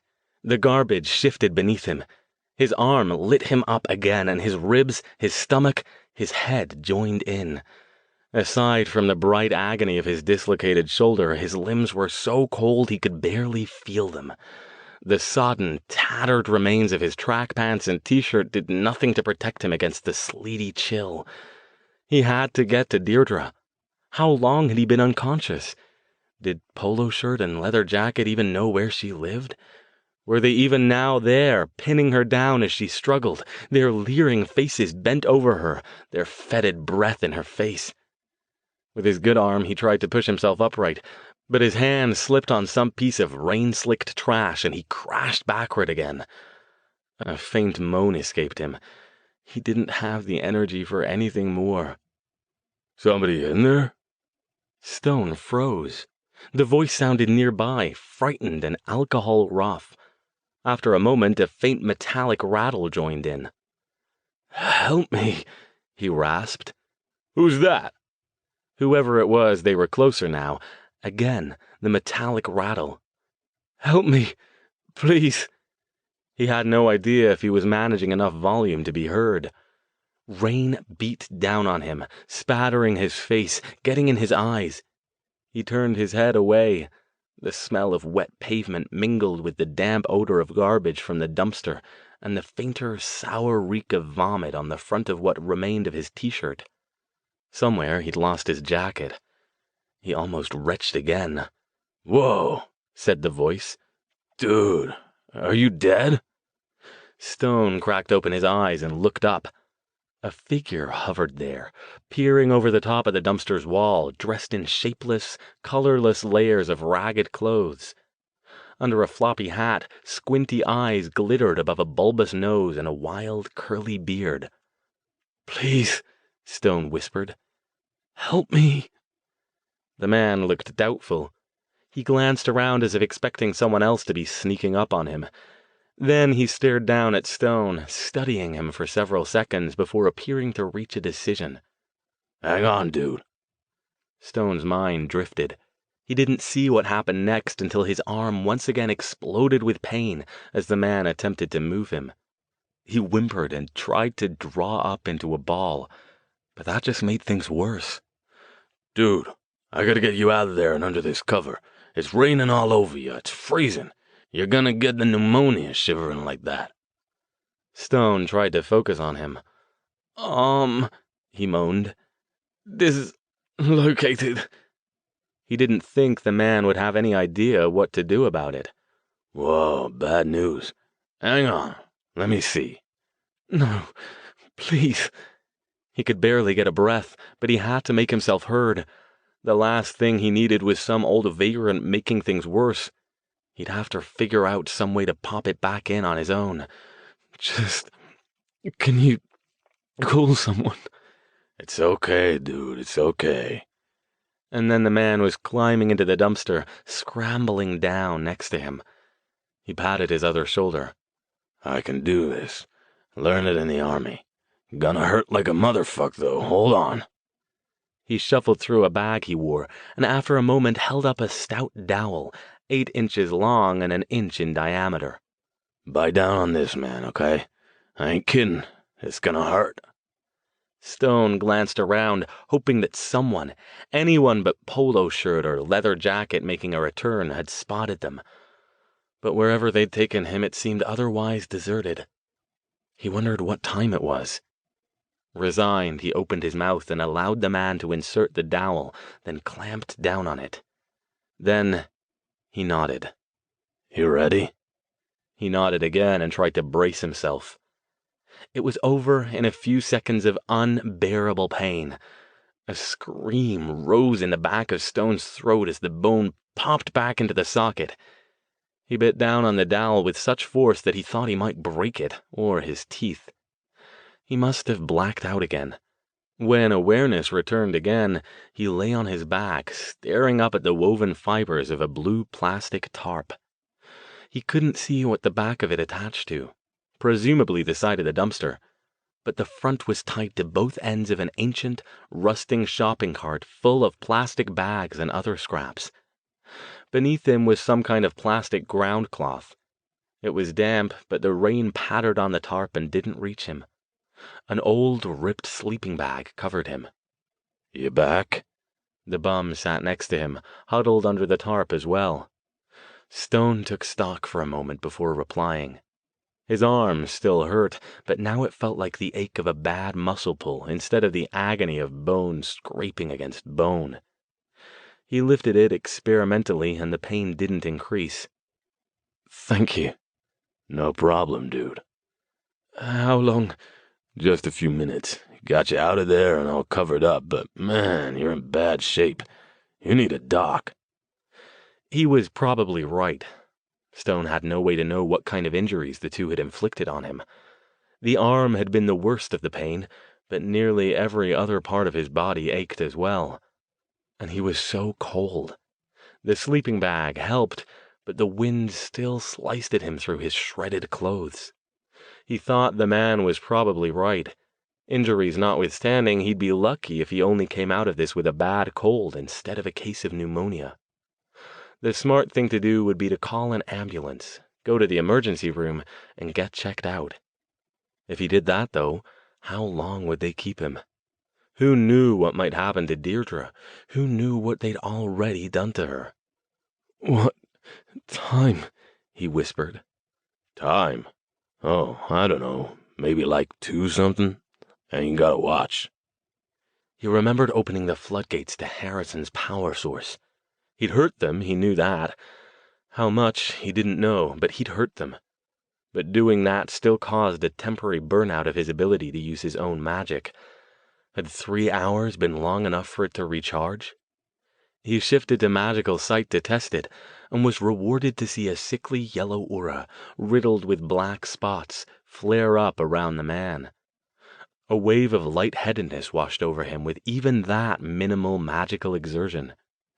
Doing what he planned to do was foolish in his condition. He didn't even know if he'd be able to do it. It didn't matter, though. He had to try. He didn't have a choice. Will you help me? He rasped. Help you do what? I don't know no docs. No, just stay with me for a while. Don't leave me alone here. I ain't going nowhere till this rain lets up, man. This is where I set up when it's wet. Stone nodded. He had no wallet, no identification. He hadn't even brought his house key since he could use magic to work the lock. What should I call you? Name's Pete. Pleasure to meet you, Pete. I'm Al. He cringed inwardly at the name. It was what Jason called him, and he hated it, but it was easier than trying to get Alastair past a half-drunk homeless guy. I think I'll be all right. Just need to rest for a bit.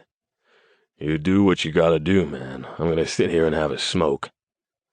He dug a dirty pack from his pocket, carefully extracted half a cigarette, and flared a light. Stone settled back and tried to get comfortable, which was essentially impossible.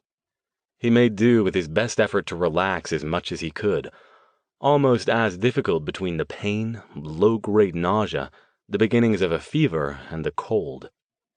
Healing magic had never been easy for Stone from his days as an apprentice. It was a topic he and Verity had spent many hours discussing and debating, supplemented by some enlightening conversations with Edna Soren, the irascible woman currently overseeing Verity's magical training. To be truly good at healing, one had to have a strong, innate sense of empathy, and a feel for subtle changes in the personal magical fields around the subject. Stone's form of magic was extremely potent, even more so because he'd trained under one of the premier mages in Europe. But, as Edna was fond of pointing out to him, it was all about control, about willpower, about commanding the forces of the universe to do one's bidding. It made for formidable practitioners, and most of the top mages in the world subscribed to that school. However, in their areas of influence, subtle magic, the magic of harmony rather than force, the healing arts, and the exploration of the mind and the body, Edna's style of magic could accomplish feats that would be impossible for Stone's. He suspected that the reason mages of Edna's school didn't rank among the top talents wasn't that they didn't possess sufficient ability, but that such contests and comparisons were irrelevant to them. Healing might not be Stone's forte, but it wasn't as if he had any other options. Verity and Edna were in Ojai. Madame Juan was out of the country, even if he could have contacted her at this hour. He hadn't had contact with the old forgotten leader, Lamar, for over a year. If it was going to happen, it was all him. He took several deep breaths, punctuated by coughing fits that flared fire all over his body, closed his eyes, and focused his will on entering a state of meditation that would blunt the pain long enough for him to work on it. Too much time had passed since the injuries were inflicted to get anything close to a full healing, but he would do what he could. No one disturbed him as he worked. Pete puffed away on his old cigarette butt, and rain kept pattering down onto the tarp. Finally, several minutes later, Stone let his breath out and allowed himself to relax as much as he could manage. The magic was difficult. Healing oneself was perversely harder than healing others, and the work had nearly depleted his already flagging stores of magical energy. He didn't realize he'd passed out again until he opened his eyes and found Pete crouching over him, peering down into his face with bloodshot, watery eyes. He jerked, startled. Sorry, man, sorry, I was just checking on you. Stone nodded wearily. He took inventory again. The pain had definitely decreased. To his surprise, he discovered during the healing process that whatever else polo shirt and leather jacket were, they were good at what they did, inflicting maximum pain with minimal permanent damage. That was why they hadn't killed him. They'd never meant to. They'd been sending him a message. I need to go, he said. Pete looked dubious. Dude, you were wrecked. You look some better, but... He shook his head. I need to go, he said again. He tried to sit up. Pain flared, but not nearly as bad as before. His head swam, and for a moment he feared he'd be sick again. But he controlled the feeling with effort. Is there a phone around here? Yeah, up the street on the corner. But dude... Stone struggled to his feet. For a moment he didn't think he'd make it, but then Pete scrambled up and helped him. He ducked out from under the tarp. The rain had settled down to a drizzle by now, and the sun was just coming up. This is a bad idea, Pete said. You're gonna kill yourself. Stone thought Pete might be right, but images of Deirdre at the mercies of polo shirt and leather jacket kept him going as little else could have. He looked down at himself. He was a sorry sight. His light running pants were shredded, the knees blood-stained and torn. His t-shirt barely qualified as a shirt anymore, the front ripped out, the tattered remains stained and dirty. A network of scratches, bruises, and scrapes covered his chest and arms. He could only imagine what his face must look like. The only things about him that didn't look like they'd been through a war zone were his expensive running shoes, and even those were stained and water-soaked from his time in the dumpster. Pete, he said, his voice still raspy and weak. Can you do one other thing for me? I promise I'll find you and repay you for your kindness. Pete tilted his head. Yeah? Do you have something I could borrow to wear? An old coat, a sweater, anything like that? The homeless man looked away. Obviously, he didn't want to part with any of his meager belongings to a guy he'd probably never see again. Finally, though, he nodded. Yeah, let me see. But you're not gonna fool anybody, man. Ain't nobody gonna pick you up looking like that. Stone gripped the edge of the dumpster to remain upright, swaying as Pete rummaged around in the bags hanging off his cart. In a moment, he returned and held up a gray sweatshirt. This okay? In spite of feeling like he was about to pass out, Stone had to smile. The stained, ragged sweatshirt had Stanford emblazoned across the chest. Thank you. That'll do fine. Pete helped him into it. It was too big and hung on him like a sack, but it covered up the worst of the damage. Let me show you where the phone is. It's a bit of a walk. I don't know if you can... I'll make it. In the end, Pete had to shuffle alongside Stone, holding him up to keep him from falling over. Fortunately, the payphone a block down still looked functional. Thank you for everything, Stone said, holding onto it for support.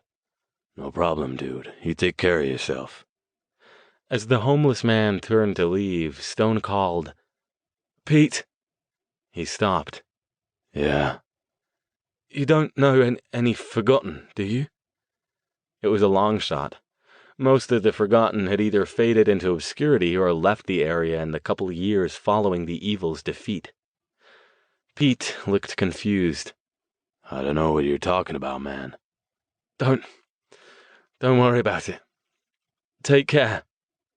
He watched the old hobo as he shuffled off down the rain-slicked street.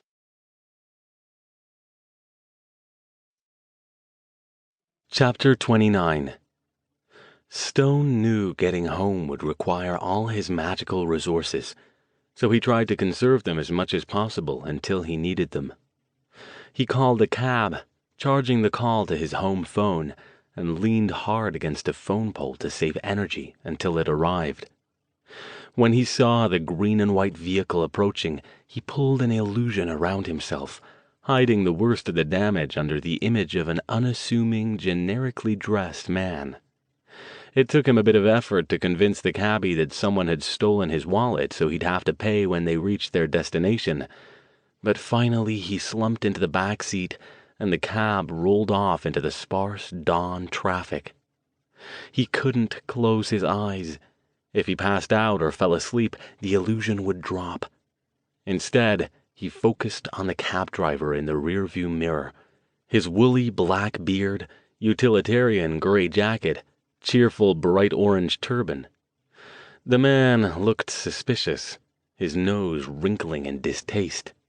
Stone's illusion did nothing to hide how he must smell, but Stone didn't care what the guy thought of him as long as he got him home.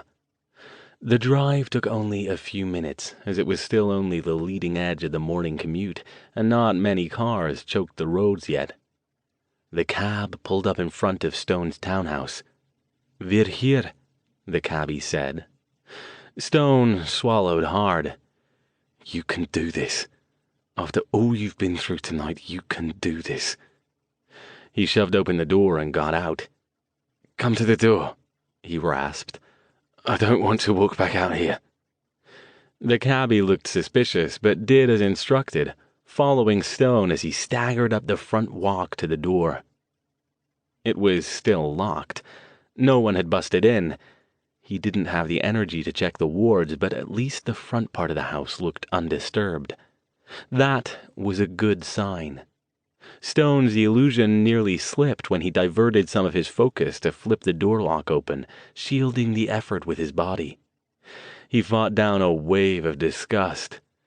"You're just a bloody big deal, aren't you? Can't even open a damn door without falling on your face." He stumbled inside, nearly tripping over the threshold. "Be right back." For once, luck was with him. He left his wallet on the coffee table in the living room, not upstairs in his bedroom. He dug out some bills, enough that the tip would more than equal the fare, and holding on to various bits of furniture and walls, got back to the door, still on his feet. "There," he said, pressing the bills into the man's hand. "Thanks." He closed the door in his face and let the illusion go. All he wanted to do was drop right where he was, just pass out right there on the foyer floor. Every part of his body hurt. He was shivering like a chihuahua in a snowstorm. His clothes were still wet from the rain and stiff with dried blood.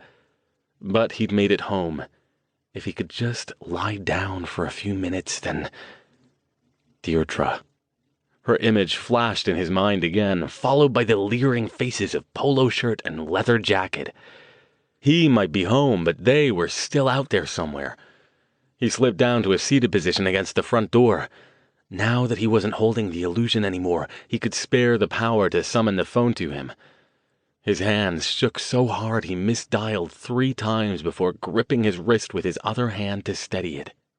He punched in her number, stuck the receiver between his head and his shoulder, and waited while it rang. 1 ring. 2. 3. Where was she? Why wasn't she answering? 4. 5. 6. "Answer. Please. Answer," he whispered. Was she asleep? What time had she gotten in last night? Had she decided to stay in San Francisco? Would one of them answer? The machine picked it up. Deirdre didn't have an outgoing message, just a beep. Stone gathered his thoughts for a moment, and when he spoke, his voice was weak, shaking and gravelly. Deirdre, it's me, Alastair. Please, if you're there, pick up. He waited a moment, but no one did. Not home. Deirdre, I'm sorry about this, but you might be in grave danger. Please call me the instant you get home. I'm at my place. Please, this is extremely important. Call me. He let his hands drop to his side, his exhausted mind already spinning dire scenarios of what might have befallen her at the hands of the two men. He knew, somewhere in the back of his mind, that he would have to start putting effort into figuring out who and what those two were. No mundane could be nearly immune to magic. Mages could resist it, but their methods would be obvious. Shields, protective bubbles, and other defensive spells. Why would a magic-immune creature want a book of black magic spells? Yes, he'd have to think about that, but not now. He raised the phone again, called the department office at Stanford, and left a message that he was ill and wouldn't be in today. From where he was still seated with his back against the front door, the stairway looked very high and very steep. If he tried to climb it, he'd probably fall over backward and break his neck. It would be so much easier to just stay here. He gritted his teeth and hauled himself back to his feet. The familiar muzzy grayness in his head informed him that he might have another few minutes at best before he passed out. Hello, spirit. This is flesh. I don't give bugger all what you've got planned. We're out of here in 3, 2, 1. In the end, he crawled up the stairs. It wasn't pretty, and it sure as hell wasn't dignified, but he made it to the top in one piece, more or less. He reached his bedroom, kicked free of his shoes, shucked off the damp, bloody, smelly remains of his clothes, and used the last of his strength to fall onto the bed and drag the covers over him. He was gone before they settled back down.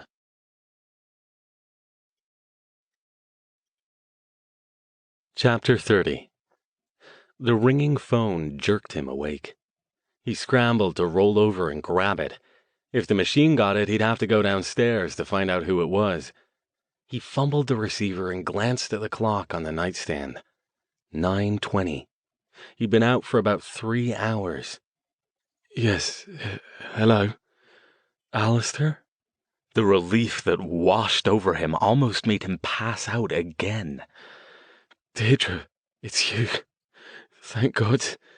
Alastair, she said again. Her voice sounded puzzled and worried. What's going on? Are you all right? He shoved himself up to the top end of the bed and propped himself on 2 pillows, still under the covers. Are you all right? I just got in. I got your message. You sounded terrible. You said something about danger. Is anyone there with you? Did you check? He knew he sounded disjointed, crazy even. With me? Was your place secure? Anything disturbed? Other than me, that is. No. Nothing disturbed. Everything's fine. Would you please tell me what's going on? I will. I'm coming over there. He had no idea how he planned to do that, since right now getting out of bed seemed like more effort than he could manage. You are not coming over here, she said firmly. You sound awful. Are you sick? I'll come over there and you can tell me what this is about. No, he said quickly. There was no way in hell he wanted her to see him looking like this. No, I'm fine, just a bit under the weather, but I need to tell you this. I'm coming over, she said, in a voice that allowed no argument. I'll be there in half an hour and you can tell me. She hung up. Stone slumped back into the pillows, dropping the phone. Half an hour. That was how long he had to make himself presentable before she got here. From the way he felt, that was a tall order. He suspected that once he knew what he looked like, tall might turn into no bloody way in a hurry. He flung the covers off and sat up, closing his eyes when the world tilted off in a crazy spin. Nothing hurt any worse than anything else. Everything was at an equal opportunity level of pain. But at least it seemed like the minimal healing he'd done and the 3 hours stupor had taken the edge off the worst of it. Possibly a handful of ibuprofen would sort out the rest enough that he could function. Some of the dizziness was probably from hunger, given that he hadn't eaten since a passage to India, and that hadn't stayed down. When the dizziness seemed to abate a bit, he got up and half-padded, half-staggered into the bathroom. He gripped the edge of the sink and stared at himself in the mirror. He let his breath out slowly when he saw what he had to work with. No bloody way was looking a lot more likely. His dark hair had dried while he slept, sticking out at every conceivable angle. His eyes, bloodshot and exhausted, peered out at him from pitch-black hollows. His cheeks were sunken, his jaw shadowed with dark stubble, his face bruised and traced with scratches. His mouth was crusted with dried blood, and he didn't want to think about what else. Yes, quite the charmer he was. This was the face that had somehow managed to attract a woman who looked like Deirdre Launier. His gaze shifted downward. Like his face, his chest, sides, and arms were a riot of cuts, colorful bruises, and scrapes, all covered in a layer of grime. His lower body fared a bit better since the track pants had afforded more protection, but his knees were shredded from the rocks on the track bed, and his legs sported their share of bruises as well. One thing was certain. He was going to have to burn his bedsheets. Still holding onto the sink for balance, he turned on the shower, then rinsed his mouth about 5 times and brushed his teeth while he waited for the water to heat up. That simple act went a long way toward making him feel human again. He'd have liked to stay in the shower for at least an hour. The hot, high-pressure blast sliced at his scraped skin and pounded his bruised muscles, but it was a different, more cleansing kind of pain. It had seemed for a while that he'd never be warm again, but it didn't take long for the water to loosen him up and take some of the stiffness and most of the chill from his battered body. It didn't do anything about the heaviness in his head, though. He was definitely coming down with something, but with luck it would take a day or two to develop. By the time he got out and glanced at the clock, he only had 10 minutes before Deirdre would arrive. Damn. He'd have to get dressed. While normally he had no problem with her seeing him in a towel, or less, the towel wouldn't do much to hide all his injuries. He wiped fog from the bathroom mirror and peered at his face. The cuts and bruises were still there, but some of the hollowness had left his eyes. He decided against shaving since his hands still weren't steady, and he didn't want to add any new cuts to his existing supply. He threw back 4 ibuprofen tablets, then dug a long-sleeved black thermal shirt and jeans from his closet and pulled them on, taking much longer than normal. Finally, he stared at himself in the full-length bedroom mirror. His efforts wouldn't fool her, but maybe he could redirect her attention and convince her that he'd fallen off his bike or something. He didn't have a bike, but she didn't know that. The doorbell rang. He pulled in a deep breath through his teeth and left the bedroom.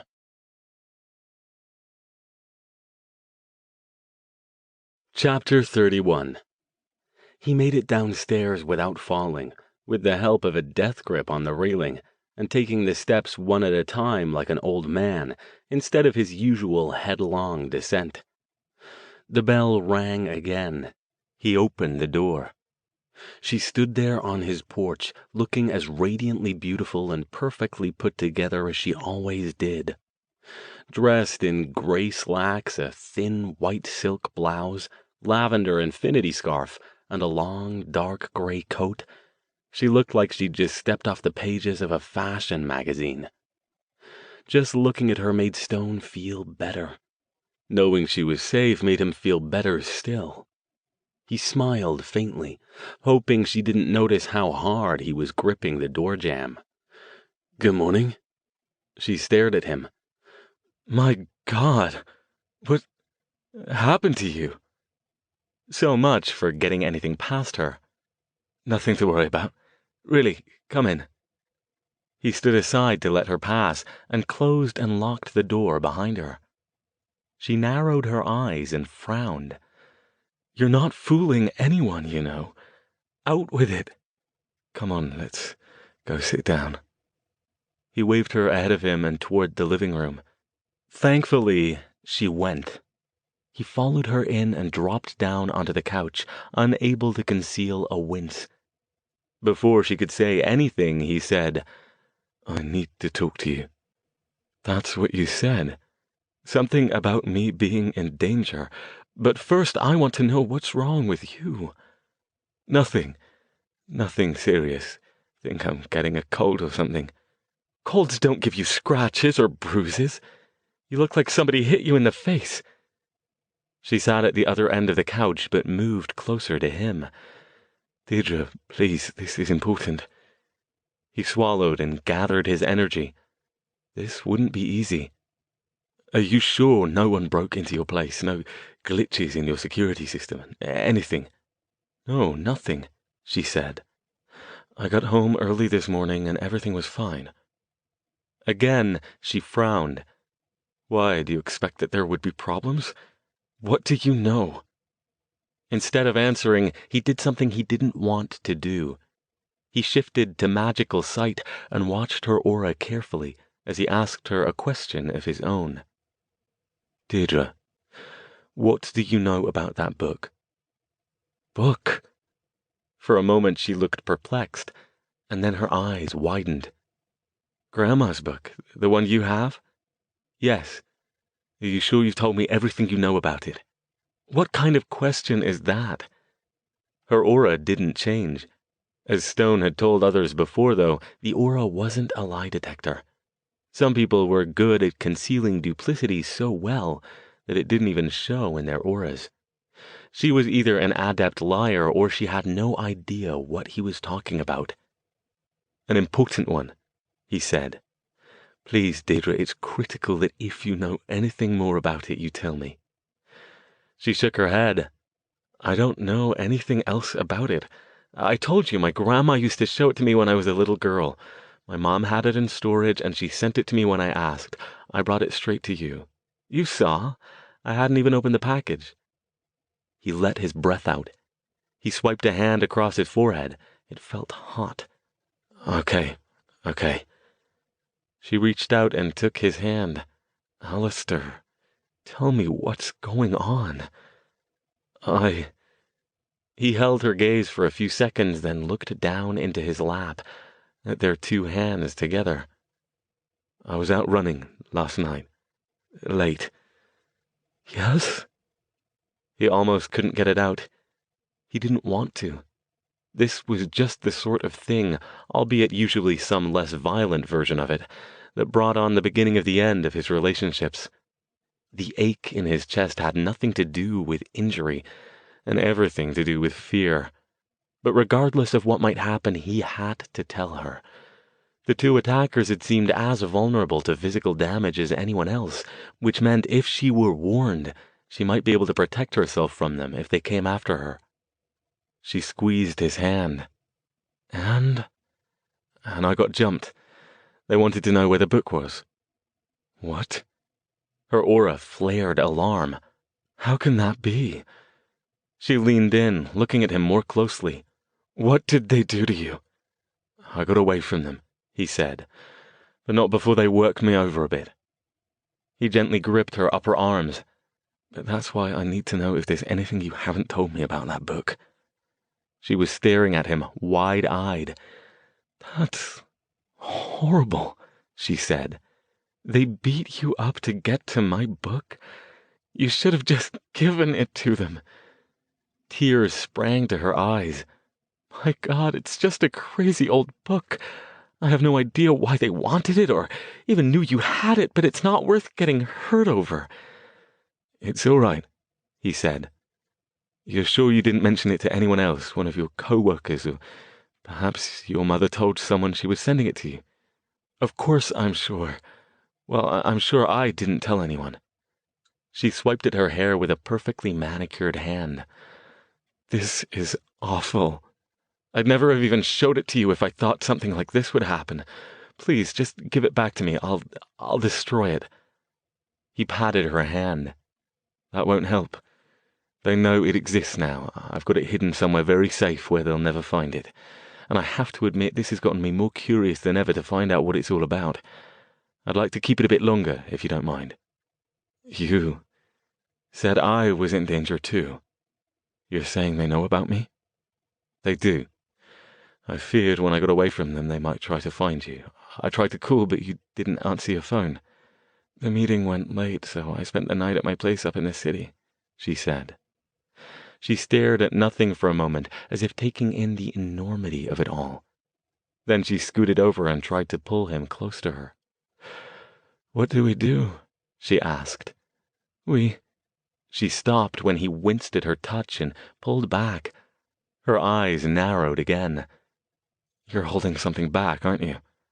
No, Gently she reached out and pulled up the bottom of his shirt and gasped at what she saw.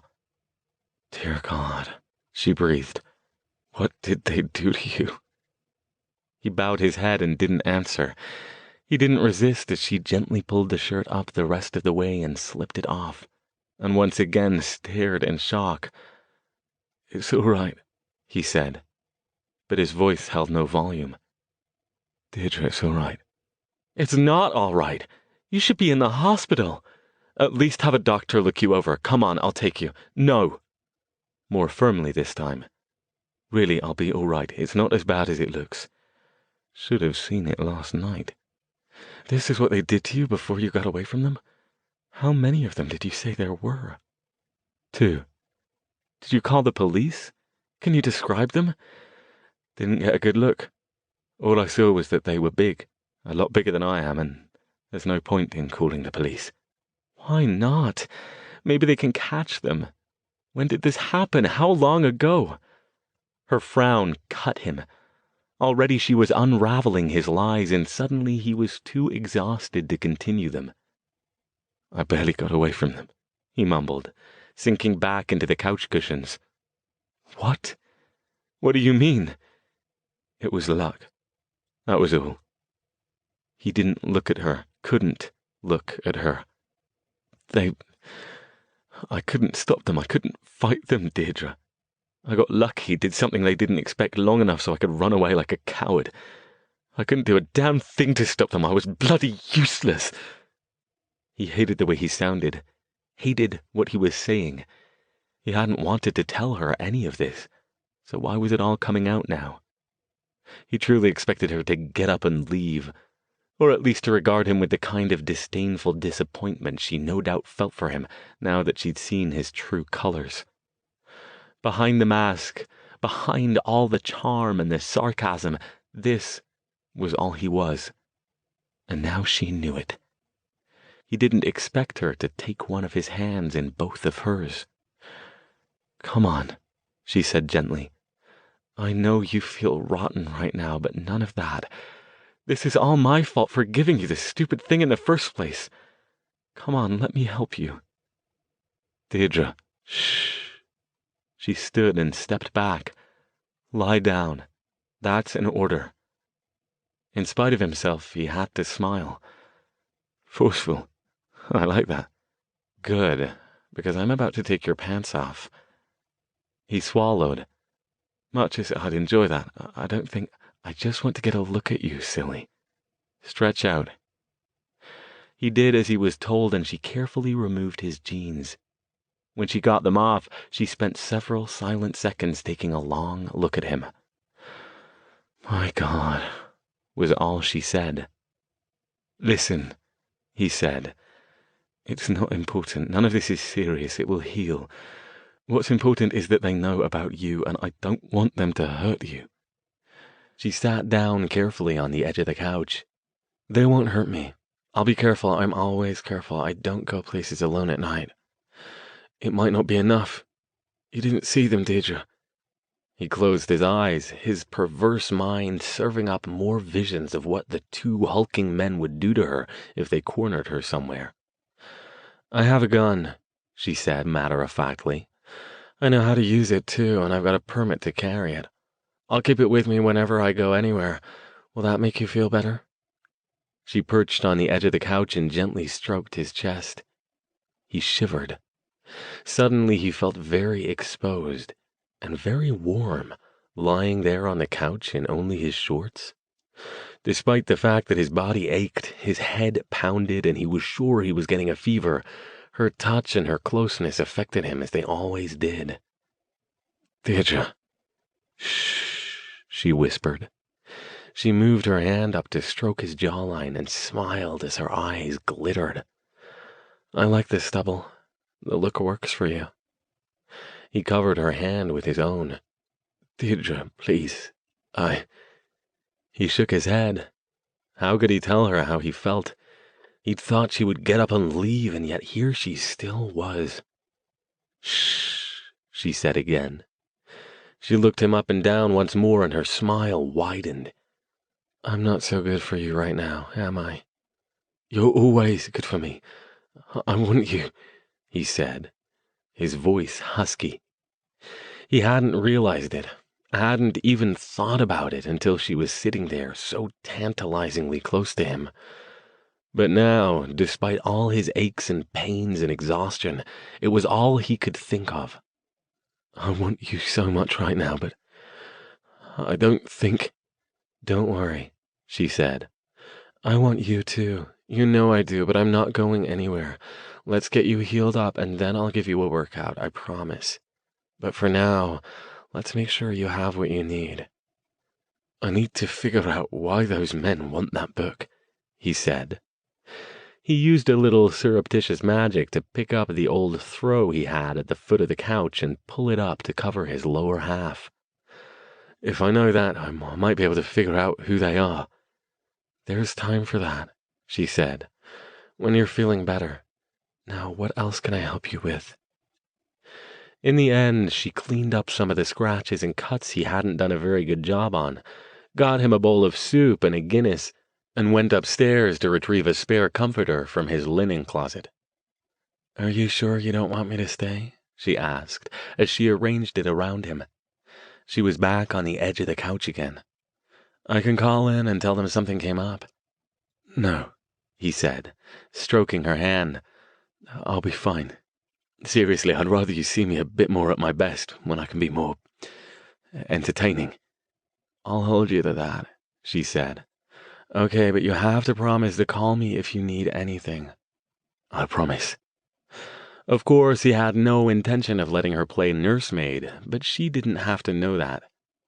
And you must promise to be careful. Stay with other people and keep your security system on. And please call me now and then to let me know you're all right. Or if you see anything suspicious, anything at all. I expect I'll be dead to the world for a few hours today, but leave a message. If I don't hear from you, I'll come over to investigate. I will.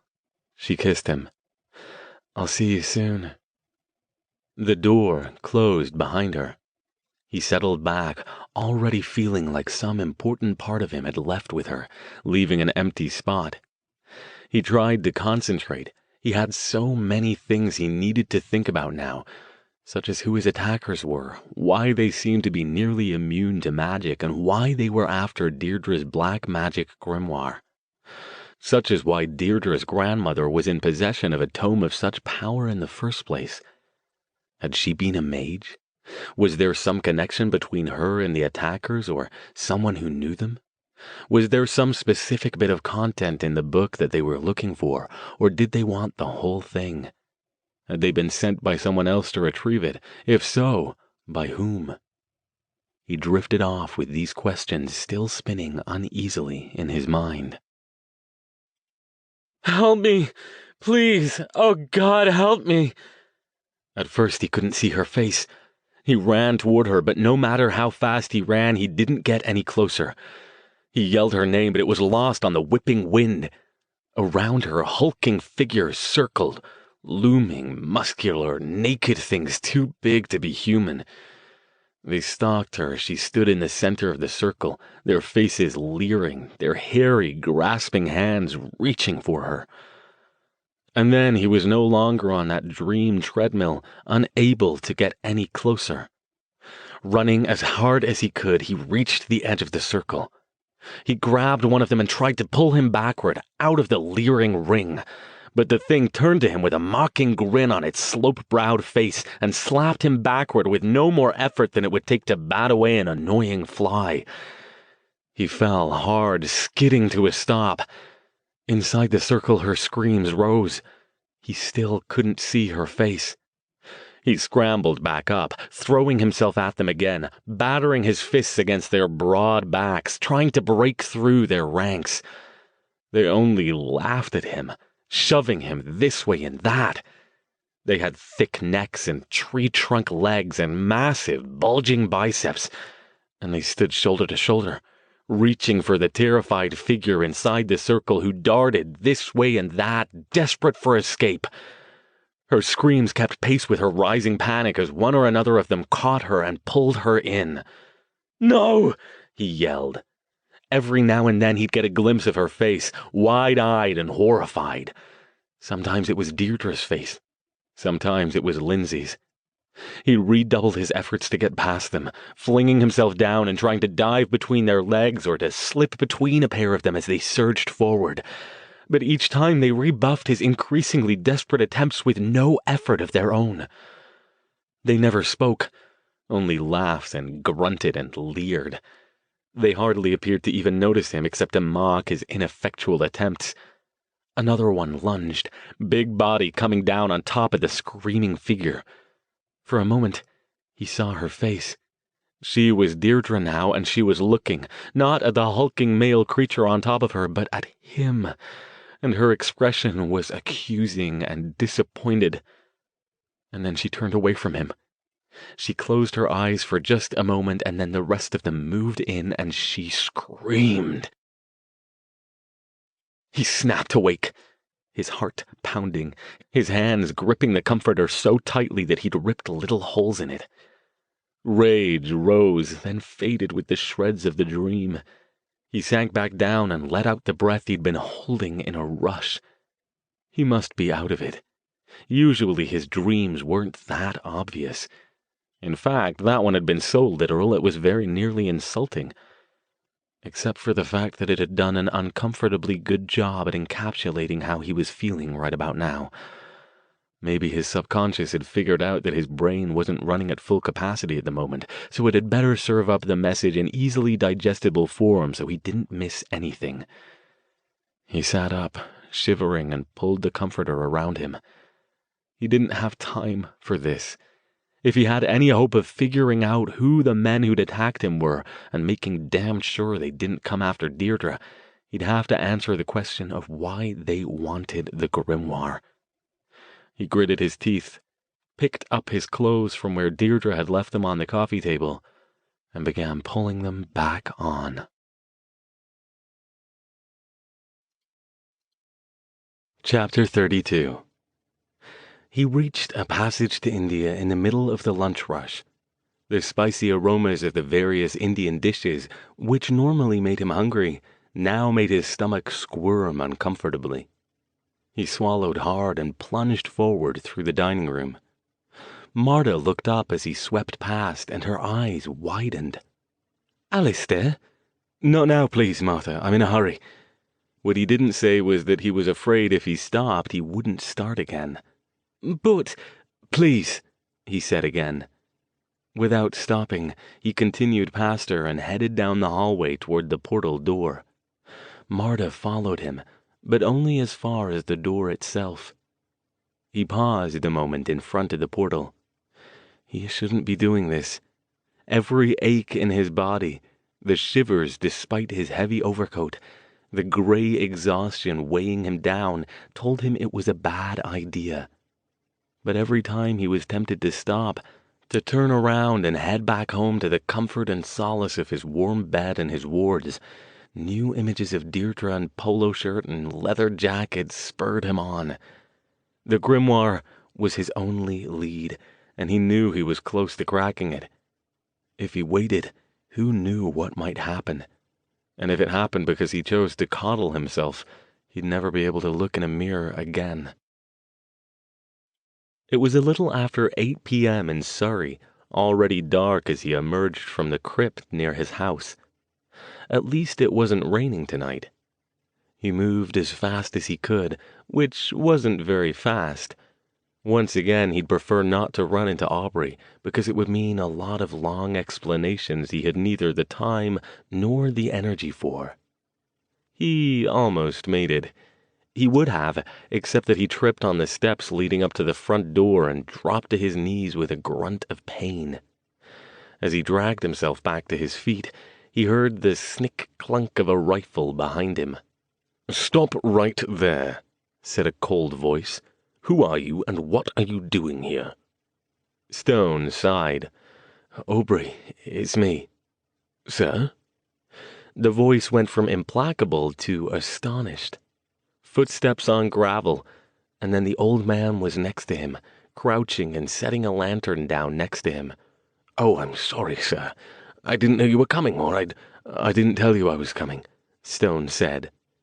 He got back up and turned away from the lantern, hoping if he stayed out of the light, Aubrey might not notice his current state. "I just need to take care of a couple of quick things.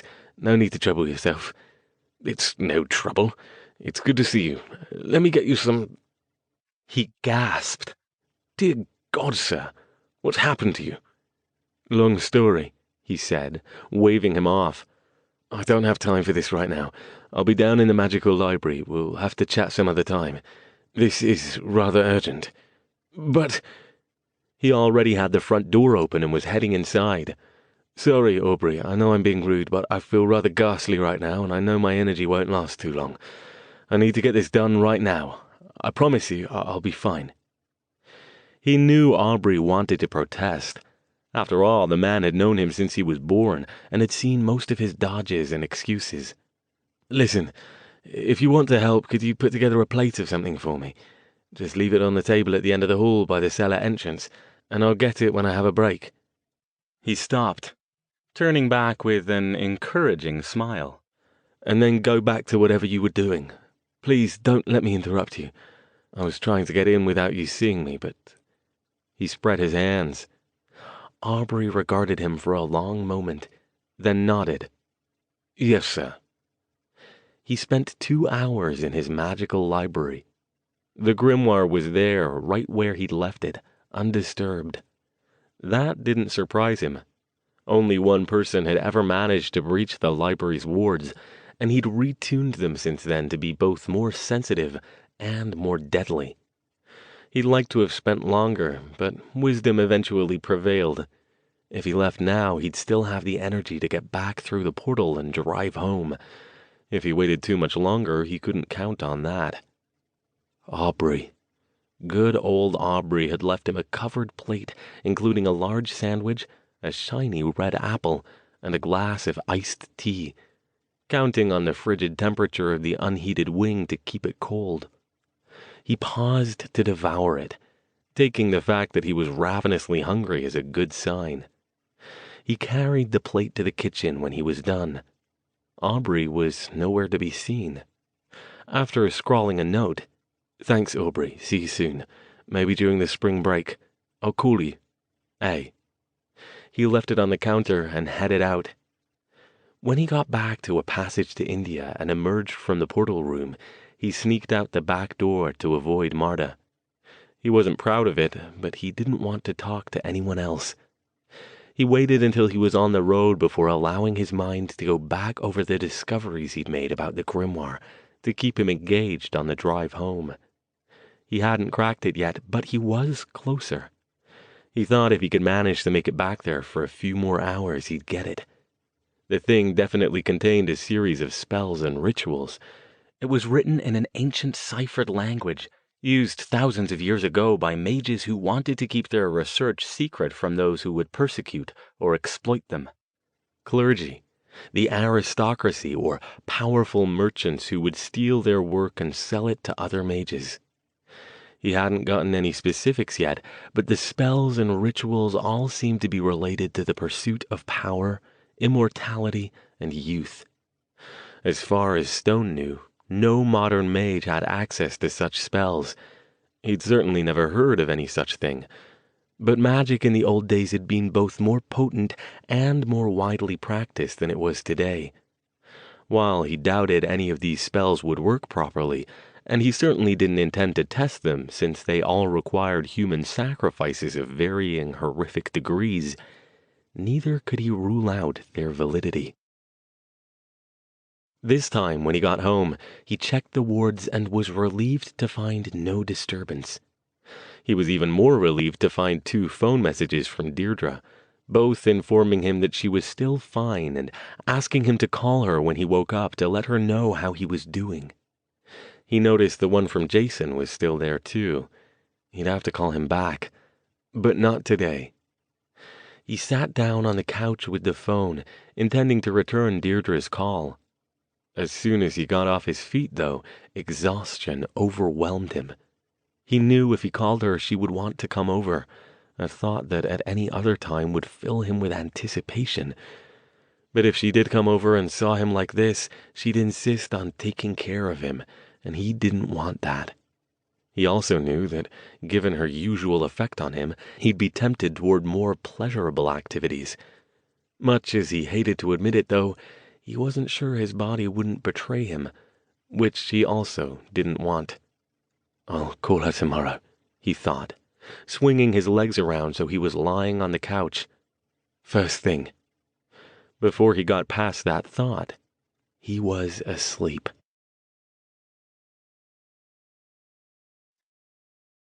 Chapter 33. The next day he went back to work. Probably not one of his wisest ideas, but after a full night's sleep, he found 2 more messages from Deirdre in the morning, but he'd slept so deeply he hadn't even heard the phone ringing. A hot shower and a small handful of ibuprofen, he felt human enough to give the day a try. He still didn't shave. Deirdre had said she liked the look, and besides, the stubble covered up some of the bruises on his jaw. He only had a couple of classes. He decided if he felt well enough after those and his office hour, he'd head back to England and see if he could make more headway on the grimoire translation. Before he left, he called Deirdre and left his own message, apologizing for missing her last night and asking her to call him at his office if she wanted to see him tonight. He made it through the 2 classes and lunch and thought he did a reasonably good job of hiding most of the injuries and stiffness. Some of the students gave him odd looks, but no one was brave enough to approach him. He stayed out of Mortensen and Hubbard's way, and by the time he slumped into his chair in his office at 3, he was feeling like he might be able to pull this off. He was about to try calling Deirdre when a figure appeared in his doorway. He looked up to see Tabby Wells waiting. "Miss Wells," he said. "Hi, Dr. Stone. Can I come in?" "Of course." He waved her toward a chair. She sat down and pulled her backpack into her lap. "I decided to do that extra credit assignment," she said. She removed a 3-ring binder and extracted a thin sheaf of printed sheets, stapled together. "I can't tell you everything. Exactly the way the rituals go is kind of a secret, but I hope it's enough to get my grade up." She pushed it across the desk at him.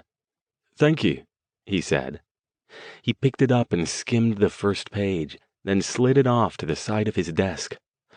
"I'll take a look and let you know in a day or 2. "Thanks. I appreciate it."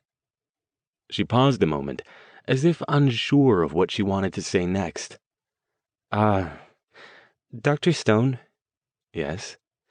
"I saw you were out yesterday. Dr. Mortensen took over your class, and she said you were sick." He frowned. "Nothing to worry about, Miss Wells." Why was she asking him about that? "Yeah," she said. "But, well, don't be offended, but you haven't been looking too well for a while now. Tired, you know?" She rummaged in her backpack and pulled out a small brown bottle, about the same size as one that would hold cough syrup. It had no label, and a wax-wrapped cap held its contents in. "I don't know if you're interested, but I thought you might be able to use this." His frown deepened. Now she was offering him some kind of medication? Ms. Wells, I don't know what that is, but it's probably not wise for you to... I got it from Matthew, she said, meeting his gaze. Remember that herbal pick-me-up I was telling you about before? I told him how tired you were looking and asked him to give me some for you. I use it sometimes myself when I need to pull all-nighters. We all do. It's amazing. Like one of those energy drinks, but better. Ms. Wells. He looked at it, then at her. There's nothing illegal in it, she said quickly. It's not drugs. Come on, I'm not stupid enough to give drugs to one of my professors. You don't have to try it if you don't want to. I just thought it might help you out. If you decide to use it, just use a capful at a time and not too often. She zipped up her pack and got up. Anyway, I hope the paper was what you were looking for. Thanks, Dr. Stone. And then she was gone, leaving Stone sitting at his desk, staring at the bottle and the stapled papers she'd left behind. He glanced up to make sure no one else was coming to see him, then picked the bottle up. It was about 3/4 full of some syrupy liquid, maybe 10 doses if each was a capful. So, this came from Caldwell, did it? I wonder. He shifted to magical sight and was rewarded by the sight of a faint glow around the bottle. Magic, then. Interesting. Was Caldwell an alchemist? That kind of magic was rare. The only other mage Stone knew who practiced it at all was Madame Juan, who specialized in subtle concoctions like concentration enhancers. But what was this one's true purpose? He dug the telephone book from his bottom drawer and riffled through it. Sure, he'd find nothing. But no, there it was.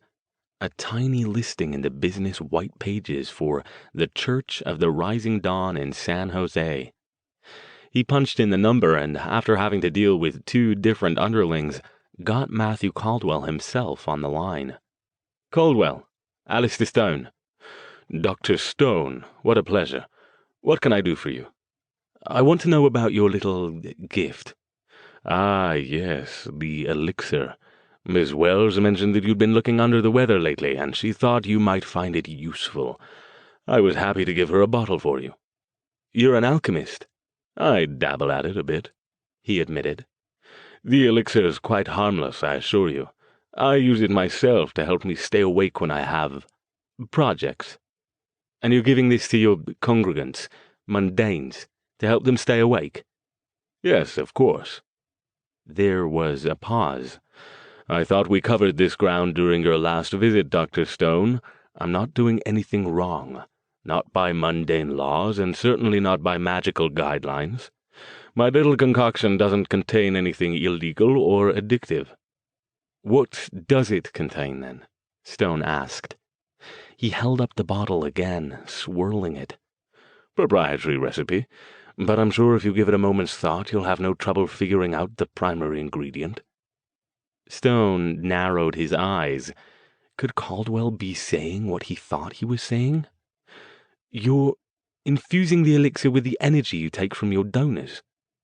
So, that was where all the extra energy was going. It made a strange sort of sense. I'll neither confirm nor deny that, but in any case, you have my word, Dr. Stone. It's quite safe as long as you don't abuse it. Stone stared at the little bottle in disgust. Even though using energy drawn from others as an ingredient in an alchemical mixture wasn't technically the same as drawing off that energy to power one's own magical efforts, he still found the concept distasteful on principle. I'm still keeping tabs on you, Caldwell. Remember what I said about Miss Wells. Miss Wells is fine and happy, as I'm sure you know. She's been attending your classes, has she not? She has. And she doesn't look distressed in any way? No more than any other student, he said reluctantly. Well then, it sounds like I have nothing to worry about. Have a good day, Dr. Stone. The elixir is a gift. Use it or not as you wish. I won't be offended. After he hung up the phone, Stone leaned back in his chair and let his breath out. He shoved Tabby's paper into his briefcase and swept the elixir bottle into his top drawer, closing it with rather more force than necessary. He pulled on his coat and headed out. He got as far as the door before he paused. After a moment, he whirled back around, yanked the drawer open, and dropped the bottle into his pocket. Then he left the office.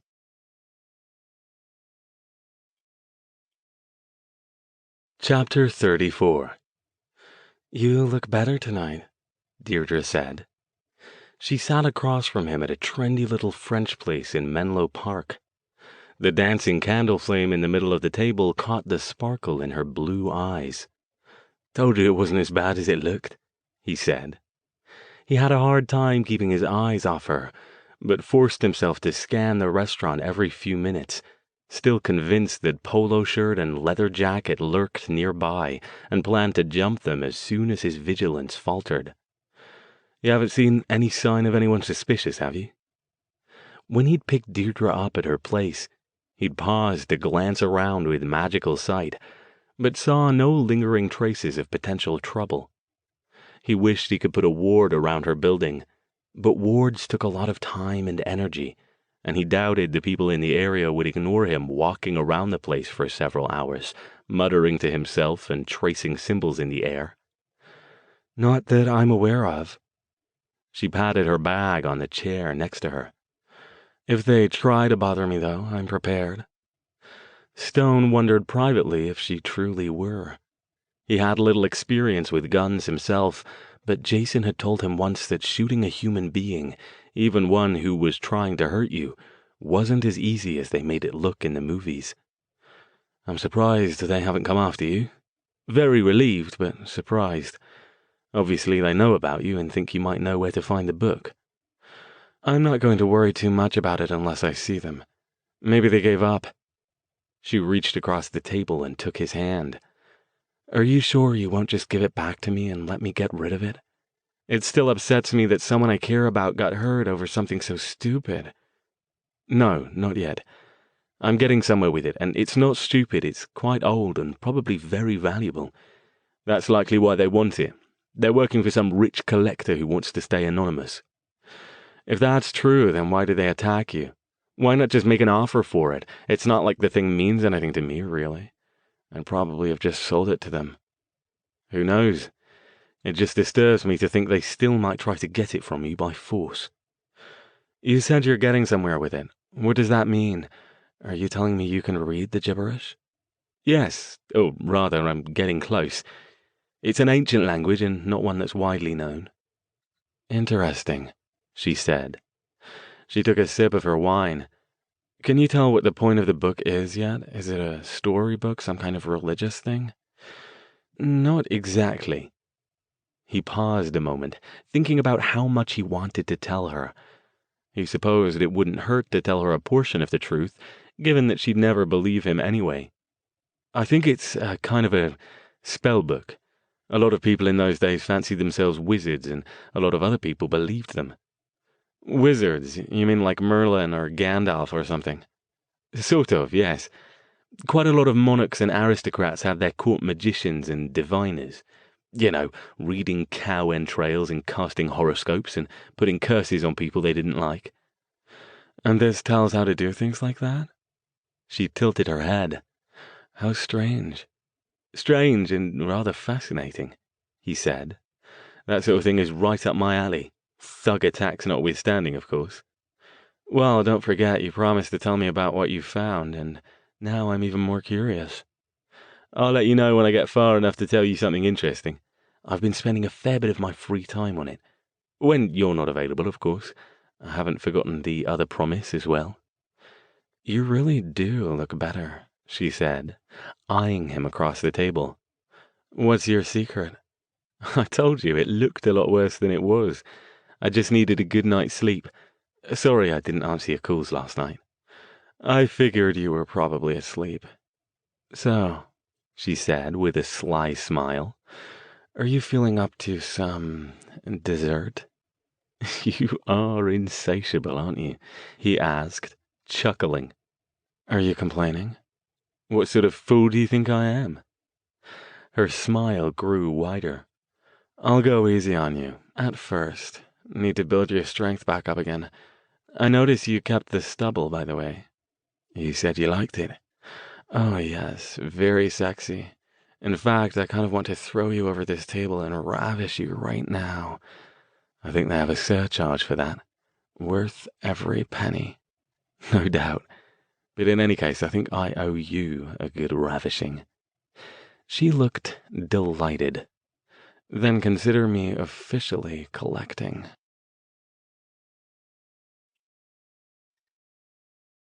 Chapter 35.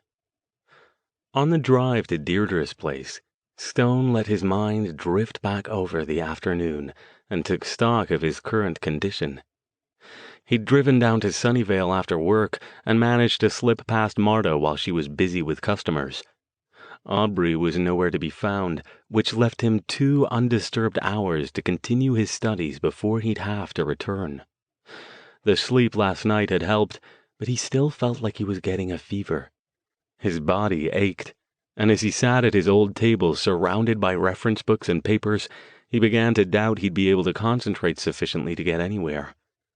Almost without thought, he slipped his hand in his pocket and pulled out the bottle of elixir. He held it up and stared at it again, watching the thick liquid move back and forth against the brown glass.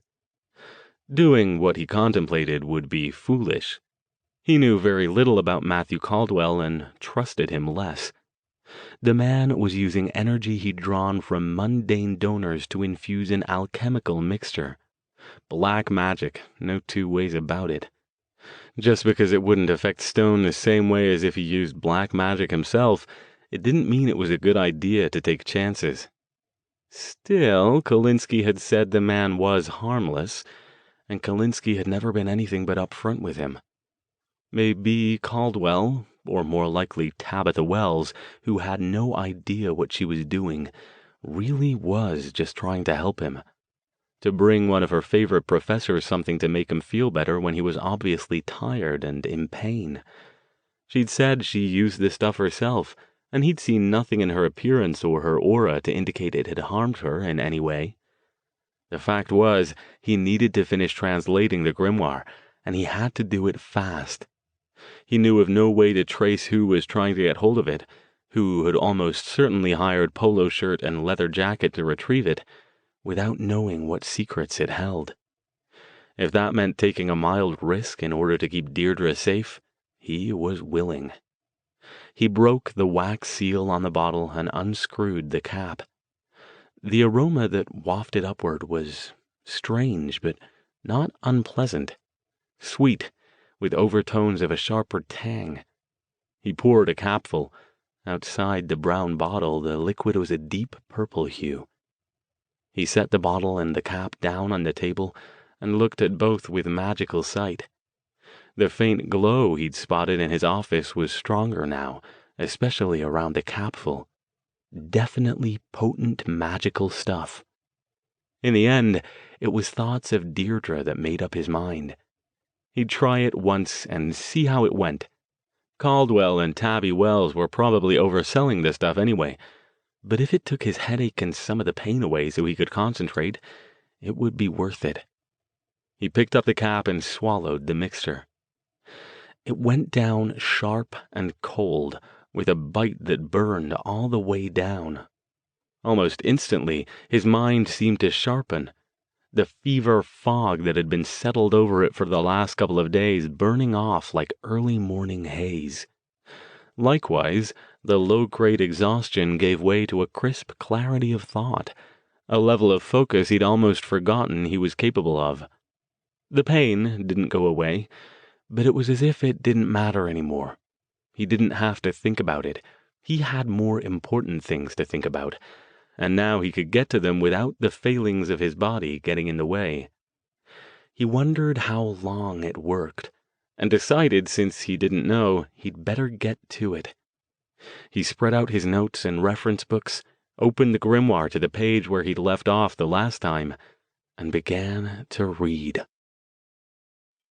By the time he returned to A Passage to India a couple hours later and once again sneaked out the back door, he'd made more progress on his translation than he had in any of his past sessions. He'd added almost 5 new pages to the sheaf of handwritten notes he'd left on the table. Even if he didn't use any more of Caldwell's concoction, that kind of headway wasn't something he would turn down. Now, nearly 5 hours later, as he pulled up to Deirdre's gate and punched in the code, the feeling of energy and vitality had barely faded. The jury was still out on what he'd feel like when the elixir finally wore off, but if he was lucky, he could keep it going long enough for a pleasant evening with Deirdre, and then sleep off the after effects and be back to normal, or at least his current, somewhat diminished version of normal, in the morning. "What are you thinking about?" Deirdre asked as she got out of the car. "You're smiling." "You?" he said. "Dessert? That too? Something else?" He slipped his arm around her as they entered the elevator, feeling the warmth of her against him. "Thinking about what a lucky man I am." She leaned her head against his shoulder. "I'm the lucky one, but I still feel guilty. I got you hurt." "Doesn't matter," he said. "I'd do it again, 1,000 times for the chance to be with you." She leaned in closer, only pausing to pull out her key to open the door.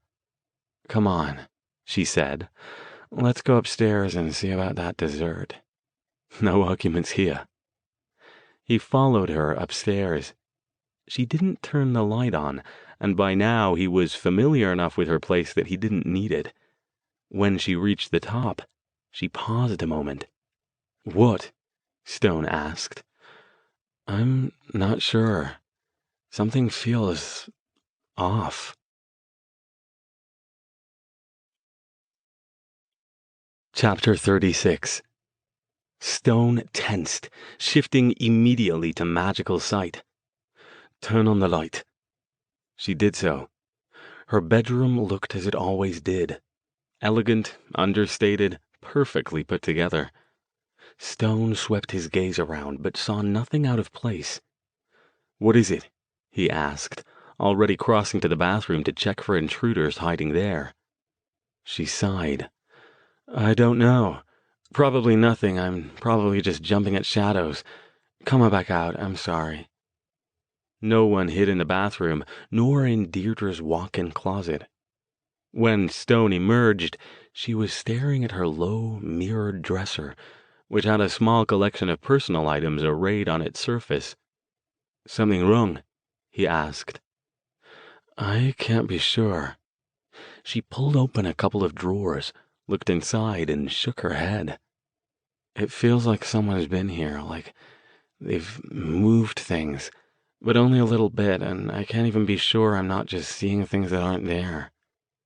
Stone froze. Had polo shirt and leather jacket been in Deirdre's loft, carefully sifting through her things? Hunting the grimoire? "You did have the security system on, right?" "I always turn it on, especially after what happened. You saw me turn it off when we came in." "Let's take a look around downstairs. You're right, you might be imagining things, but better safe than sorry." She followed him down, and he watched her as she moved around the living room, the kitchen, and the tiny dining area. When she finished, she shook her head. "I still can't be sure. I feel like things are just a little bit off, but not enough that I can be sure." Damn. Again, Stone tried to figure out a way he could ward her loft without arousing suspicion, but once again, he couldn't. "Come on," he said. "We'll go to my place tonight. Tomorrow we'll sort it out." "Do you really think those men were in here?" She shivered and moved closer to him. "No way to know, but it disturbs me that if they were, they managed to get in without setting off your security system." "Me too, but I don't want to call the police with no proof." "No," he said with a sigh. "And if they were careful enough to leave next to no trace, they'll certainly have worn gloves." Stone checked the parking garage with care when they left, looking for any sign of hidden auras as they headed back to his car. He did the same thing when they arrived at his townhouse, pausing in front for a moment to examine the wards. He found no sign of tampering. "What are you doing?" Deirdre asked. Nothing, just thinking. He waved her ahead of him and hurried inside. For the first time since the night they'd met, Stone found it difficult to focus on Deirdre during their lovemaking. The effects of Caldwell's elixir were finally beginning to wear off, but he was sure that wasn't the problem. As he held her in his arms and felt her warmth pressed against him, he couldn't stop thinking about polo shirt and leather jacket. Had they been in her apartment, sifting with care through her things, searching for the grimoire?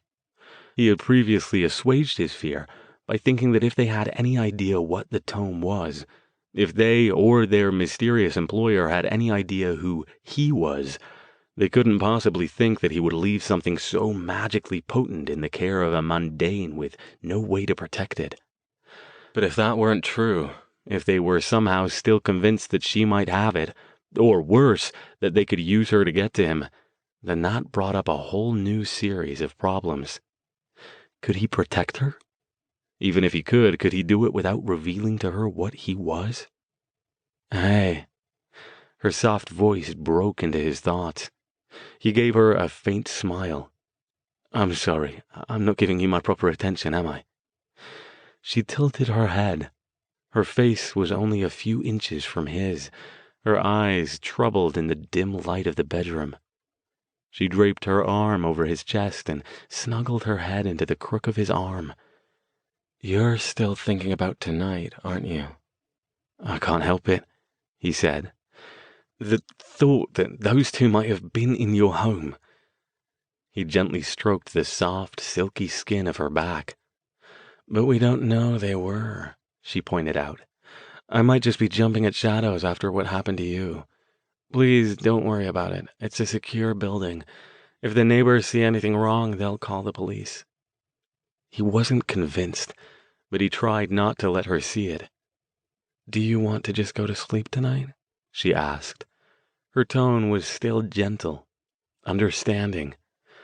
I know you've been tired lately. Maybe you weren't quite ready for I love you, Deirdre. Stone tensed, startled. That had just popped out. He hadn't intended to say it, but yet there it was. She pulled back, propping herself up on her arm and looking into his eyes. For a moment, he couldn't read her expression and feared he had made a terrible mistake. Then she smiled.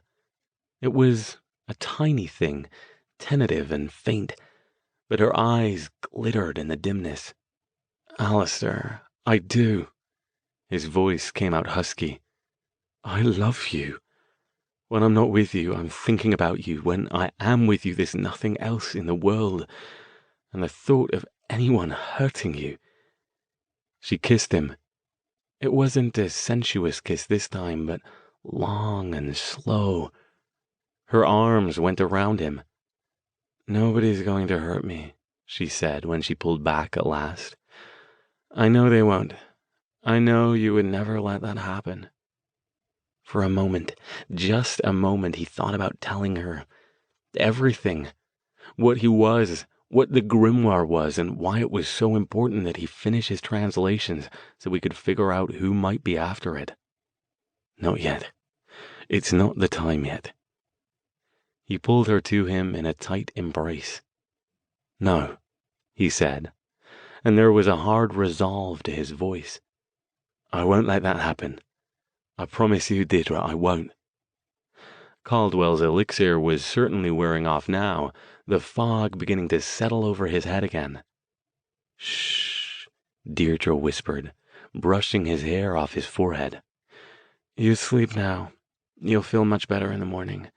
I pushed you too hard, and I'm sorry. He murmured, but his mind was already wandering as the exhaustion of the day caught up with him.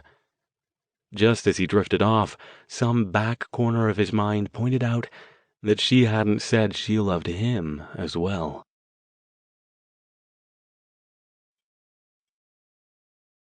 Chapter 37. Neither of them mentioned the conversation the next morning. Stone was half convinced that the whole thing had been a dream born of his fatigue, but didn't want to ask Deirdre about it in case he was correct. He hadn't quite decided whether that would be a good thing or a bad thing. Deirdre had to fly down to Los Angeles for the weekend to finish up some work and meet with clients. "Unfortunately," she told him with regret, "when there are upcoming shows, I don't get weekends off." So Stone took the opportunity to spend more time in England with the grimoire. His bruises faded slowly over the next couple of days, and with them some of the pain from the attack. The exhaustion and constant feeling that he was developing a low-grade fever, however, didn't. He managed to avoid the temptation to use any more of Caldwell's elixir on Saturday, but by Sunday afternoon he was so tired that he was afraid he'd simply drop off to sleep over his research notes if he didn't do something. "Just one more," he told himself. "I'm so close to cracking this thing." With the clarity of mind and the jolt of energy from the concoction, he was able to add another 10 pages to his notes.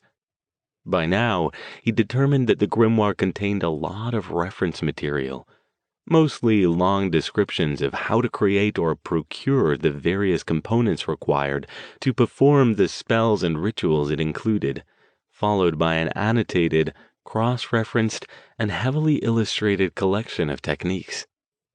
By the end of Sunday, he had good translations of 6 out of the 9 major ones, all of which represented the sort of hardcore black magic that you didn't see often in the modern world. Stone, though unusual among white mages with his keen interest in understanding black magic processes, even though he had no interest in actually practicing them, found these to be more distasteful by far than almost anything he'd ever seen before.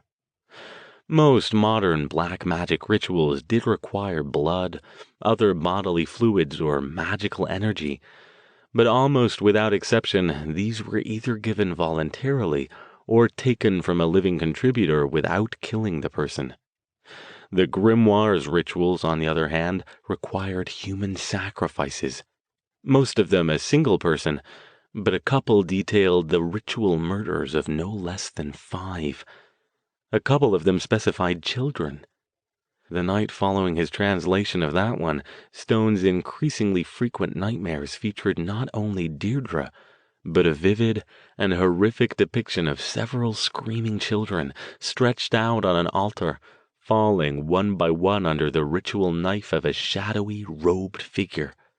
A figure that, when he looked into a mirror conveniently hanging nearby, he realized was himself. How the hell did something like this turn up in a shop? Even a mage dies and his heirs don't know what to do with this stuff situation, which occurred far more often than one might think, seemed far-fetched in this case. He'd examined Deirdre for signs of magical talent while she slept and found none. But with each successful translation, his suspicions grew that there might be more to her grandmother than met the eye. He'd have to ask Deirdre about that sometime, but the hard thing was working out a way to do that without making her think he was insane. "So, my love, was your gran a diabolical and frighteningly powerful practitioner of the black arts, perchance?" Didn't seem like the best way to endear himself to a woman he was desperately attracted to. All of these thoughts spun and roiled in his mind as he returned to California through the portal after studying in England until nearly 1 a.m. They preoccupied him so fully that he didn't realize he'd traced a familiar path out through a passage to India's dining room instead of ducking out the back door as he'd done the last few times, until he heard Marta's voice calling to him.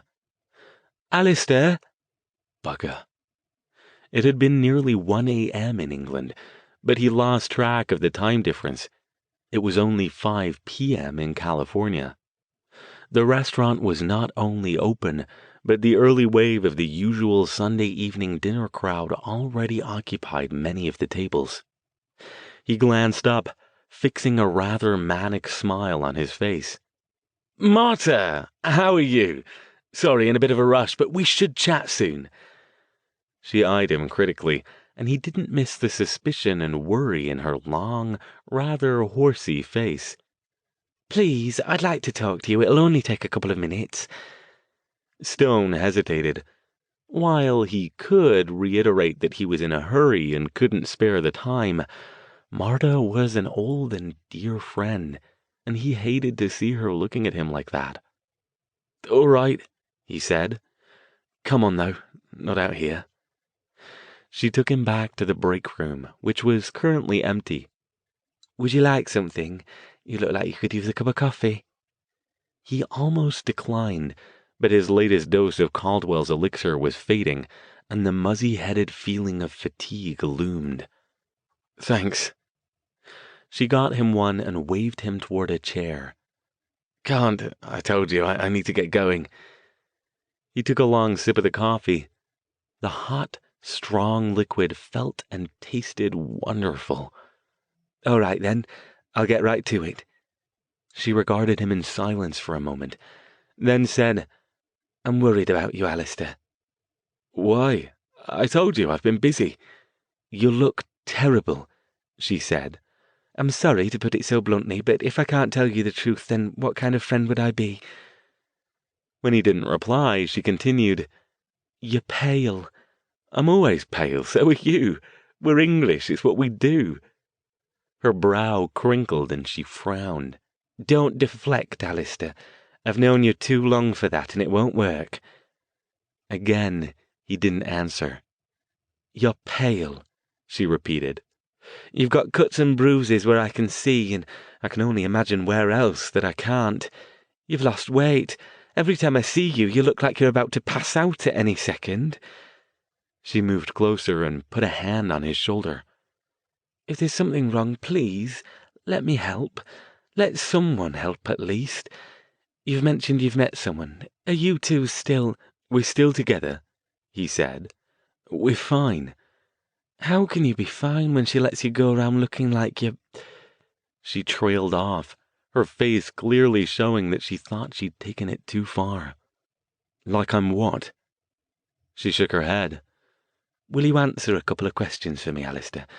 Will you give me honest answers, knowing I'm a friend and I care about you? I might. Depends on the questions. She fixed her gaze on his. Are you ill? Have you got some sort of... something that needs to be treated? No, he said, too quickly. He took her hands gently and smiled. Marta, I haven't got anything dire, I promise. No cancer, nothing horrible like that. I might have a bit of a fever, I'm not sure, but that's it. And I'm not addicted to anything, if that was your next question. She held his gaze for a few seconds, as if trying to read his face and determine if he was telling her the truth. Finally, she nodded. Okay, then. I notice you've been using the portal a lot more than usual lately. Are you involved in something that's harming you? No, he said again. Marta, honestly, I know you're a dear friend, and I don't want to tell you that what I'm up to isn't your concern, but, well, it isn't. You know I do a lot of research. I'm onto some interesting bits right now, which means that between work, my personal life, and the research, I don't have as much time to sleep as I should. That's part of why I'm doing my research in England. I can get 8 hours in and then still have some daylight left when I come back here. It's sort of like poor man's time travel. You know it doesn't work like that, right? You know it's going to catch up with you. It looks like it already has, actually. I know that, and I accept it. It's a short-term thing. I should be done with the research fairly soon. And I've got the spring holiday week coming up, so I'll have plenty of time to catch up on lost sleep then. He smiled.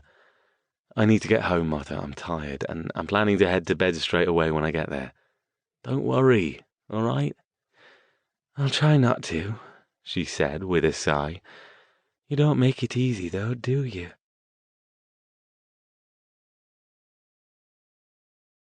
Chapter 38. Monday kept Stone busy. Between teaching classes, attending committee meetings, and fielding questions from students concerned about their upcoming final projects and exams, he didn't have a chance to sit down until nearly 4 that afternoon. The day was gray and blustery. Cold rain had begun falling in earnest about an hour ago. He trudged the quarter-mile back to his office with his long black wool overcoat buttoned up, a scarf draped around his neck, and his industrial-strength umbrella deployed against the wind-blown droplets. It was times like this he was glad he'd brought one over from England. He'd found American umbrellas, at least in California, to be laughably inadequate for anything but the mildest rainfall, which Californians didn't bother using umbrellas in anyway. When he entered his office, shaking water drops off his coat and unwinding his scarf, he found Deirdre seated in his guest chair. She flashed him a radiant smile. "Hi, I hope you don't mind me waiting for you in here." She wore a thin green sweater and a gray skirt over high-heeled black boots. The way she sat, leaned back with her legs crossed, gave her the elegant look of a woman from another time. "You've just made my day," he said, bending down to kiss her. He hadn't seen her since Saturday morning, and up until now she'd never come to his office. He tossed the coat and scarf over his chair. "Nothing's wrong, is it?" No, not at all. I was just in the area, so I figured I'd stop by and see if I could catch you instead of calling." She picked up her black leather bag and held it on her lap. "I've got something I hoped I could interest you in, actually." "Indeed you do," he said, raising an eyebrow. Instead of sitting behind his desk, he took the other guest chair and faced her. She laughed. "Not that silly. I know I can interest you in that." She slipped her hand into her bag and withdrew an envelope.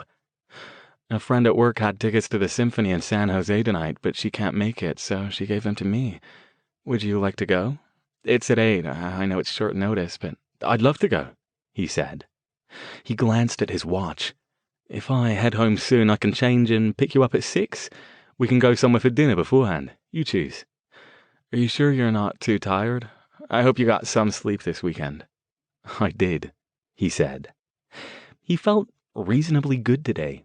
As he'd told Marta, he'd gone straight home the previous night and fallen into bed. Though a couple times today he'd been tempted to take just one more dose of Caldwell's elixir, he'd resisted the temptation. Both Caldwell and Tabby had said not to overdo it, and if he did take any more, he wanted to save it for the last push to finish up the translations. "Have you been home since you got back?" "I stopped by this morning," she said. "No sign of anything wrong. I think I must have just been seeing things on Friday night." "Probably," he agreed, though he wasn't so sure. "Good to hear, anyway." She stood. "I should be going. I need to do a couple of things before I go home. See you at 6? He got up too and held her coat for her. "6 it is."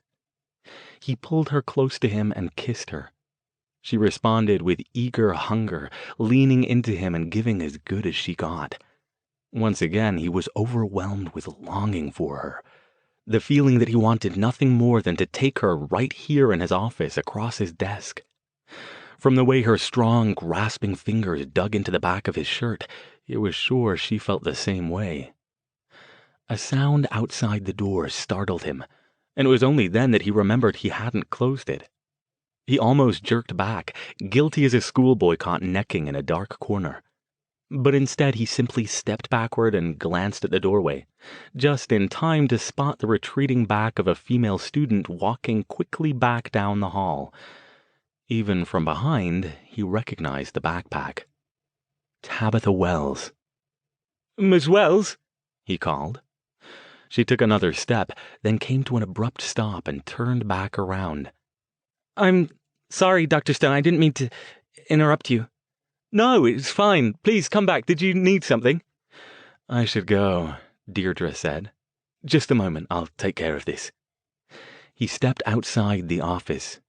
Tabby hesitated in the hallway. "Really, I can come back later." Her gaze darted past Stone to the open door to his office and clouded for a moment. "No need. What can I do for you?" She paused. "Nothing, really. I was just wondering if you'd gotten a chance to take a look at my extra credit paper." Damn. He hadn't even thought about the paper. In fact, he'd forgotten he'd put it in his briefcase. "I have not. I apologize. Been a bit busy. I'll look at it and let you know by the end of this week. Fair enough?" "Sure," she said. She glanced sideways again, then hitched up her backpack on her shoulder. "Thanks, Dr. Stone. Sorry for, Not a problem. Have a good evening, Miss Wells." She looked like she was about to say, "You too," but didn't. Instead, she nodded, turned on her heels, and hurried off. When Stone turned back around, Deirdre was lounging in the doorway, watching her go. "Who was that?" She had an odd, impassive expression. "One of my Occult in America students. I owe her a grade on an extra credit assignment I gave her a few days ago." "She's got a thing for you. Did you know that?" He looked at her, startled. "What?" She shrugged and smiled. "Men are funny. You either see things that aren't there, or you miss the blindingly obvious. Oh, yes, she's got it bad for you." He considered, remembering the visit from Tabitha's father a few weeks ago. "Someone else told me that too. I suppose you're right, I don't see it, and I assure you, even if it's true, it's certainly not mutual. You can't possibly be concerned about that, can you?" She laughed. "No, don't worry, I'm a bit more secure than that." "Well, good, because I'd be the biggest idiot in the world if I even looked at anyone else while I've got you." She laughed again. "You can look, just don't touch." She kissed him again, quick but passionate, then tapped a playful finger on his nose. "See you at 6."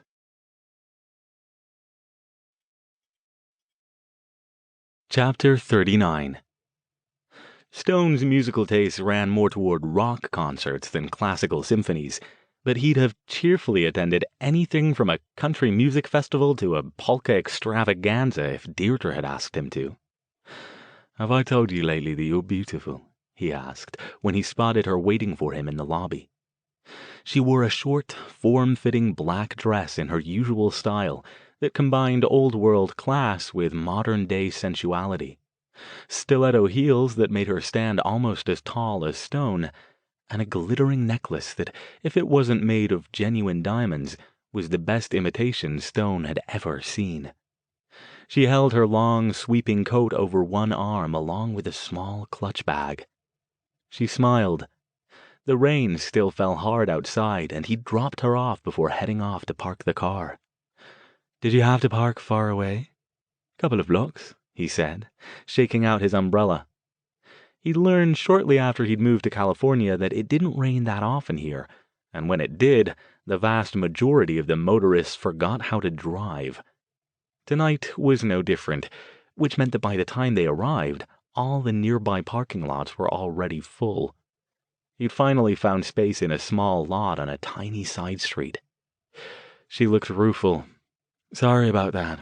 I forgot what the rain would do to traffic." "No trouble," he said, and kissed her quickly. "Come on, let's check our coats and find our seats." For the next hour and a half, Stone mostly split his time between sidelong glances at Deirdre and letting his mind chew over the grimoire translations. It wasn't that he didn't enjoy the music. The concert featured the works of several of the more energetic Russian composers, and the pounding beat of some of the pieces affected him the same way many of his favorite rock pieces did. But between the warm closeness of Deirdre's leg against his, and of their arms resting next to each other on the armrest, and the fact that his brain refused to let him completely forget a problem when he was in the middle of it, he missed large portions of the program. At the intermission, when everyone filed out to the lobby to stretch their legs and refresh themselves at the bar, she took his hand and squeezed it. "You've been looking like you're off in another world," she said, teasingly. "Not a classical fan?" "Oh, I am," he said. "You're just distracting." "Distracting?" She moved closer to him and took a sip of her drink. "Very distracting. That dress is—" He tugged at his tie. "Distracting," he finished. She chuckled. "Then it's doing its job." "It is, admirably. But I have to admit I've also been thinking about your book." "Really?" "I'm getting close. I made a lot of headway this weekend. I've got almost all of it translated now. Just a few more bits and I'll be done." "That's wonderful," she said, brightening. "I can't wait to hear about it. Can you tell me anything now?" "Not just yet. Soon, once I've got it all sorted out." He paused. It was almost time to return to their seats. "Deirdre." "Yes?" "Would you consider selling it to me?" She looked surprised. "The book?" "Yes. As I mentioned before, it's just the sort of thing I find fascinating, and it would make quite an addition to my library. I hope you'll consider it. I'll offer you a fair price, of course." She took his hands, then leaned closer to him and gently kissed his forehead. "Alastair, you've spoiled my surprise. I was planning to give it to you." He stared at her. "You were?" "Of course I was. I saw the look in your eyes when I showed it to you. And then when you got hurt because of it, if you want it, it's yours. On one condition." "Name it." "You have to promise me that you'll tell me what's in it. Even if it's something horrible. I'm dying of curiosity. Will you do that?" He considered. He could lie to her. She'd never know the difference. That was what he'd intended to do all along, but... "All right," he said. "I promise. I'll tell you. I warn you, though, it is fairly horrible." "It's all right," she said. "I used to love horror stories when I was a kid. Come on, though, we better get back before they close the doors." For the second half of the concert, Stone had even more trouble concentrating on the music.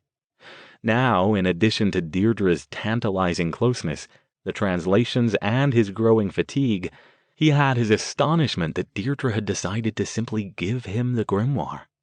He'd never expected that. She'd never shown any indication that she was motivated by money, and seemed to be sufficiently well off that she didn't have to worry about it. But he'd been indulging in wishful thinking when he'd told her he'd make her a fair offer for the book. Even if he cashed in all of his investments and raided his various bank accounts both here and in England, he wouldn't come close to gathering what the book was worth. Admittedly, the market for such a thing was vanishingly small, and finding a buyer willing to pay that kind of money would be difficult. But if she did, such an item could easily fetch an exorbitant sum.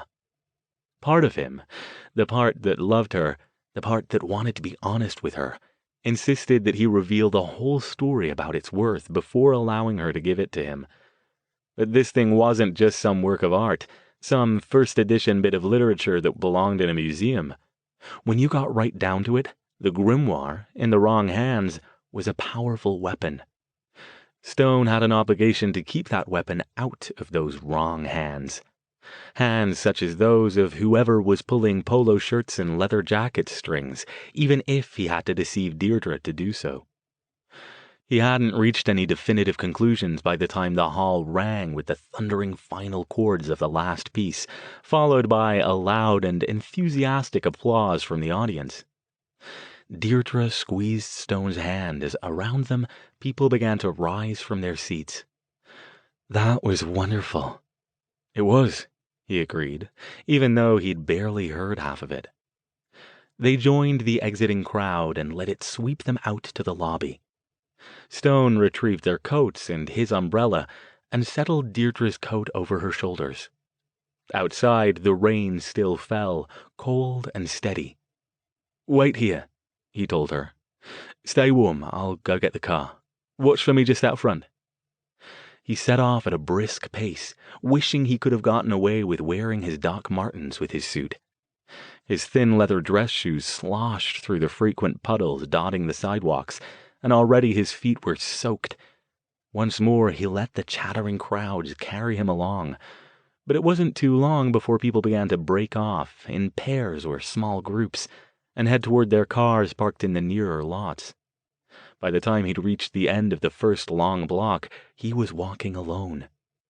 Cars still drove by, though, their headlights making crazy multicolored patterns in the oily puddles on the streets. Stone remained vigilant, as always, but wasn't terribly concerned. It wasn't far now, though, just another half block up this street, then a left and another block or so to the lot. He increased his pace again, not wanting to keep Deirdre waiting any longer than he had to. This street was narrower, choked on both sides with parked cars. The intermittent streetlights cast eerie yellow glows over the cars and the street, which was lined with small blue-collar businesses like auto repair shops and plumbing contractors. All of them were closed at this time of night. The lot was just ahead now. Stone slowed his pace a bit, feeling suddenly exposed. He switched to magical sight, doing a quick sweep for auras, but the only one he saw was the tiny glow of some small animal, a cat or a large rat maybe, darting across the street. Don't be stupid, he thought. They're not here, and you can handle anyone else.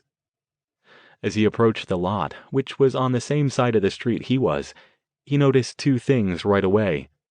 The first was that it was nearly empty now. It was far enough away from the symphony venue that most likely whatever event the people in the other cars here had attended had finished up well prior to the concert. The second was that most of the lights were out. Perhaps he was mistaken.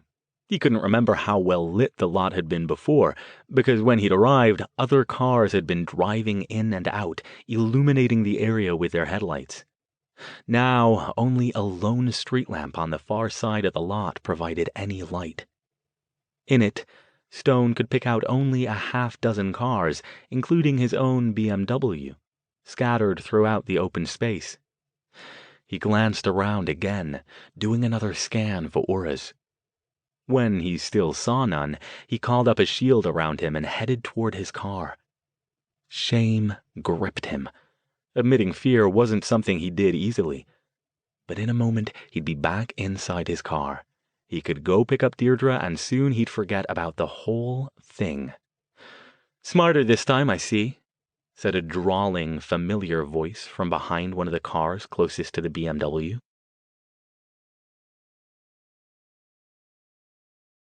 Chapter 40. "You think that pussy bubble of yours can stop us?" came a second voice from behind the BMW itself. Stone froze as the two of them rose up. Polo shirt, now wearing a down jacket, jeans, and a backward-facing baseball cap, and leather jacket, dressed similarly as before, except for the addition of a black knit stocking cap, swaggered around the cars and faced him, maybe 20 feet away. Both were smiling, their teeth flashing white and predatory in the dim light. "You won't find me such an easy target this time," Stone said, but his heart pounded, and doubt nudged at a small corner of his mind. Could they get past his shield? They seemed immune to normal magic, but did that mean magical shields would be useless as barriers against them? He lowered his umbrella, but held onto it. If they came after him and the shield didn't stop them, it was substantial and might be useful as a weapon. "We'll see about that," Polo Shirt said. He lounged against the side of the BMW and crossed his arms over his chest. "We got time to wait." "You can't hold that thing forever. Magic takes energy, and you ain't got much of that right now." Leather Jacket let out a nasty laugh. "How you feeling, Stone? Still fucked up? That's a nice suit, but it ain't hiding anything. You walking like an old man." Stone examined his options. They were right.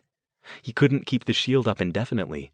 Maybe 5 or 10 minutes straight, assuming they didn't do anything to stress it, like attacking him.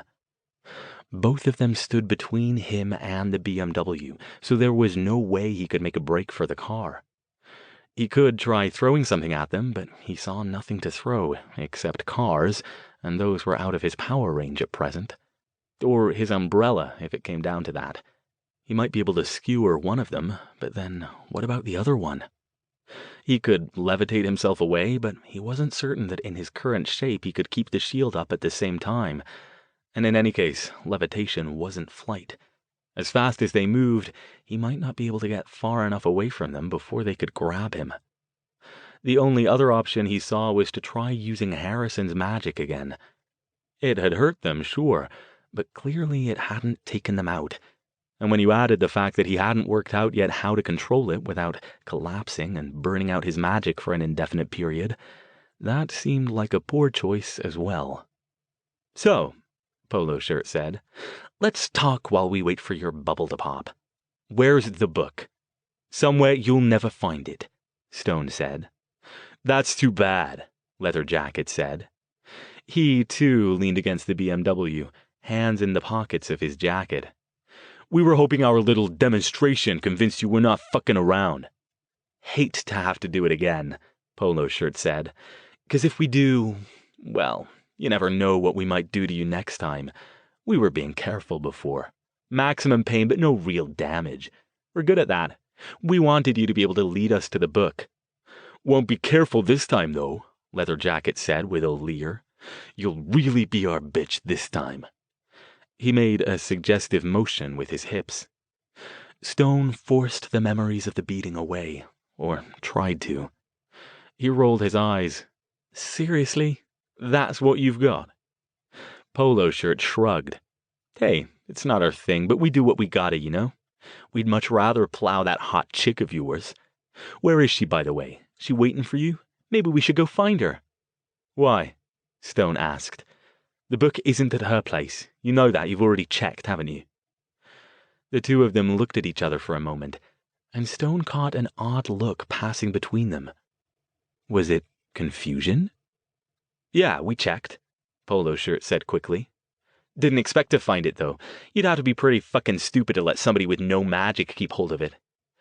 You'd want to study the fuck out of it, Leather Jacket said. Just like our boss. Fucking mages are all alike. Who is your boss? Stone asked. He had to think of a way out of this situation fast. But if they were in the mood to talk instead of coming after him, maybe he could get some questions answered? Polo Shirt snorted and didn't reply. Instead, he pushed himself off the BMW and moved closer to Stone, casually circling the barrier around him. He poked a finger out, but stopped short of touching it. Can we get through it or not? You don't know, do you? Quick as a striking snake, he lashed out with a fist and punched it, right at the level of Stone's face. Stone flinched backward as the barrier flared bright under the thug's hand, but it didn't break. Polo Shirt grinned. There's your answer. Yeah, your little pussy shield will stop us, but not for long. Look, it's already weaker. He resumed pacing around it. So, how many licks does it take to get to the soft, squishy center? He punched the shield again, this time from behind. What you gonna do, Stone? Come on, dazzle us with your brilliance. Stone did nothing, beyond concentrating on keeping the barrier going. The temptation to plunge the pointy end of his umbrella into Polo Shirt's throat clawed at him, but he resisted it. The umbrella represented his only weapon at the moment. He swept his gaze around the lot, hoping he'd missed something else he could use. But aside from the parked cars, everything else was firmly attached to the ground. He had to do something soon. The shield weakened with every one of Polo Shirt's blows, and every minute he had to focus on keeping it powered. Even with the help of the focus items he had with him, it wouldn't last too much longer. And Deirdre was still waiting for him. What would she do if he didn't show up soon?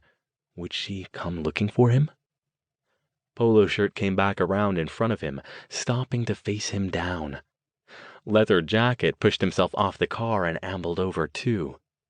Rain still fell hard, soaking them both, but they didn't seem to notice or care. Last chance, Stone, Leather Jacket said. Stone smiled. His sudden idea was crazy. It might not work. Even if it did, he'd have to pull it off perfectly, with a level of precision he might not even be capable of right now. But being out of options does wonders for focusing the clarity of one's mind. He should have thought of it before, but he supposed he'd been off his game during their last encounter. Magic didn't work on them. At least any he could easily use didn't. They'd proven that. But what if he didn't target them, but something attached to them? He pulled the power to him, gathering it from within himself and from the remaining shreds contained within his focus items. You gonna try to zap us again? Polo Shirt's teeth bared in a mocking grin. You saw how well that worked for you last time. Leather Jacket cracked his knuckles. And then, Suddenly, both of them lifted off the ground and flew in two different directions, yanked by their shoes and flung through the air, each one landing hard about 20 feet away with two loud crashes and individual variations on "What the fuck?" Stone ran. He dropped the shield and took off toward the car, ignoring every pain his protesting body tried to hit him with, ignoring everything but the BMW's door in front of him. As he ran, he jammed his hand into his pocket and hit the unlock button on the key fob. He almost made it. He would have made it if he hadn't hit a puddle, and his foot, clad in a slick-soled dress shoe instead of his usual boot, slid momentarily out from under him. He didn't fall. He barely faltered. But it was enough. In the second it took him to right himself and yank the car door open, they were on him. They still moved fast, faster than normal humans, agile as hunting cats taking down prey. They both slammed into him at the same time, throwing him face first into the closed back door of the car, holding him there with his cheek pressed against the window. He struggled, trying to duplicate this spell to fling them off again. But he couldn't do it. "Nice try, Stone," Polo Shirt said, casually shutting the BMW's driver door. "I'm impressed. You almost got us that time." "Almost," Leather Jacket repeated. He continued pressing Stone into the side of the car with one beefy arm, while his other hand gripped his hair and wrenched his head up. "And now, we're gonna have some fun with you." "Alastair!" Stone's blood froze at the voice. No. No, dear gods, no.